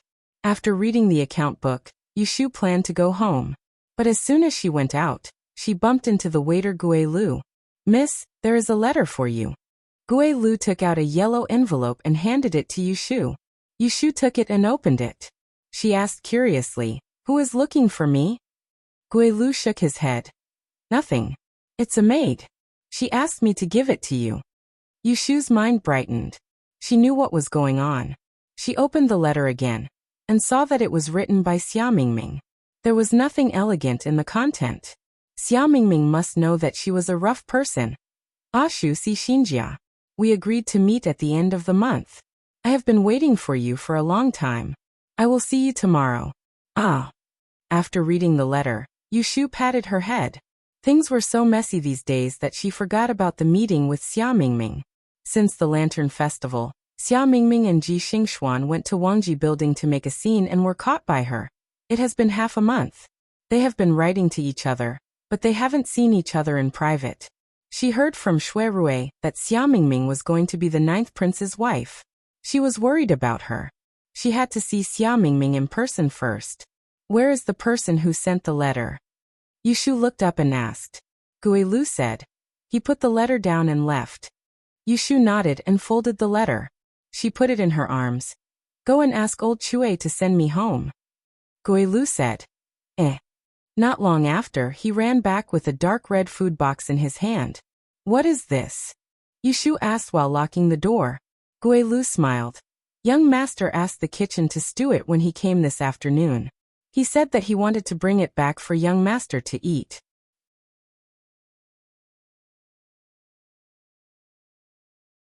Chapter 317. Shui Rui brought Yushu to this place mainly to help Yu Xiaoxiu find a clean page boy to accompany her and find a few servants who knew her through and through.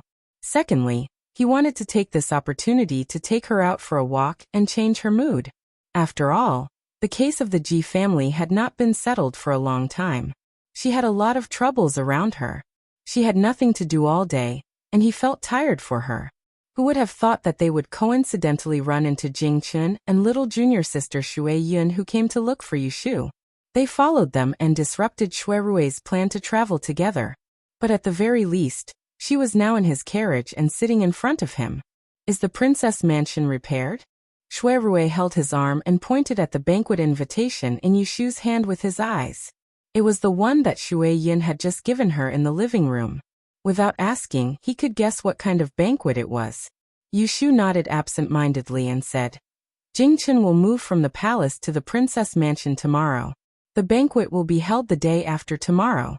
Why didn't you receive the invitation?" As the only biological son of Yun Huai and the late Princess Royal, Jingchen had gone through many difficulties to reach the capital city. Ever since he entered the palace and met the emperor, he had been showered with love and care. The huge mansion that Princess Lu Yue had left behind was bestowed to this nephew of hers. Some time ago, it had been renovated and was only waiting for its master. Shui Rui smiled and said, "I wasn't able to trouble Daoist disciple to personally come and invite me. I presume the invitation was sent to the estate early this morning, but I wasn't able to obtain it because I slept in the Forgotten Opportunity Pavilion last night." As he spoke, he reached out his hand and pressed the cuffs of his sleeves, which were embroidered with gold thread, until they were smooth, revealing a small portion of the snow-white lining. Yushu understood and gave him the banquet invitation. She came to her senses and asked, "By the way, you haven't told me where we are going today." Shui Rui opened the invitation and answered, "There is a residential house in the west of the city. I think you must have heard of it before." After listening to Shui Rui's general explanation, Yushu asked curiously, "According to what you said, this residential house is opened by the imperial court." Although it was said that when in Rome do as the Romans do, Yushu had only been an ancient person for a year. She hadn't started from scratch yet. She was still a stranger to the world. She was still very unfamiliar with the world. Otherwise, she wouldn't have been unable to find a servant. Shui Rui nodded. Thinking of what happened in the residential house, he just smiled and didn't elaborate. Yushu saw that he didn't want to say more, so she didn't ask again. She turned to care about other things. "Eldest brother, what kind of study companion do you think I should find for Xiaoxiu? Is it someone older or younger?" In Yushu's view, this servant was not only a nanny for Yu Xiaoxiu, but also a playmate. She must pay attention to it, so as not to lead the only child of the Yu family astray. Of course, it was better to find someone older and sensible. Yu Xiaoxia was 12 years old this year, so finding someone 13 or 14 years old was enough. Don't worry when we get there. You can choose one that you like. Shui Rui took a look at the time written on the banquet card and returned it to Yu Shu. He then turned around and took a glance through the window that was covered with green muslin at the back of the carriage. A horse carriage was following closely behind them. It wasn't far from Zhao Hui's house to the residential house. It was only a short distance, but Yu Shu hadn't been here before.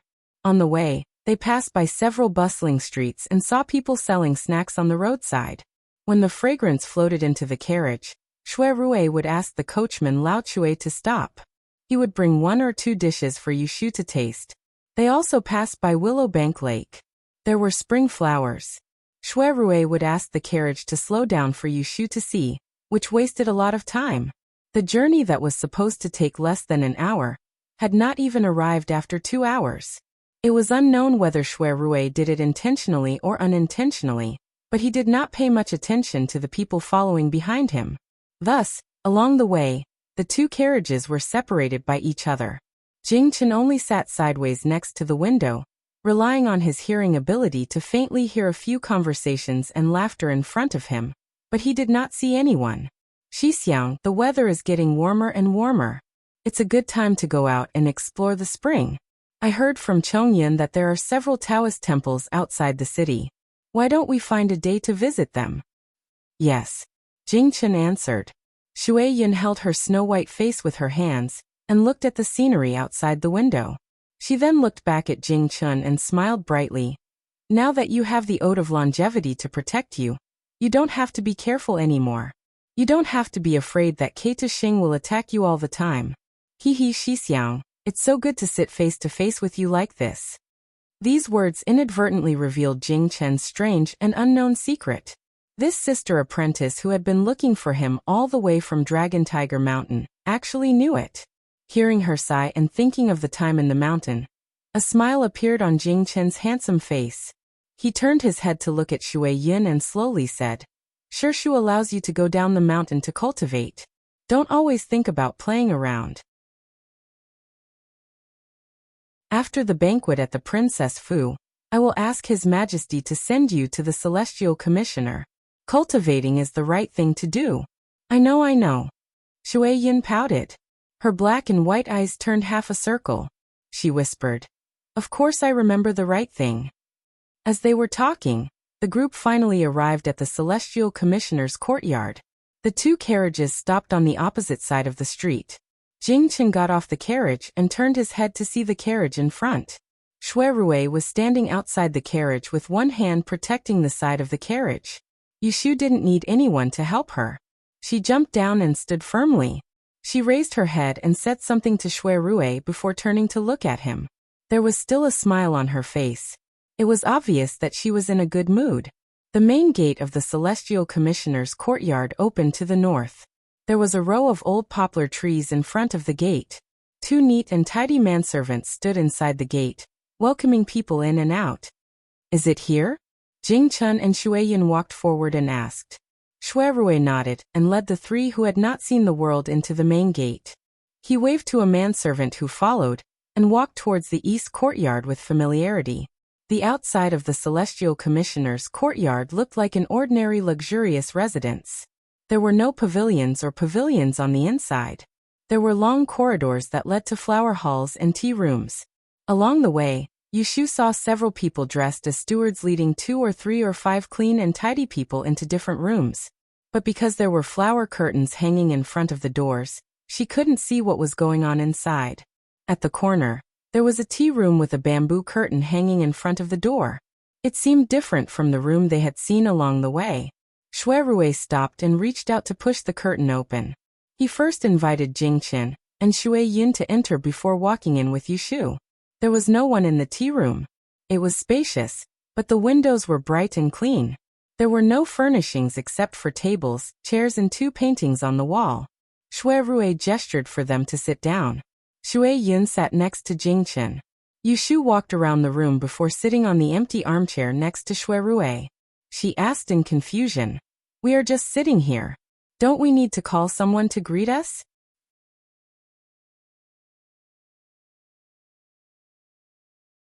Chapter 318. Yushu's group of four sat and waited for a while in a tea room in the consecrator courtyard. 2 cups of tea were exchanged before a middle-aged manager with hair and a brown fur collar walked in hastily, and he swept the room with a calm and collected expression before wiping off the sweat on his forehead. He felt strange in his heart that there were so many people here. Yet he didn't know that the other 2 were here to join in the fun. He bowed toward Shui Rui and apologized. I'm late, Lord Shui, please don't take offense. Shui Rui waited for a while, but he didn't look unhappy. He raised his hand and said, It doesn't matter. How is it? Do you have a count of the people I asked you to choose? Yushu often heard people calling Shui Rui first young master Shui, respectfully. Of course, there were also people calling him Lord Shui. It could be seen that Shui Rui preferred the latter. Of course. Lord Shui asked someone to tell me yesterday. I dare not neglect it. The middle-aged steward hurriedly took 2 steps forward and took out the booklet from under his armpit. His fingers were sticky with saliva. As he flipped through the pages, he said, There aren't many boys in the courtyard these days. There are only 4 who are well-educated, sensible, and well-behaved. I've picked them out. In terms of family background, the best is the grandson of the former Jiangzhou provincial governor, Bai Wei. He just turned 12 last month. He is good at painting and is good at both literature and martial arts. His family has a set of long boxing. His birth date is good and he is beautiful. He has been disciplined in the courtyard for a year and has a gentle temperament. If there is anything wrong with him, he just doesn't talk much. Listening to the steward's report, Jing Chen and Shui Yun, the 2 Taoist disciples, did not have any strange expressions. Only Yushu revealed a trace of surprise. She was here to pick a servant, so why was the talent that this steward mentioned was actually the descendant of an official? He did not look like someone who was suitable to be a study attendant. He was good enough to be adopted as a son. How much does it cost? In fact, Yushu didn't know much. The common servants referred to servants who had been sold. However, servants were also divided into high and low ranks. The better ones were the children of rich and powerful families. He had been educated since he was young, but he didn't let out much. Those who came close to it were poor people who sold themselves as slaves because of poverty or famine. Apart from that, there was also a type of servant who had a high status. He also had a good upbringing, his body was pure and clean, but because his family declined he was reduced to a slave because of his crimes, and entered the Ministry of Revenue's slave registry, and was detained by the imperial court, unable to escape. They could only serve others as slaves, and this type of servant could never be bought outside. Even more despicable would be the prostitutes in the brothel. That's enough. You don't have to read them out one by one, Shui Rui interrupted the middle-aged manager. Bring the people you just mentioned to me first. Let me take a look at them. Yes, sir, please wait a moment. The middle-aged steward closed the booklet and turned to Yushu. Young master, young lady, please wait a moment as well. He retreated to the door and gave the order. Not long after, servants carried 2 small tables in. For treasures of the study were placed on the table, and a pair of cushions were placed on the ground. Yushu was puzzled about what was going on when she saw the steward, who had just left, leading a few people back in. Looking closely, there were 4 youths. Their figures weren't ordinary, but they all had good looks. Their heads were lowered, and her expression couldn't be seen. But their ages were about the same, and they wore cotton robes of the same style. Their colors were different, and the most eye-catching one was the one in the middle in a blue robe. His lips were red, and his teeth were white. He was very beautiful, and no one would believe that he wasn't a child raised by a rich family. Perhaps it was because of her preconceived notions that they were all full of energy, and Yushu had a cold heart. She didn't have much sympathy for their past experiences, and how they were reduced to slaves. She was only thinking about how much it would cost to buy such a book boy. If she didn't have enough money on her, she would have to borrow from Shui Rui. Sir, these are the ones. The middle-aged steward extended his hand and pointed at Shui Rui. He then turned to the 4 youths behind him and said, "This is Lord Shui from the Supreme Court of Justice, and also the eldest son of the Minister of State. There are also the other young masters and young ladies. Why aren't you greeting them?"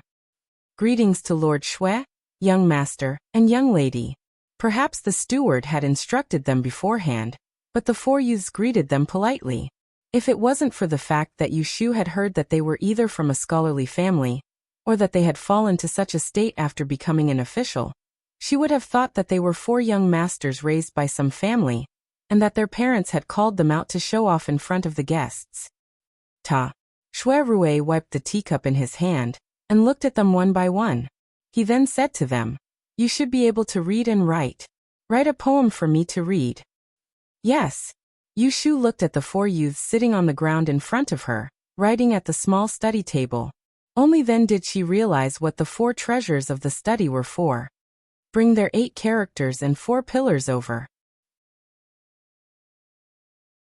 Taking advantage of the time they were writing their poems, Shui Rui took a piece of paper from the steward of the conclave and passed it to Yu Shu.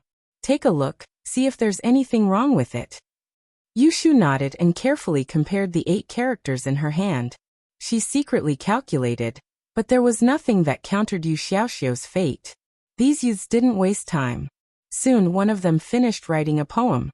The maidservant serving tea brought it to Shui Rui's hand. Shui Rui glanced at it, nodded, and handed it to Yu Shu. He casually joked, "This character's writing is better than yours. Take a look."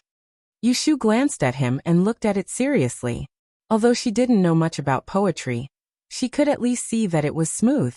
At least this 5-character sentence was something that Yu Xiaoxiu, who had only been in school for a few months, couldn't write. "Miss Yu, let me take a look."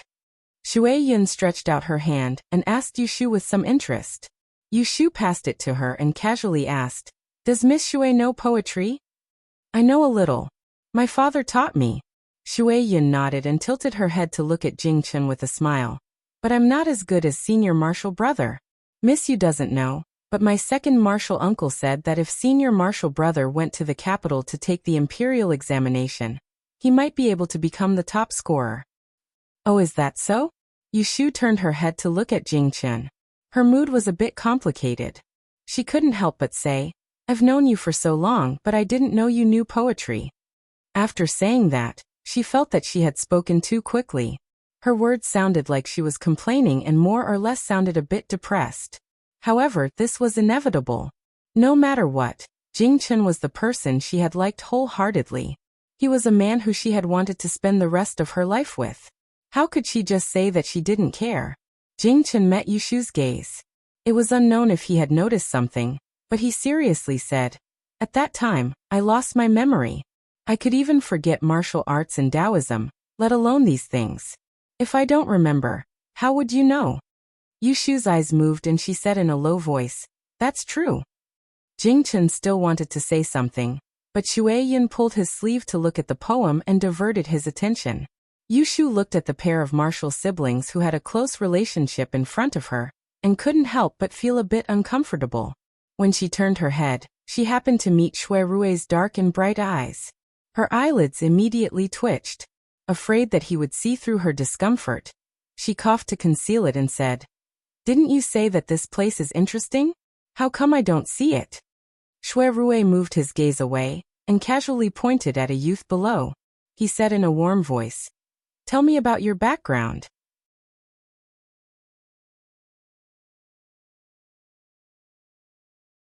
Chapter 319. Bai Ran's life experience wasn't strange, but it could be said to be full of twists and turns. His grandfather was once a high-ranking official, and he grew up in luxury. However, after his birth mother passed away, he was mistreated by his stepmother, and he suffered hardships at a young age. Later, his grandfather, Bai Wei, delayed the military plan in the northwest town 2 years ago, and angered the emperor. His entire family, old and young, were punished. Some died and some became slaves. Bai Ran was sent to the upper house, and now it had been a year. After the time it took to finish a cup of tea, Yu Shu was engrossed in listening, and she sighed slightly with emotion and sighed with emotion. She even understood where the interesting Shui Rui spoke of was. Presumably, Every single one of these young masters that had met with misfortune had a story to tell, and these stories of real people and events were much more interesting than those fake dramas fabricated by storytellers in tea houses. After the young master finishes, there is nothing else to talk about. After Byran finished his story, his face became gloomy. He retreated to the side of the desk and continued to write poems. However, his mind had already flown to somewhere else. Yushu turned her head to look at Shuirue. Shuirue commented, Bai Weiwu was a wolf in the imperial court in the past. However, he was overconfident and stubbornly acted on his own accord. Due to a moment of carelessness, our imperial court was defeated by Wala in the battle at Wang City 2 years ago.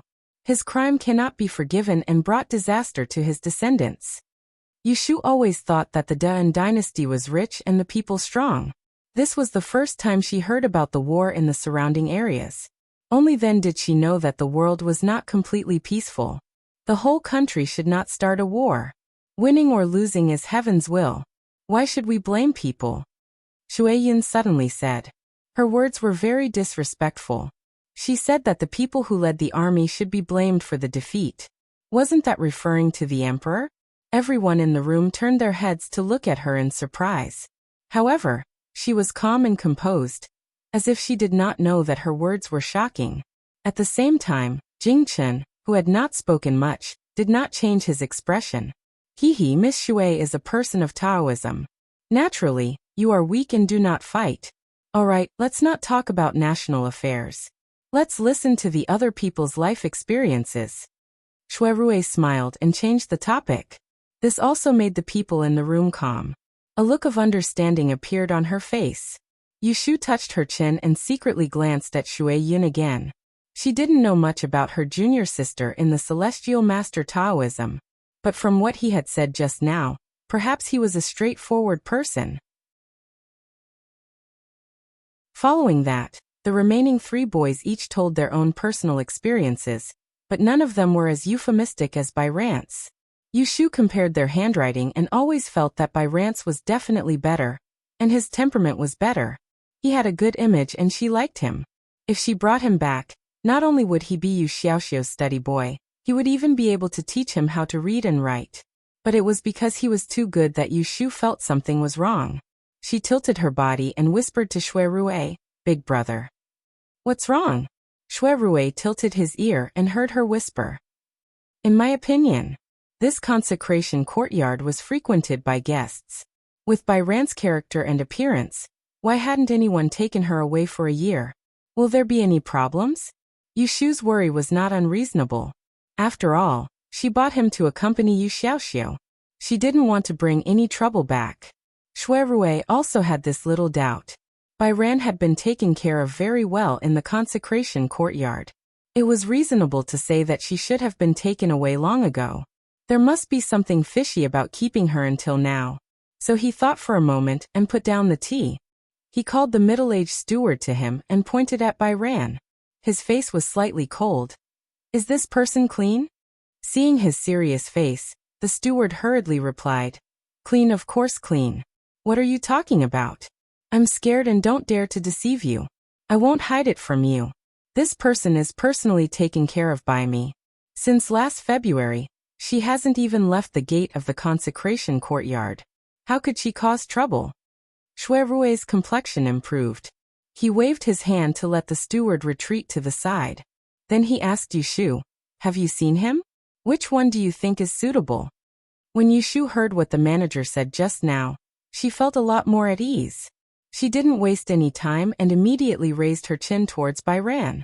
She said, Let's choose him. Based on his character, he should be compatible with little Xiao. After seeing good people, who would pick a bad one? The middle-aged steward had long seen that the person who wanted to buy the person was not Shuirue. But he didn't care about anything.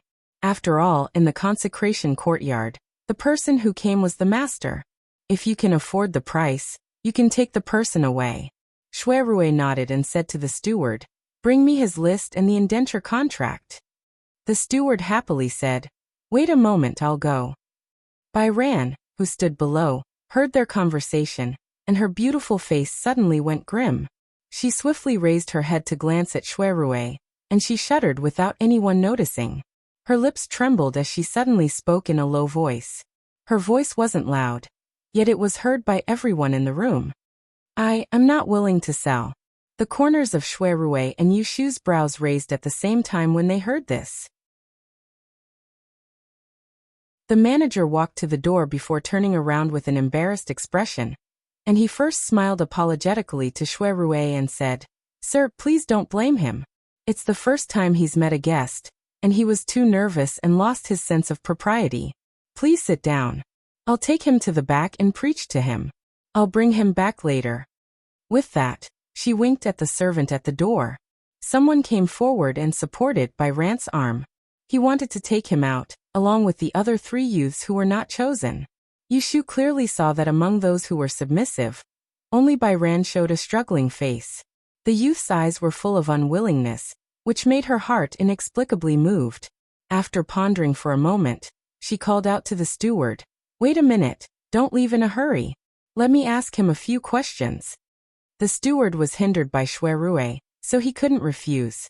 He had to stop the person and turn back to answer. "You just said that you don't want to sell yourself?" Yushu bluntly asked. Bai Ran braced himself and said, "Yes, I don't want to go out and be a slave. I'd rather stay in this consecration courtyard for a lifetime." Yushu frowned. She couldn't tell what was strange. She vaguely felt that the reason Bai Ran didn't want to sell himself was not because he couldn't bear to be a slave to serve others, but because of some other reason. Since you've entered the consecration courtyard, sooner or later you'll have to be a slave. Whether you're willing or not, it's not up to you. Why do you have to be so stubborn? Shui Rui could roughly see that Yushu was very fond of this Bai Ran to be Yu Xiaoxiu's errand boy. She also somewhat cherished talents. So with a good temper he persuaded Bai Ran. "My sworn sister is taking you back, but not for any other purpose. She has a younger brother who is smart and sensible. He's about the same age as you, and he needs an errand boy to accompany him. Their family's elders were born in Xinglin, and they opened a medical center to save people. They're kind, and although they don't come from a rich and powerful family, they're still well off. My sworn sister is a barter, and in the past, she also had a bright future. If you go to her house, there's no better place to go. Other people wouldn't even come if they begged for it, so why wouldn't you be willing?" Listening to his words, Bai Ran was stunned. He looked at Shui Rui, and then looked at Yushu. His face revealed a sudden realization, but it disappeared in a flash. He lowered his head again. After a moment he raised his head and asked Yushu, "May I ask Miss Honorable surname and great name?" Yushu stared at his expression and said, "My surname is Yu, and my given name is Shu, without a character."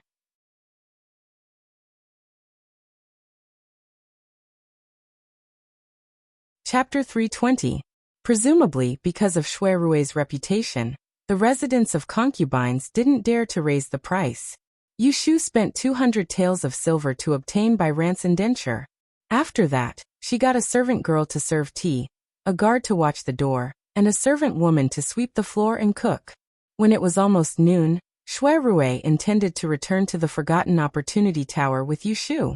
When he saw that Jing Chun and Shui Yun intended to continue following them, he invited them as well. The 2 of them didn't stand on ceremony and accepted his invitation. This time, 4 people were taken away. Except for the housekeeper who was going to be sent to Aunt Shui, the other 3 were going to be taken home. Yushu thought about it and asked Shui Rui to ask for a carriage from the supply house to send Bai Ran and others to Zhao Hui's house. After sending them away, Yushu looked at the remaining housekeeper and said to Shui Rui, "Eldest brother, I want to go to my mother's place. You and Jingchen go to Wangjilu and wait for me. Let old Chui send me." Shui Rui looked at her and turned to Jingchen. "Daozi, do you still remember where Wangjilu is?" Jingchen nodded his head. He had been to that restaurant several times and knew the way. Shui Rui said, "Then you and Miss Shui go first. I will accompany Shu. Let's meet in Wangjilu later."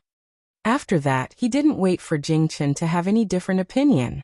He pointed to his carriage and let Yushu get on it first. Yushu hesitated for a moment and then got on the carriage. After thinking for a moment, she opened the curtain and said to Jingchen, who was standing on the side of the road, "See you later." Shui Rui also got on the carriage. The maidservant was arranged to sit next to the coachman Lao Chue. The carriage started to move slowly. Jing Chen watched as the carriage disappeared around the corner. Only then did he hear Shui Yin calling him. Senior brother, let's get in the car too. It's a little cold outside. Shui Yin tugged at Jing Chen's sleeves. The weather in the morning was fine, but now it had turned cloudy. The cold wind at the intersection blew, making her face turn red. Jing Chen turned his head and saw her shrinking her neck. He remembered that she had just recovered from her illness, so he stopped thinking. He hurriedly let her into the car.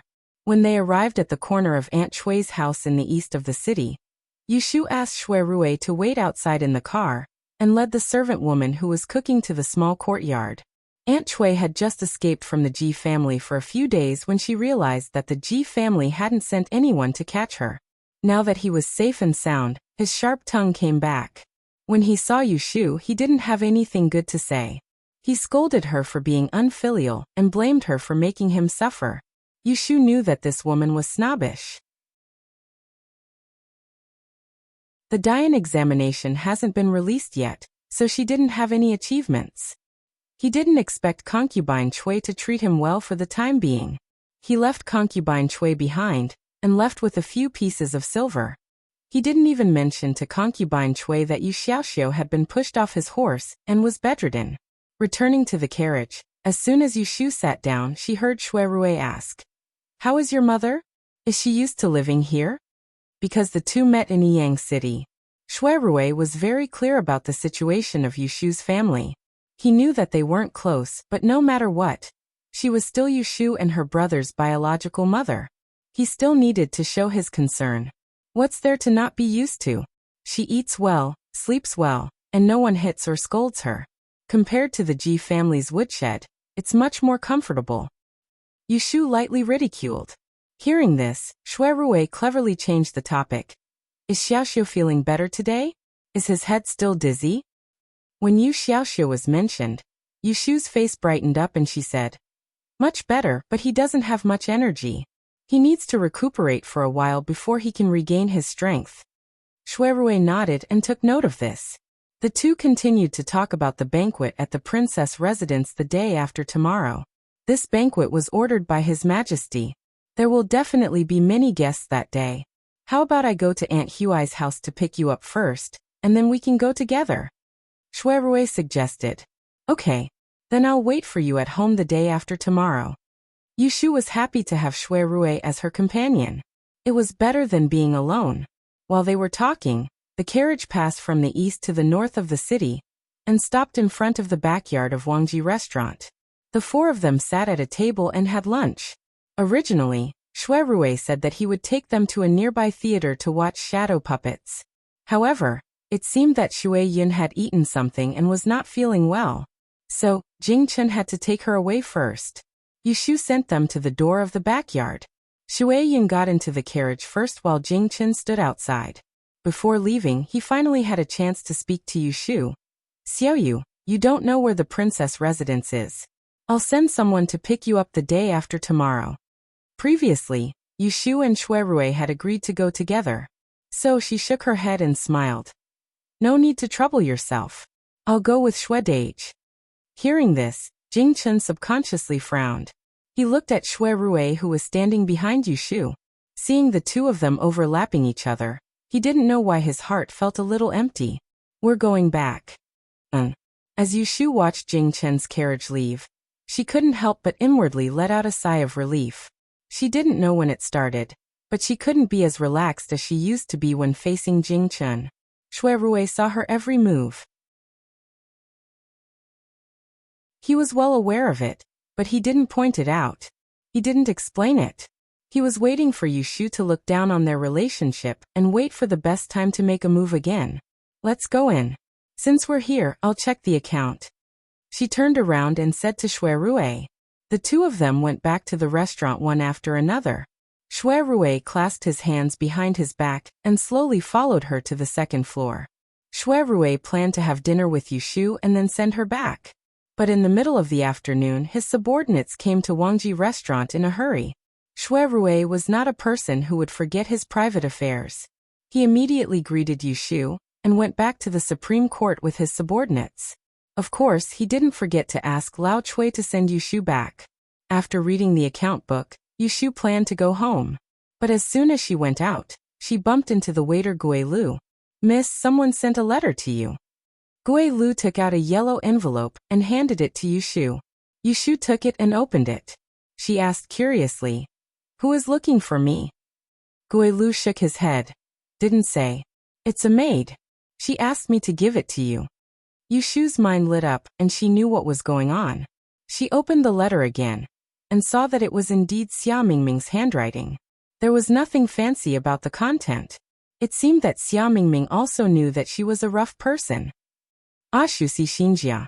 We agreed to meet at the end of the month. I've been waiting bitterly, but I've been waiting for so long." After reading the letter, Yushu patted her head. Things were so messy these days that she forgot about the meeting with Xia Mingming. On the day of the Lantern Festival, Xia Mingming and Ji Xingxuan had caused a ruckus at the Wangji Tower and were caught by her. It had been half a month since then, and the two of them had been communicating through letters, but they hadn't met in private once. She heard from Shui Rui that Xia Mingming was going to be the 9th prince's wife. She was worried about her. She had to see Xia Mingming in person first. "Where is the person who sent the letter?" Yushu looked up and asked. Gui Lu said, "He left the letter and left." Yushu nodded and folded the letter. She put it in her arms. "Go and ask old Chui to send me home." Gui Lu replied with an eh. Not long after, he came back with a red food box. "What is this?" Yushu asked as she locked the door. Gui Lu smiled. "Young master asked the kitchen to stew it when he came this afternoon. He said that he wanted to bring it back for young master to eat."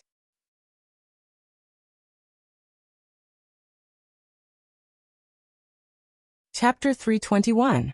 In the evening, when Yushu returned home, Yu Xiaoxiu had already met Bai Ran. From Bai Ran's mouth, he found out that Yushu had bought him a page boy. After dinner, Yushu called the people she bought today to Zhao Hui. Zhao Hui kindly recognized them and assigned them detailed tasks to do. She also arranged a place for them to eat and sleep. Then, Yushu pretended to be a blackface and reprimanded them a few words before letting them go with Shin Mama. After they left, Zhao Hui asked her about Bai Ran. Yushu said that Bai Ran was a scholarly son who had fallen on hard times. In the morning, when she took him out of the senior's courtyard, she told Bai Ran not to tell the family about his life.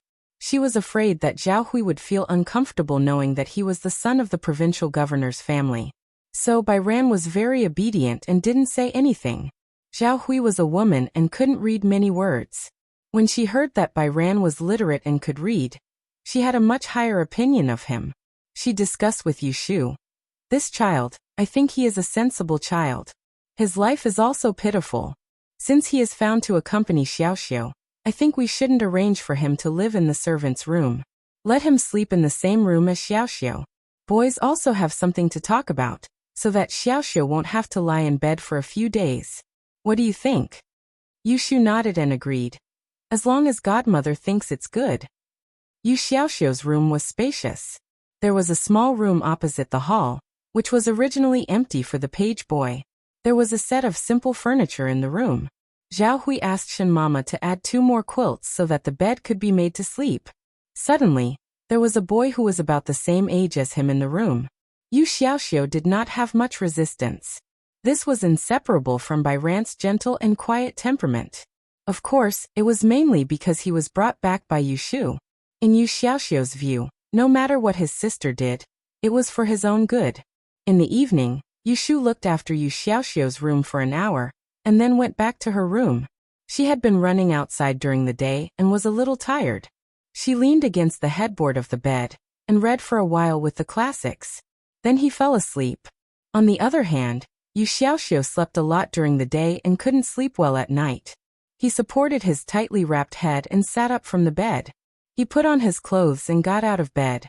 Just as he was about to find a book on the table to read, he heard a soft voice outside the door. "Young master, have you rested?" After hesitating for a moment, Yu Xiaoxiu walked over to open the door and saw Bai Ran standing in the dim light. Bai Ran was looking at him with some embarrassment. The boy had not grown up yet, and he was at most 2 fingers taller than him. Young master, did I disturb your rest? Hearing such a polite boy call himself a villain and respectfully call him young master, Yu Xiaoxiu scratched his neck and shook his head uncomfortably. No. I haven't slept yet. I haven't slept yet. What do you want? Bai Ran bowed her head and said, I just got up to check the door and window. I saw that the light in your room was still on. So I asked about it. Young master is injured. Don't stay up late. It's better to rest early. If there's anything, just call me. I'm sleeping opposite you. I can hear you. Yu Xiaoxiu was the same as Yu Shu. If you respect me, I will respect you tenfold. After listening to his caring words, he immediately had a good impression of Bai Ran. Just as he was bored and couldn't sleep, he moved sideways to make way for him and called him in. I have been sleeping during the day. This will make me dizzy lying in bed, so I got up to find a book to read. Come and accompany me. When Yu Xiaoxiu was in Yiyang City, he was often bullied by others. Because his family was poor, he was often bullied by others. His temperament was eccentric, and he had an inferiority complex. When he was a teenager, he was still a little gloomy. After he followed Yu Shu to the capital, his personality gradually became more cheerful. A boy of his age loved to make friends. He felt that Bai Ran was a newcomer and sold herself as a slave. She didn't even have a relative. Yes, young master. Bai Ran followed Yu Xiaoxiu's intention and entered his room. He looked around the room. He had been here during the day. The size of this room, compared with his residence when he was a young master in Jiangzhou's Bai Mansion, was really small. However, even though the house was small, it had everything it needed. There was a desk, a bookshelf, a vase, calligraphy, and paintings. It had everything it needed, and it was clean and tidy. There was even a brand new short bow hanging on the wall. For a family like this, it was quite rare. It could be seen that Yu Xiaoxiu was very spoiled at home. Don't stand, sit down. Yu Xiaoxiu pointed to the tea chair and took the lead to sit down. He opened the gauze button on the tea table. There were 2 plates of delicate and small desserts. They were brought back by Yu Shu from Wangji Building, and were specially prepared for Yu Xiaoxiu by Shuirui's order. A piece of suha blowing leaves and a piece of candied peach cake were Yu Xiaoxiu's favorite sweets. Yu Xiaoxiu had eaten a lot at dinner, so he didn't have time to taste the desserts. He was hungry in the middle of the night, so he picked up a piece and stuffed it into his mouth. He handed another piece to Bai Ran and said, Try it. Thank you, young master. Bai Ran had been taught in the Institute for Concubines for a year. He learned a lot about people's expressions. He could see that Yu Xiaoxiu liked him. He breathed a sigh of relief and took a bite of the dessert. The faint fragrance of lotus spread in his mouth. It was so sweet that he was stunned and triggered a vague memory. This dessert. Well, what? Yu Xiaoxiu didn't understand what Bai Ran said, so he looked up and asked him. Bai Ran came to his senses and smiled implicitly. This dessert is really delicious. Yu Xiaoxiu didn't think much and generously pushed the plate in front of him. If it's delicious, you can eat more. Wait here, I'll go pour some tea. Then he stood up and walked to the bedside to pick up the teapot. Bai Ran saw this and hurriedly stood up to stop him. Young master, don't move, let me do it. Seeing that he was flustered, Yu Xiaoxiu touched his head and sat back. When he came to pour tea, he stared at him for a while and suddenly said, That Bai Ran, right? My sister said that you should study with me in the future, and see each other all day. Don't call yourself a villain in the future. I feel uncomfortable. What do you think? Bai Ran, who was pouring tea, paused and raised his head to look at Yu Xiaoxiu. Under the light, his eyes met with Yu Xiaoxiu's simple and pure eyes. He couldn't help but grin and nod. All right. Yu Xiaoxiu felt comfortable. He felt that he was a little closer to this fair and clean boy in front of him. He stretched out his hand and patted him on the shoulder with a smile. My sister said that you can read. Did you go to school before? Yu Xiaoxiu asked curiously. Yes, I went to home school for 2 years. Bai Ran replied modestly. That's good. I've only studied in textbooks for a few months. There are many words that I don't recognize. Yu Xiaoxiu said enviously. There are words that I don't know either. Young master, where are you going to school now? In Baichuan Academy. Have you heard of it? It's in the north of the city. When my injury is healed, I'll take you to the academy. Oh right, do you know how to ride a horse?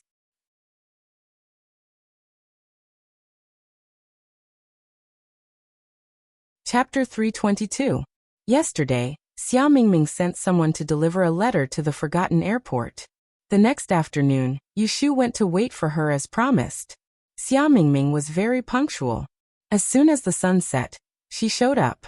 Yushu asked the shopkeeper in the front building, Old Lin, to keep an eye out for Xia Mingming. When Xia Mingming appeared, he immediately led her to the back building to meet her. Knock knock. Lin Fu knocked on the door on the second floor. Miss Xia is here.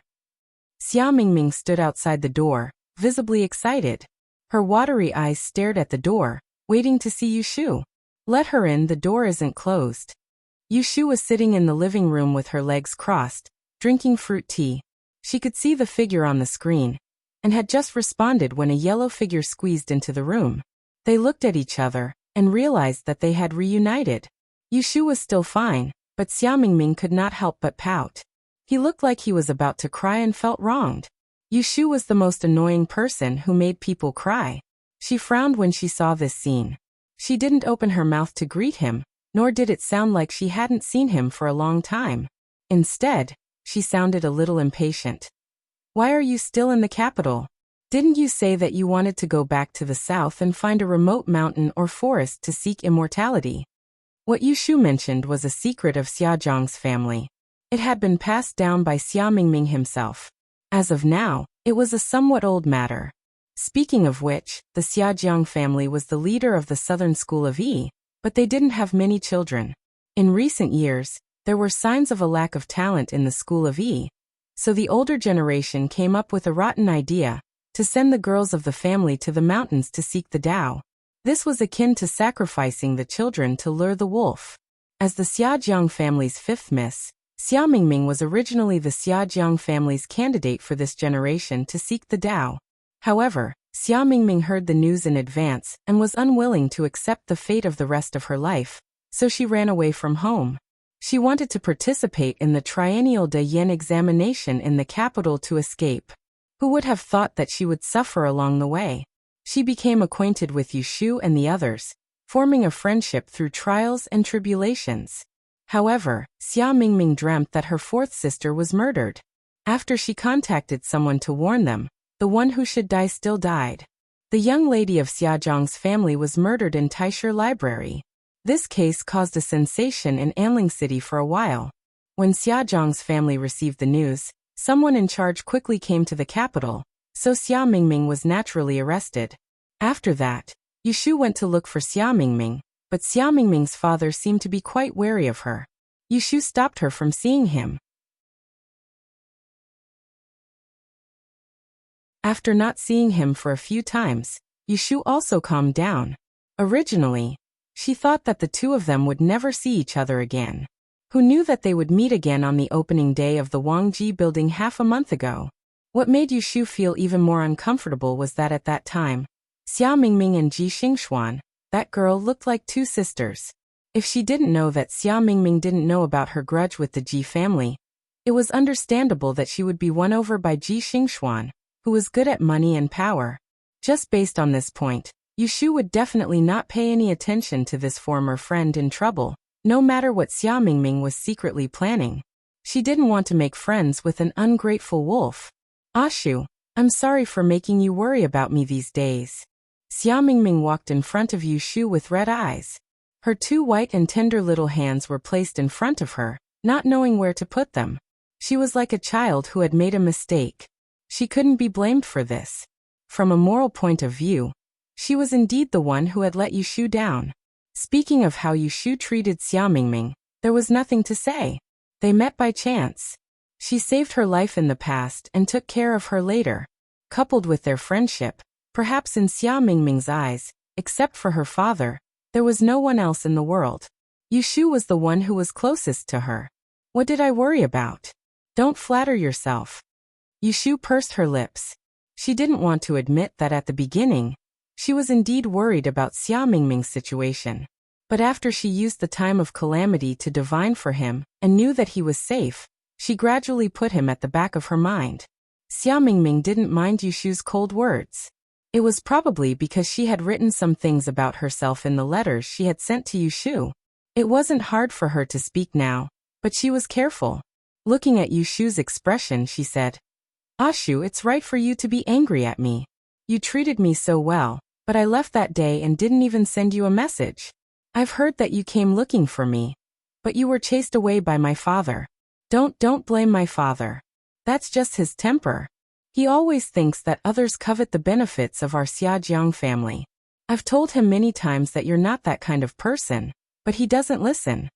As she mentioned it, Yushu remembered that day when Qiu Biao and Bai Qing bumped into her in the capital and wanted to kill her. She went to the Xiajiang family for help, but was rejected by the Xiajiang family. She couldn't help but snort and say in a bad mood, "You're wrong. I'm that kind of person. The few hundred taels of silver that your father asked someone to give me as a reward is still in my cabinet. Since I've accepted the gift, we're even." Seeing her cold attitude, Xia Mingming was scared. She really wanted to break up with her. Her tears fell again. She was usually eloquent, but at this moment, she could only choke with tears. Don't be angry with me, Ashu. Sob, sob, sob." Seeing that she was crying so sadly, Yushu knew that she had scared her enough. She wasn't angry, but mainly to test how many old feelings Xia Mingming still had in her heart. If there were less, then she could save the rest of her words. After all, she wasn't someone who had nothing better to do. Why should she bother with a person who wasn't worth it? She could just say a few perfunctory words and send him away. Yushu's face softened. She sighed pretentiously. She stretched out her arm to hold Xia Mingming's cold little hand and pulled her to sit beside her. She casually grabbed the handkerchief on the table and wiped her face with it. Xia Mingming didn't realize that she was almost treated as a passerby by Yushu. Seeing that Yushu's attitude had improved, she was stunned for a moment, and then cried even harder. It seemed that she wanted to vent all the worries and fears of these days. She held Yushu's hand that was wiping her tears and cried loudly on her shoulder. Hearing this devilish voice piercing her ears, Yushu had to exert a great deal of effort to restrain herself from turning hostile again. She raised her hand and then lowered it again, gently patting Xiang Xiaolong's back. Hitting someone with a stick and then giving them a carrot was her usual trick of coaxing people. It was effortless. All right, I'm just teasing you. All right, you brought people to my restaurant to make trouble, and you don't allow me to lose my temper? You're a big girl, yet your snot and tears are everywhere. Don't be ashamed. Don't cry, or your eyes will be swollen. If your father sees it when you go home, he will be suspicious. Did you sneak out today? And Xia Mingming raised her tear-stained pear blossom head from her shoulder. It wasn't as embarrassing as Yushu said. Instead, she was beautiful. She nodded and sniffled. And last time I made trouble in the restaurant, my father punished me to not go out. Ashu, you really don't blame me?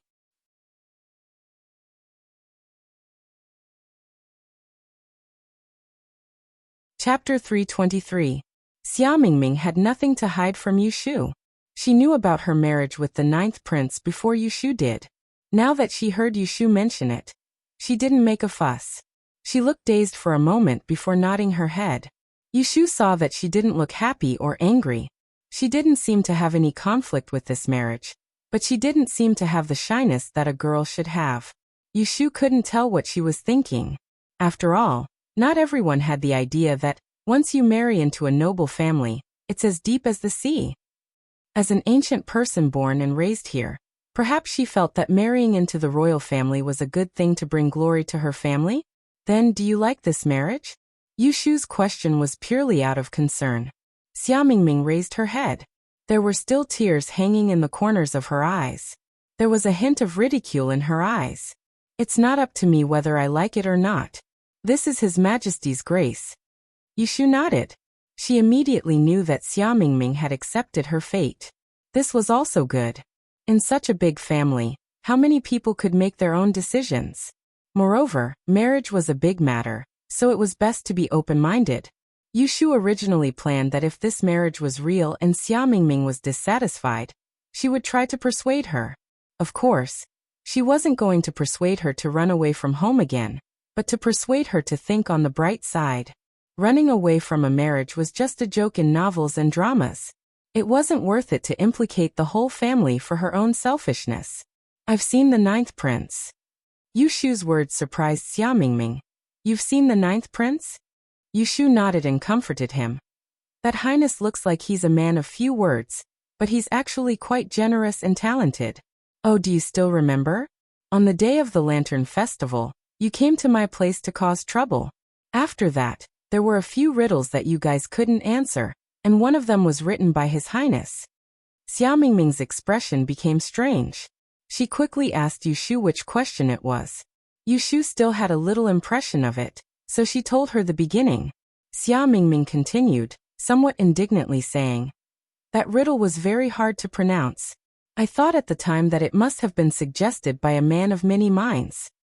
Then, she thought of something and looked around the room. She pulled Yushu's hand and asked, who owns this restaurant? Why is it that even the Ninth Prince came to support us on the day of the opening? How are you managing things? Aren't you going to set up a stall in Autumn Osmanthus Lane for fortune-telling? Yushu did not answer but asked, tell me first. What's going on between you and that Ji Xingxuan? Why did you suddenly come to cause trouble that day? It seems like you did it on purpose. Being stared at by Yushu, Xia Mingming didn't dare to look straight at her. He shifted his position uncomfortably and said awkwardly, I was just having fun on the spur of the moment. Of course I won't mess around.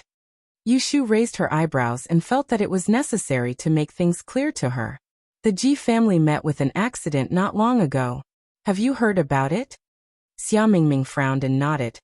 Although I didn't go out, I heard from my father that the right judge of the Ji family was corrupt and dared to steal the Dian examination questions. He was exposed and committed suicide in court to escape punishment. Yushu saw that she knew about it, so she skipped the explanation and told the truth. That's right.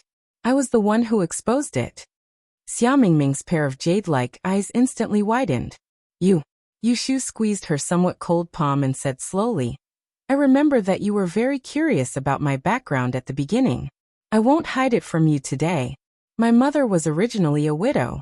A few years ago, she remarried into the Yishueji family in Yiyang City, and became a concubine of the third master.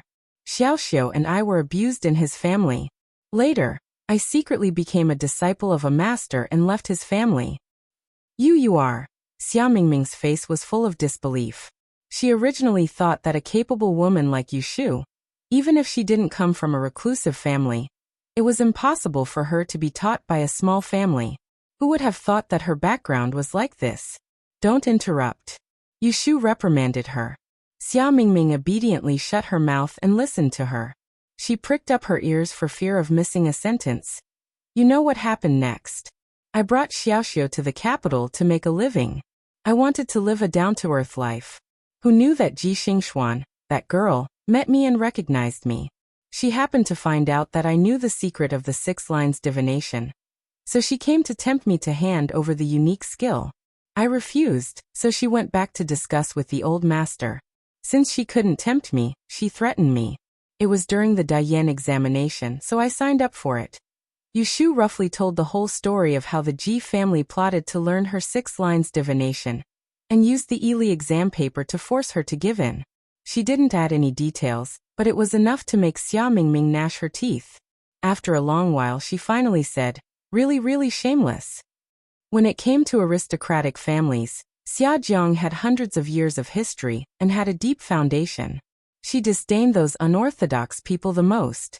Xia Mingming had been influenced by what she saw and heard since she was a child. Regarding the Ji family's greedy behavior of plotting to learn other people's unique skill, it was not much more than burning, killing, and plundering. Moreover, she begged Yushu in every way to teach her the 6 lines divination. Yushu was calm. Seeing that Xia Mingming felt unfair for her, she pretended to be generous and waved her hand, saying, Death is a big deal. The old master of the Ji family asked for it. Evil has its retribution, so let's not talk about his merits. As for the matter of him stealing the exam paper, I accidentally discovered it and was forced to report him. It wasn't a capital crime, but he wanted to protect Ji Xingxuan's innocence and brought about his own death. In short, I have already formed a deep hatred with the Ji family. I'm afraid that Ji Xingxuan is the one who wants me dead. I'm telling you all this to tell you that if you still want to interact with me in the future, stay away from that Ji Xingxuan. If you want to benefit from both sides, get out of my sight as soon as possible. Yushu's words were too harsh. She knew clearly that Xia Mingming was nervous, but she didn't soften. How could she not know what this girl was planning? It was because Xia Jiangying's murder case was too strange. She was unwilling to accept it, and wanted to get close to Ji Xingxuan to find out the truth of the murder case. But how could a fox's tail be so easily revealed? Ji Xingxuan was a shrewd person. She must have already seen through Xia Mingming's ulterior motives. With her 4th Mrs. level, it would be a piece of cake for her to trick Xia Mingming. Xia Mingming could barely be considered as half a teammate now. In the future, they would fight monsters together and level up. How could Yushu stand to see her being tricked? Tricking Xia Mingming was the same as tricking herself. If she wanted to seek revenge for her sister, she could, but she had to train her body first. Yushu made her words clear. Xia Mingming was conflicted. In the end, her reliance on Yushu won the upper hand. Her eyes darkened. She thought to herself that revenge couldn't be rushed. The real culprit would be found sooner or later. She threw away the burden of her thoughts and shook Yushu's hand. In a soft and coquettish voice she said, "I'll listen to you. I'll stay away from her, alright?" You're tuning in to the Li Mei's Sword of Destiny YouTube channel. We're so grateful for your support, and don't forget to subscribe to join us on this incredible journey through captivating stories. Your generosity through donations truly makes a world of difference, as it's the primary source of revenue that allows me to expand and enhance this channel for you. Thank you from the bottom of my heart for being a part of this adventure.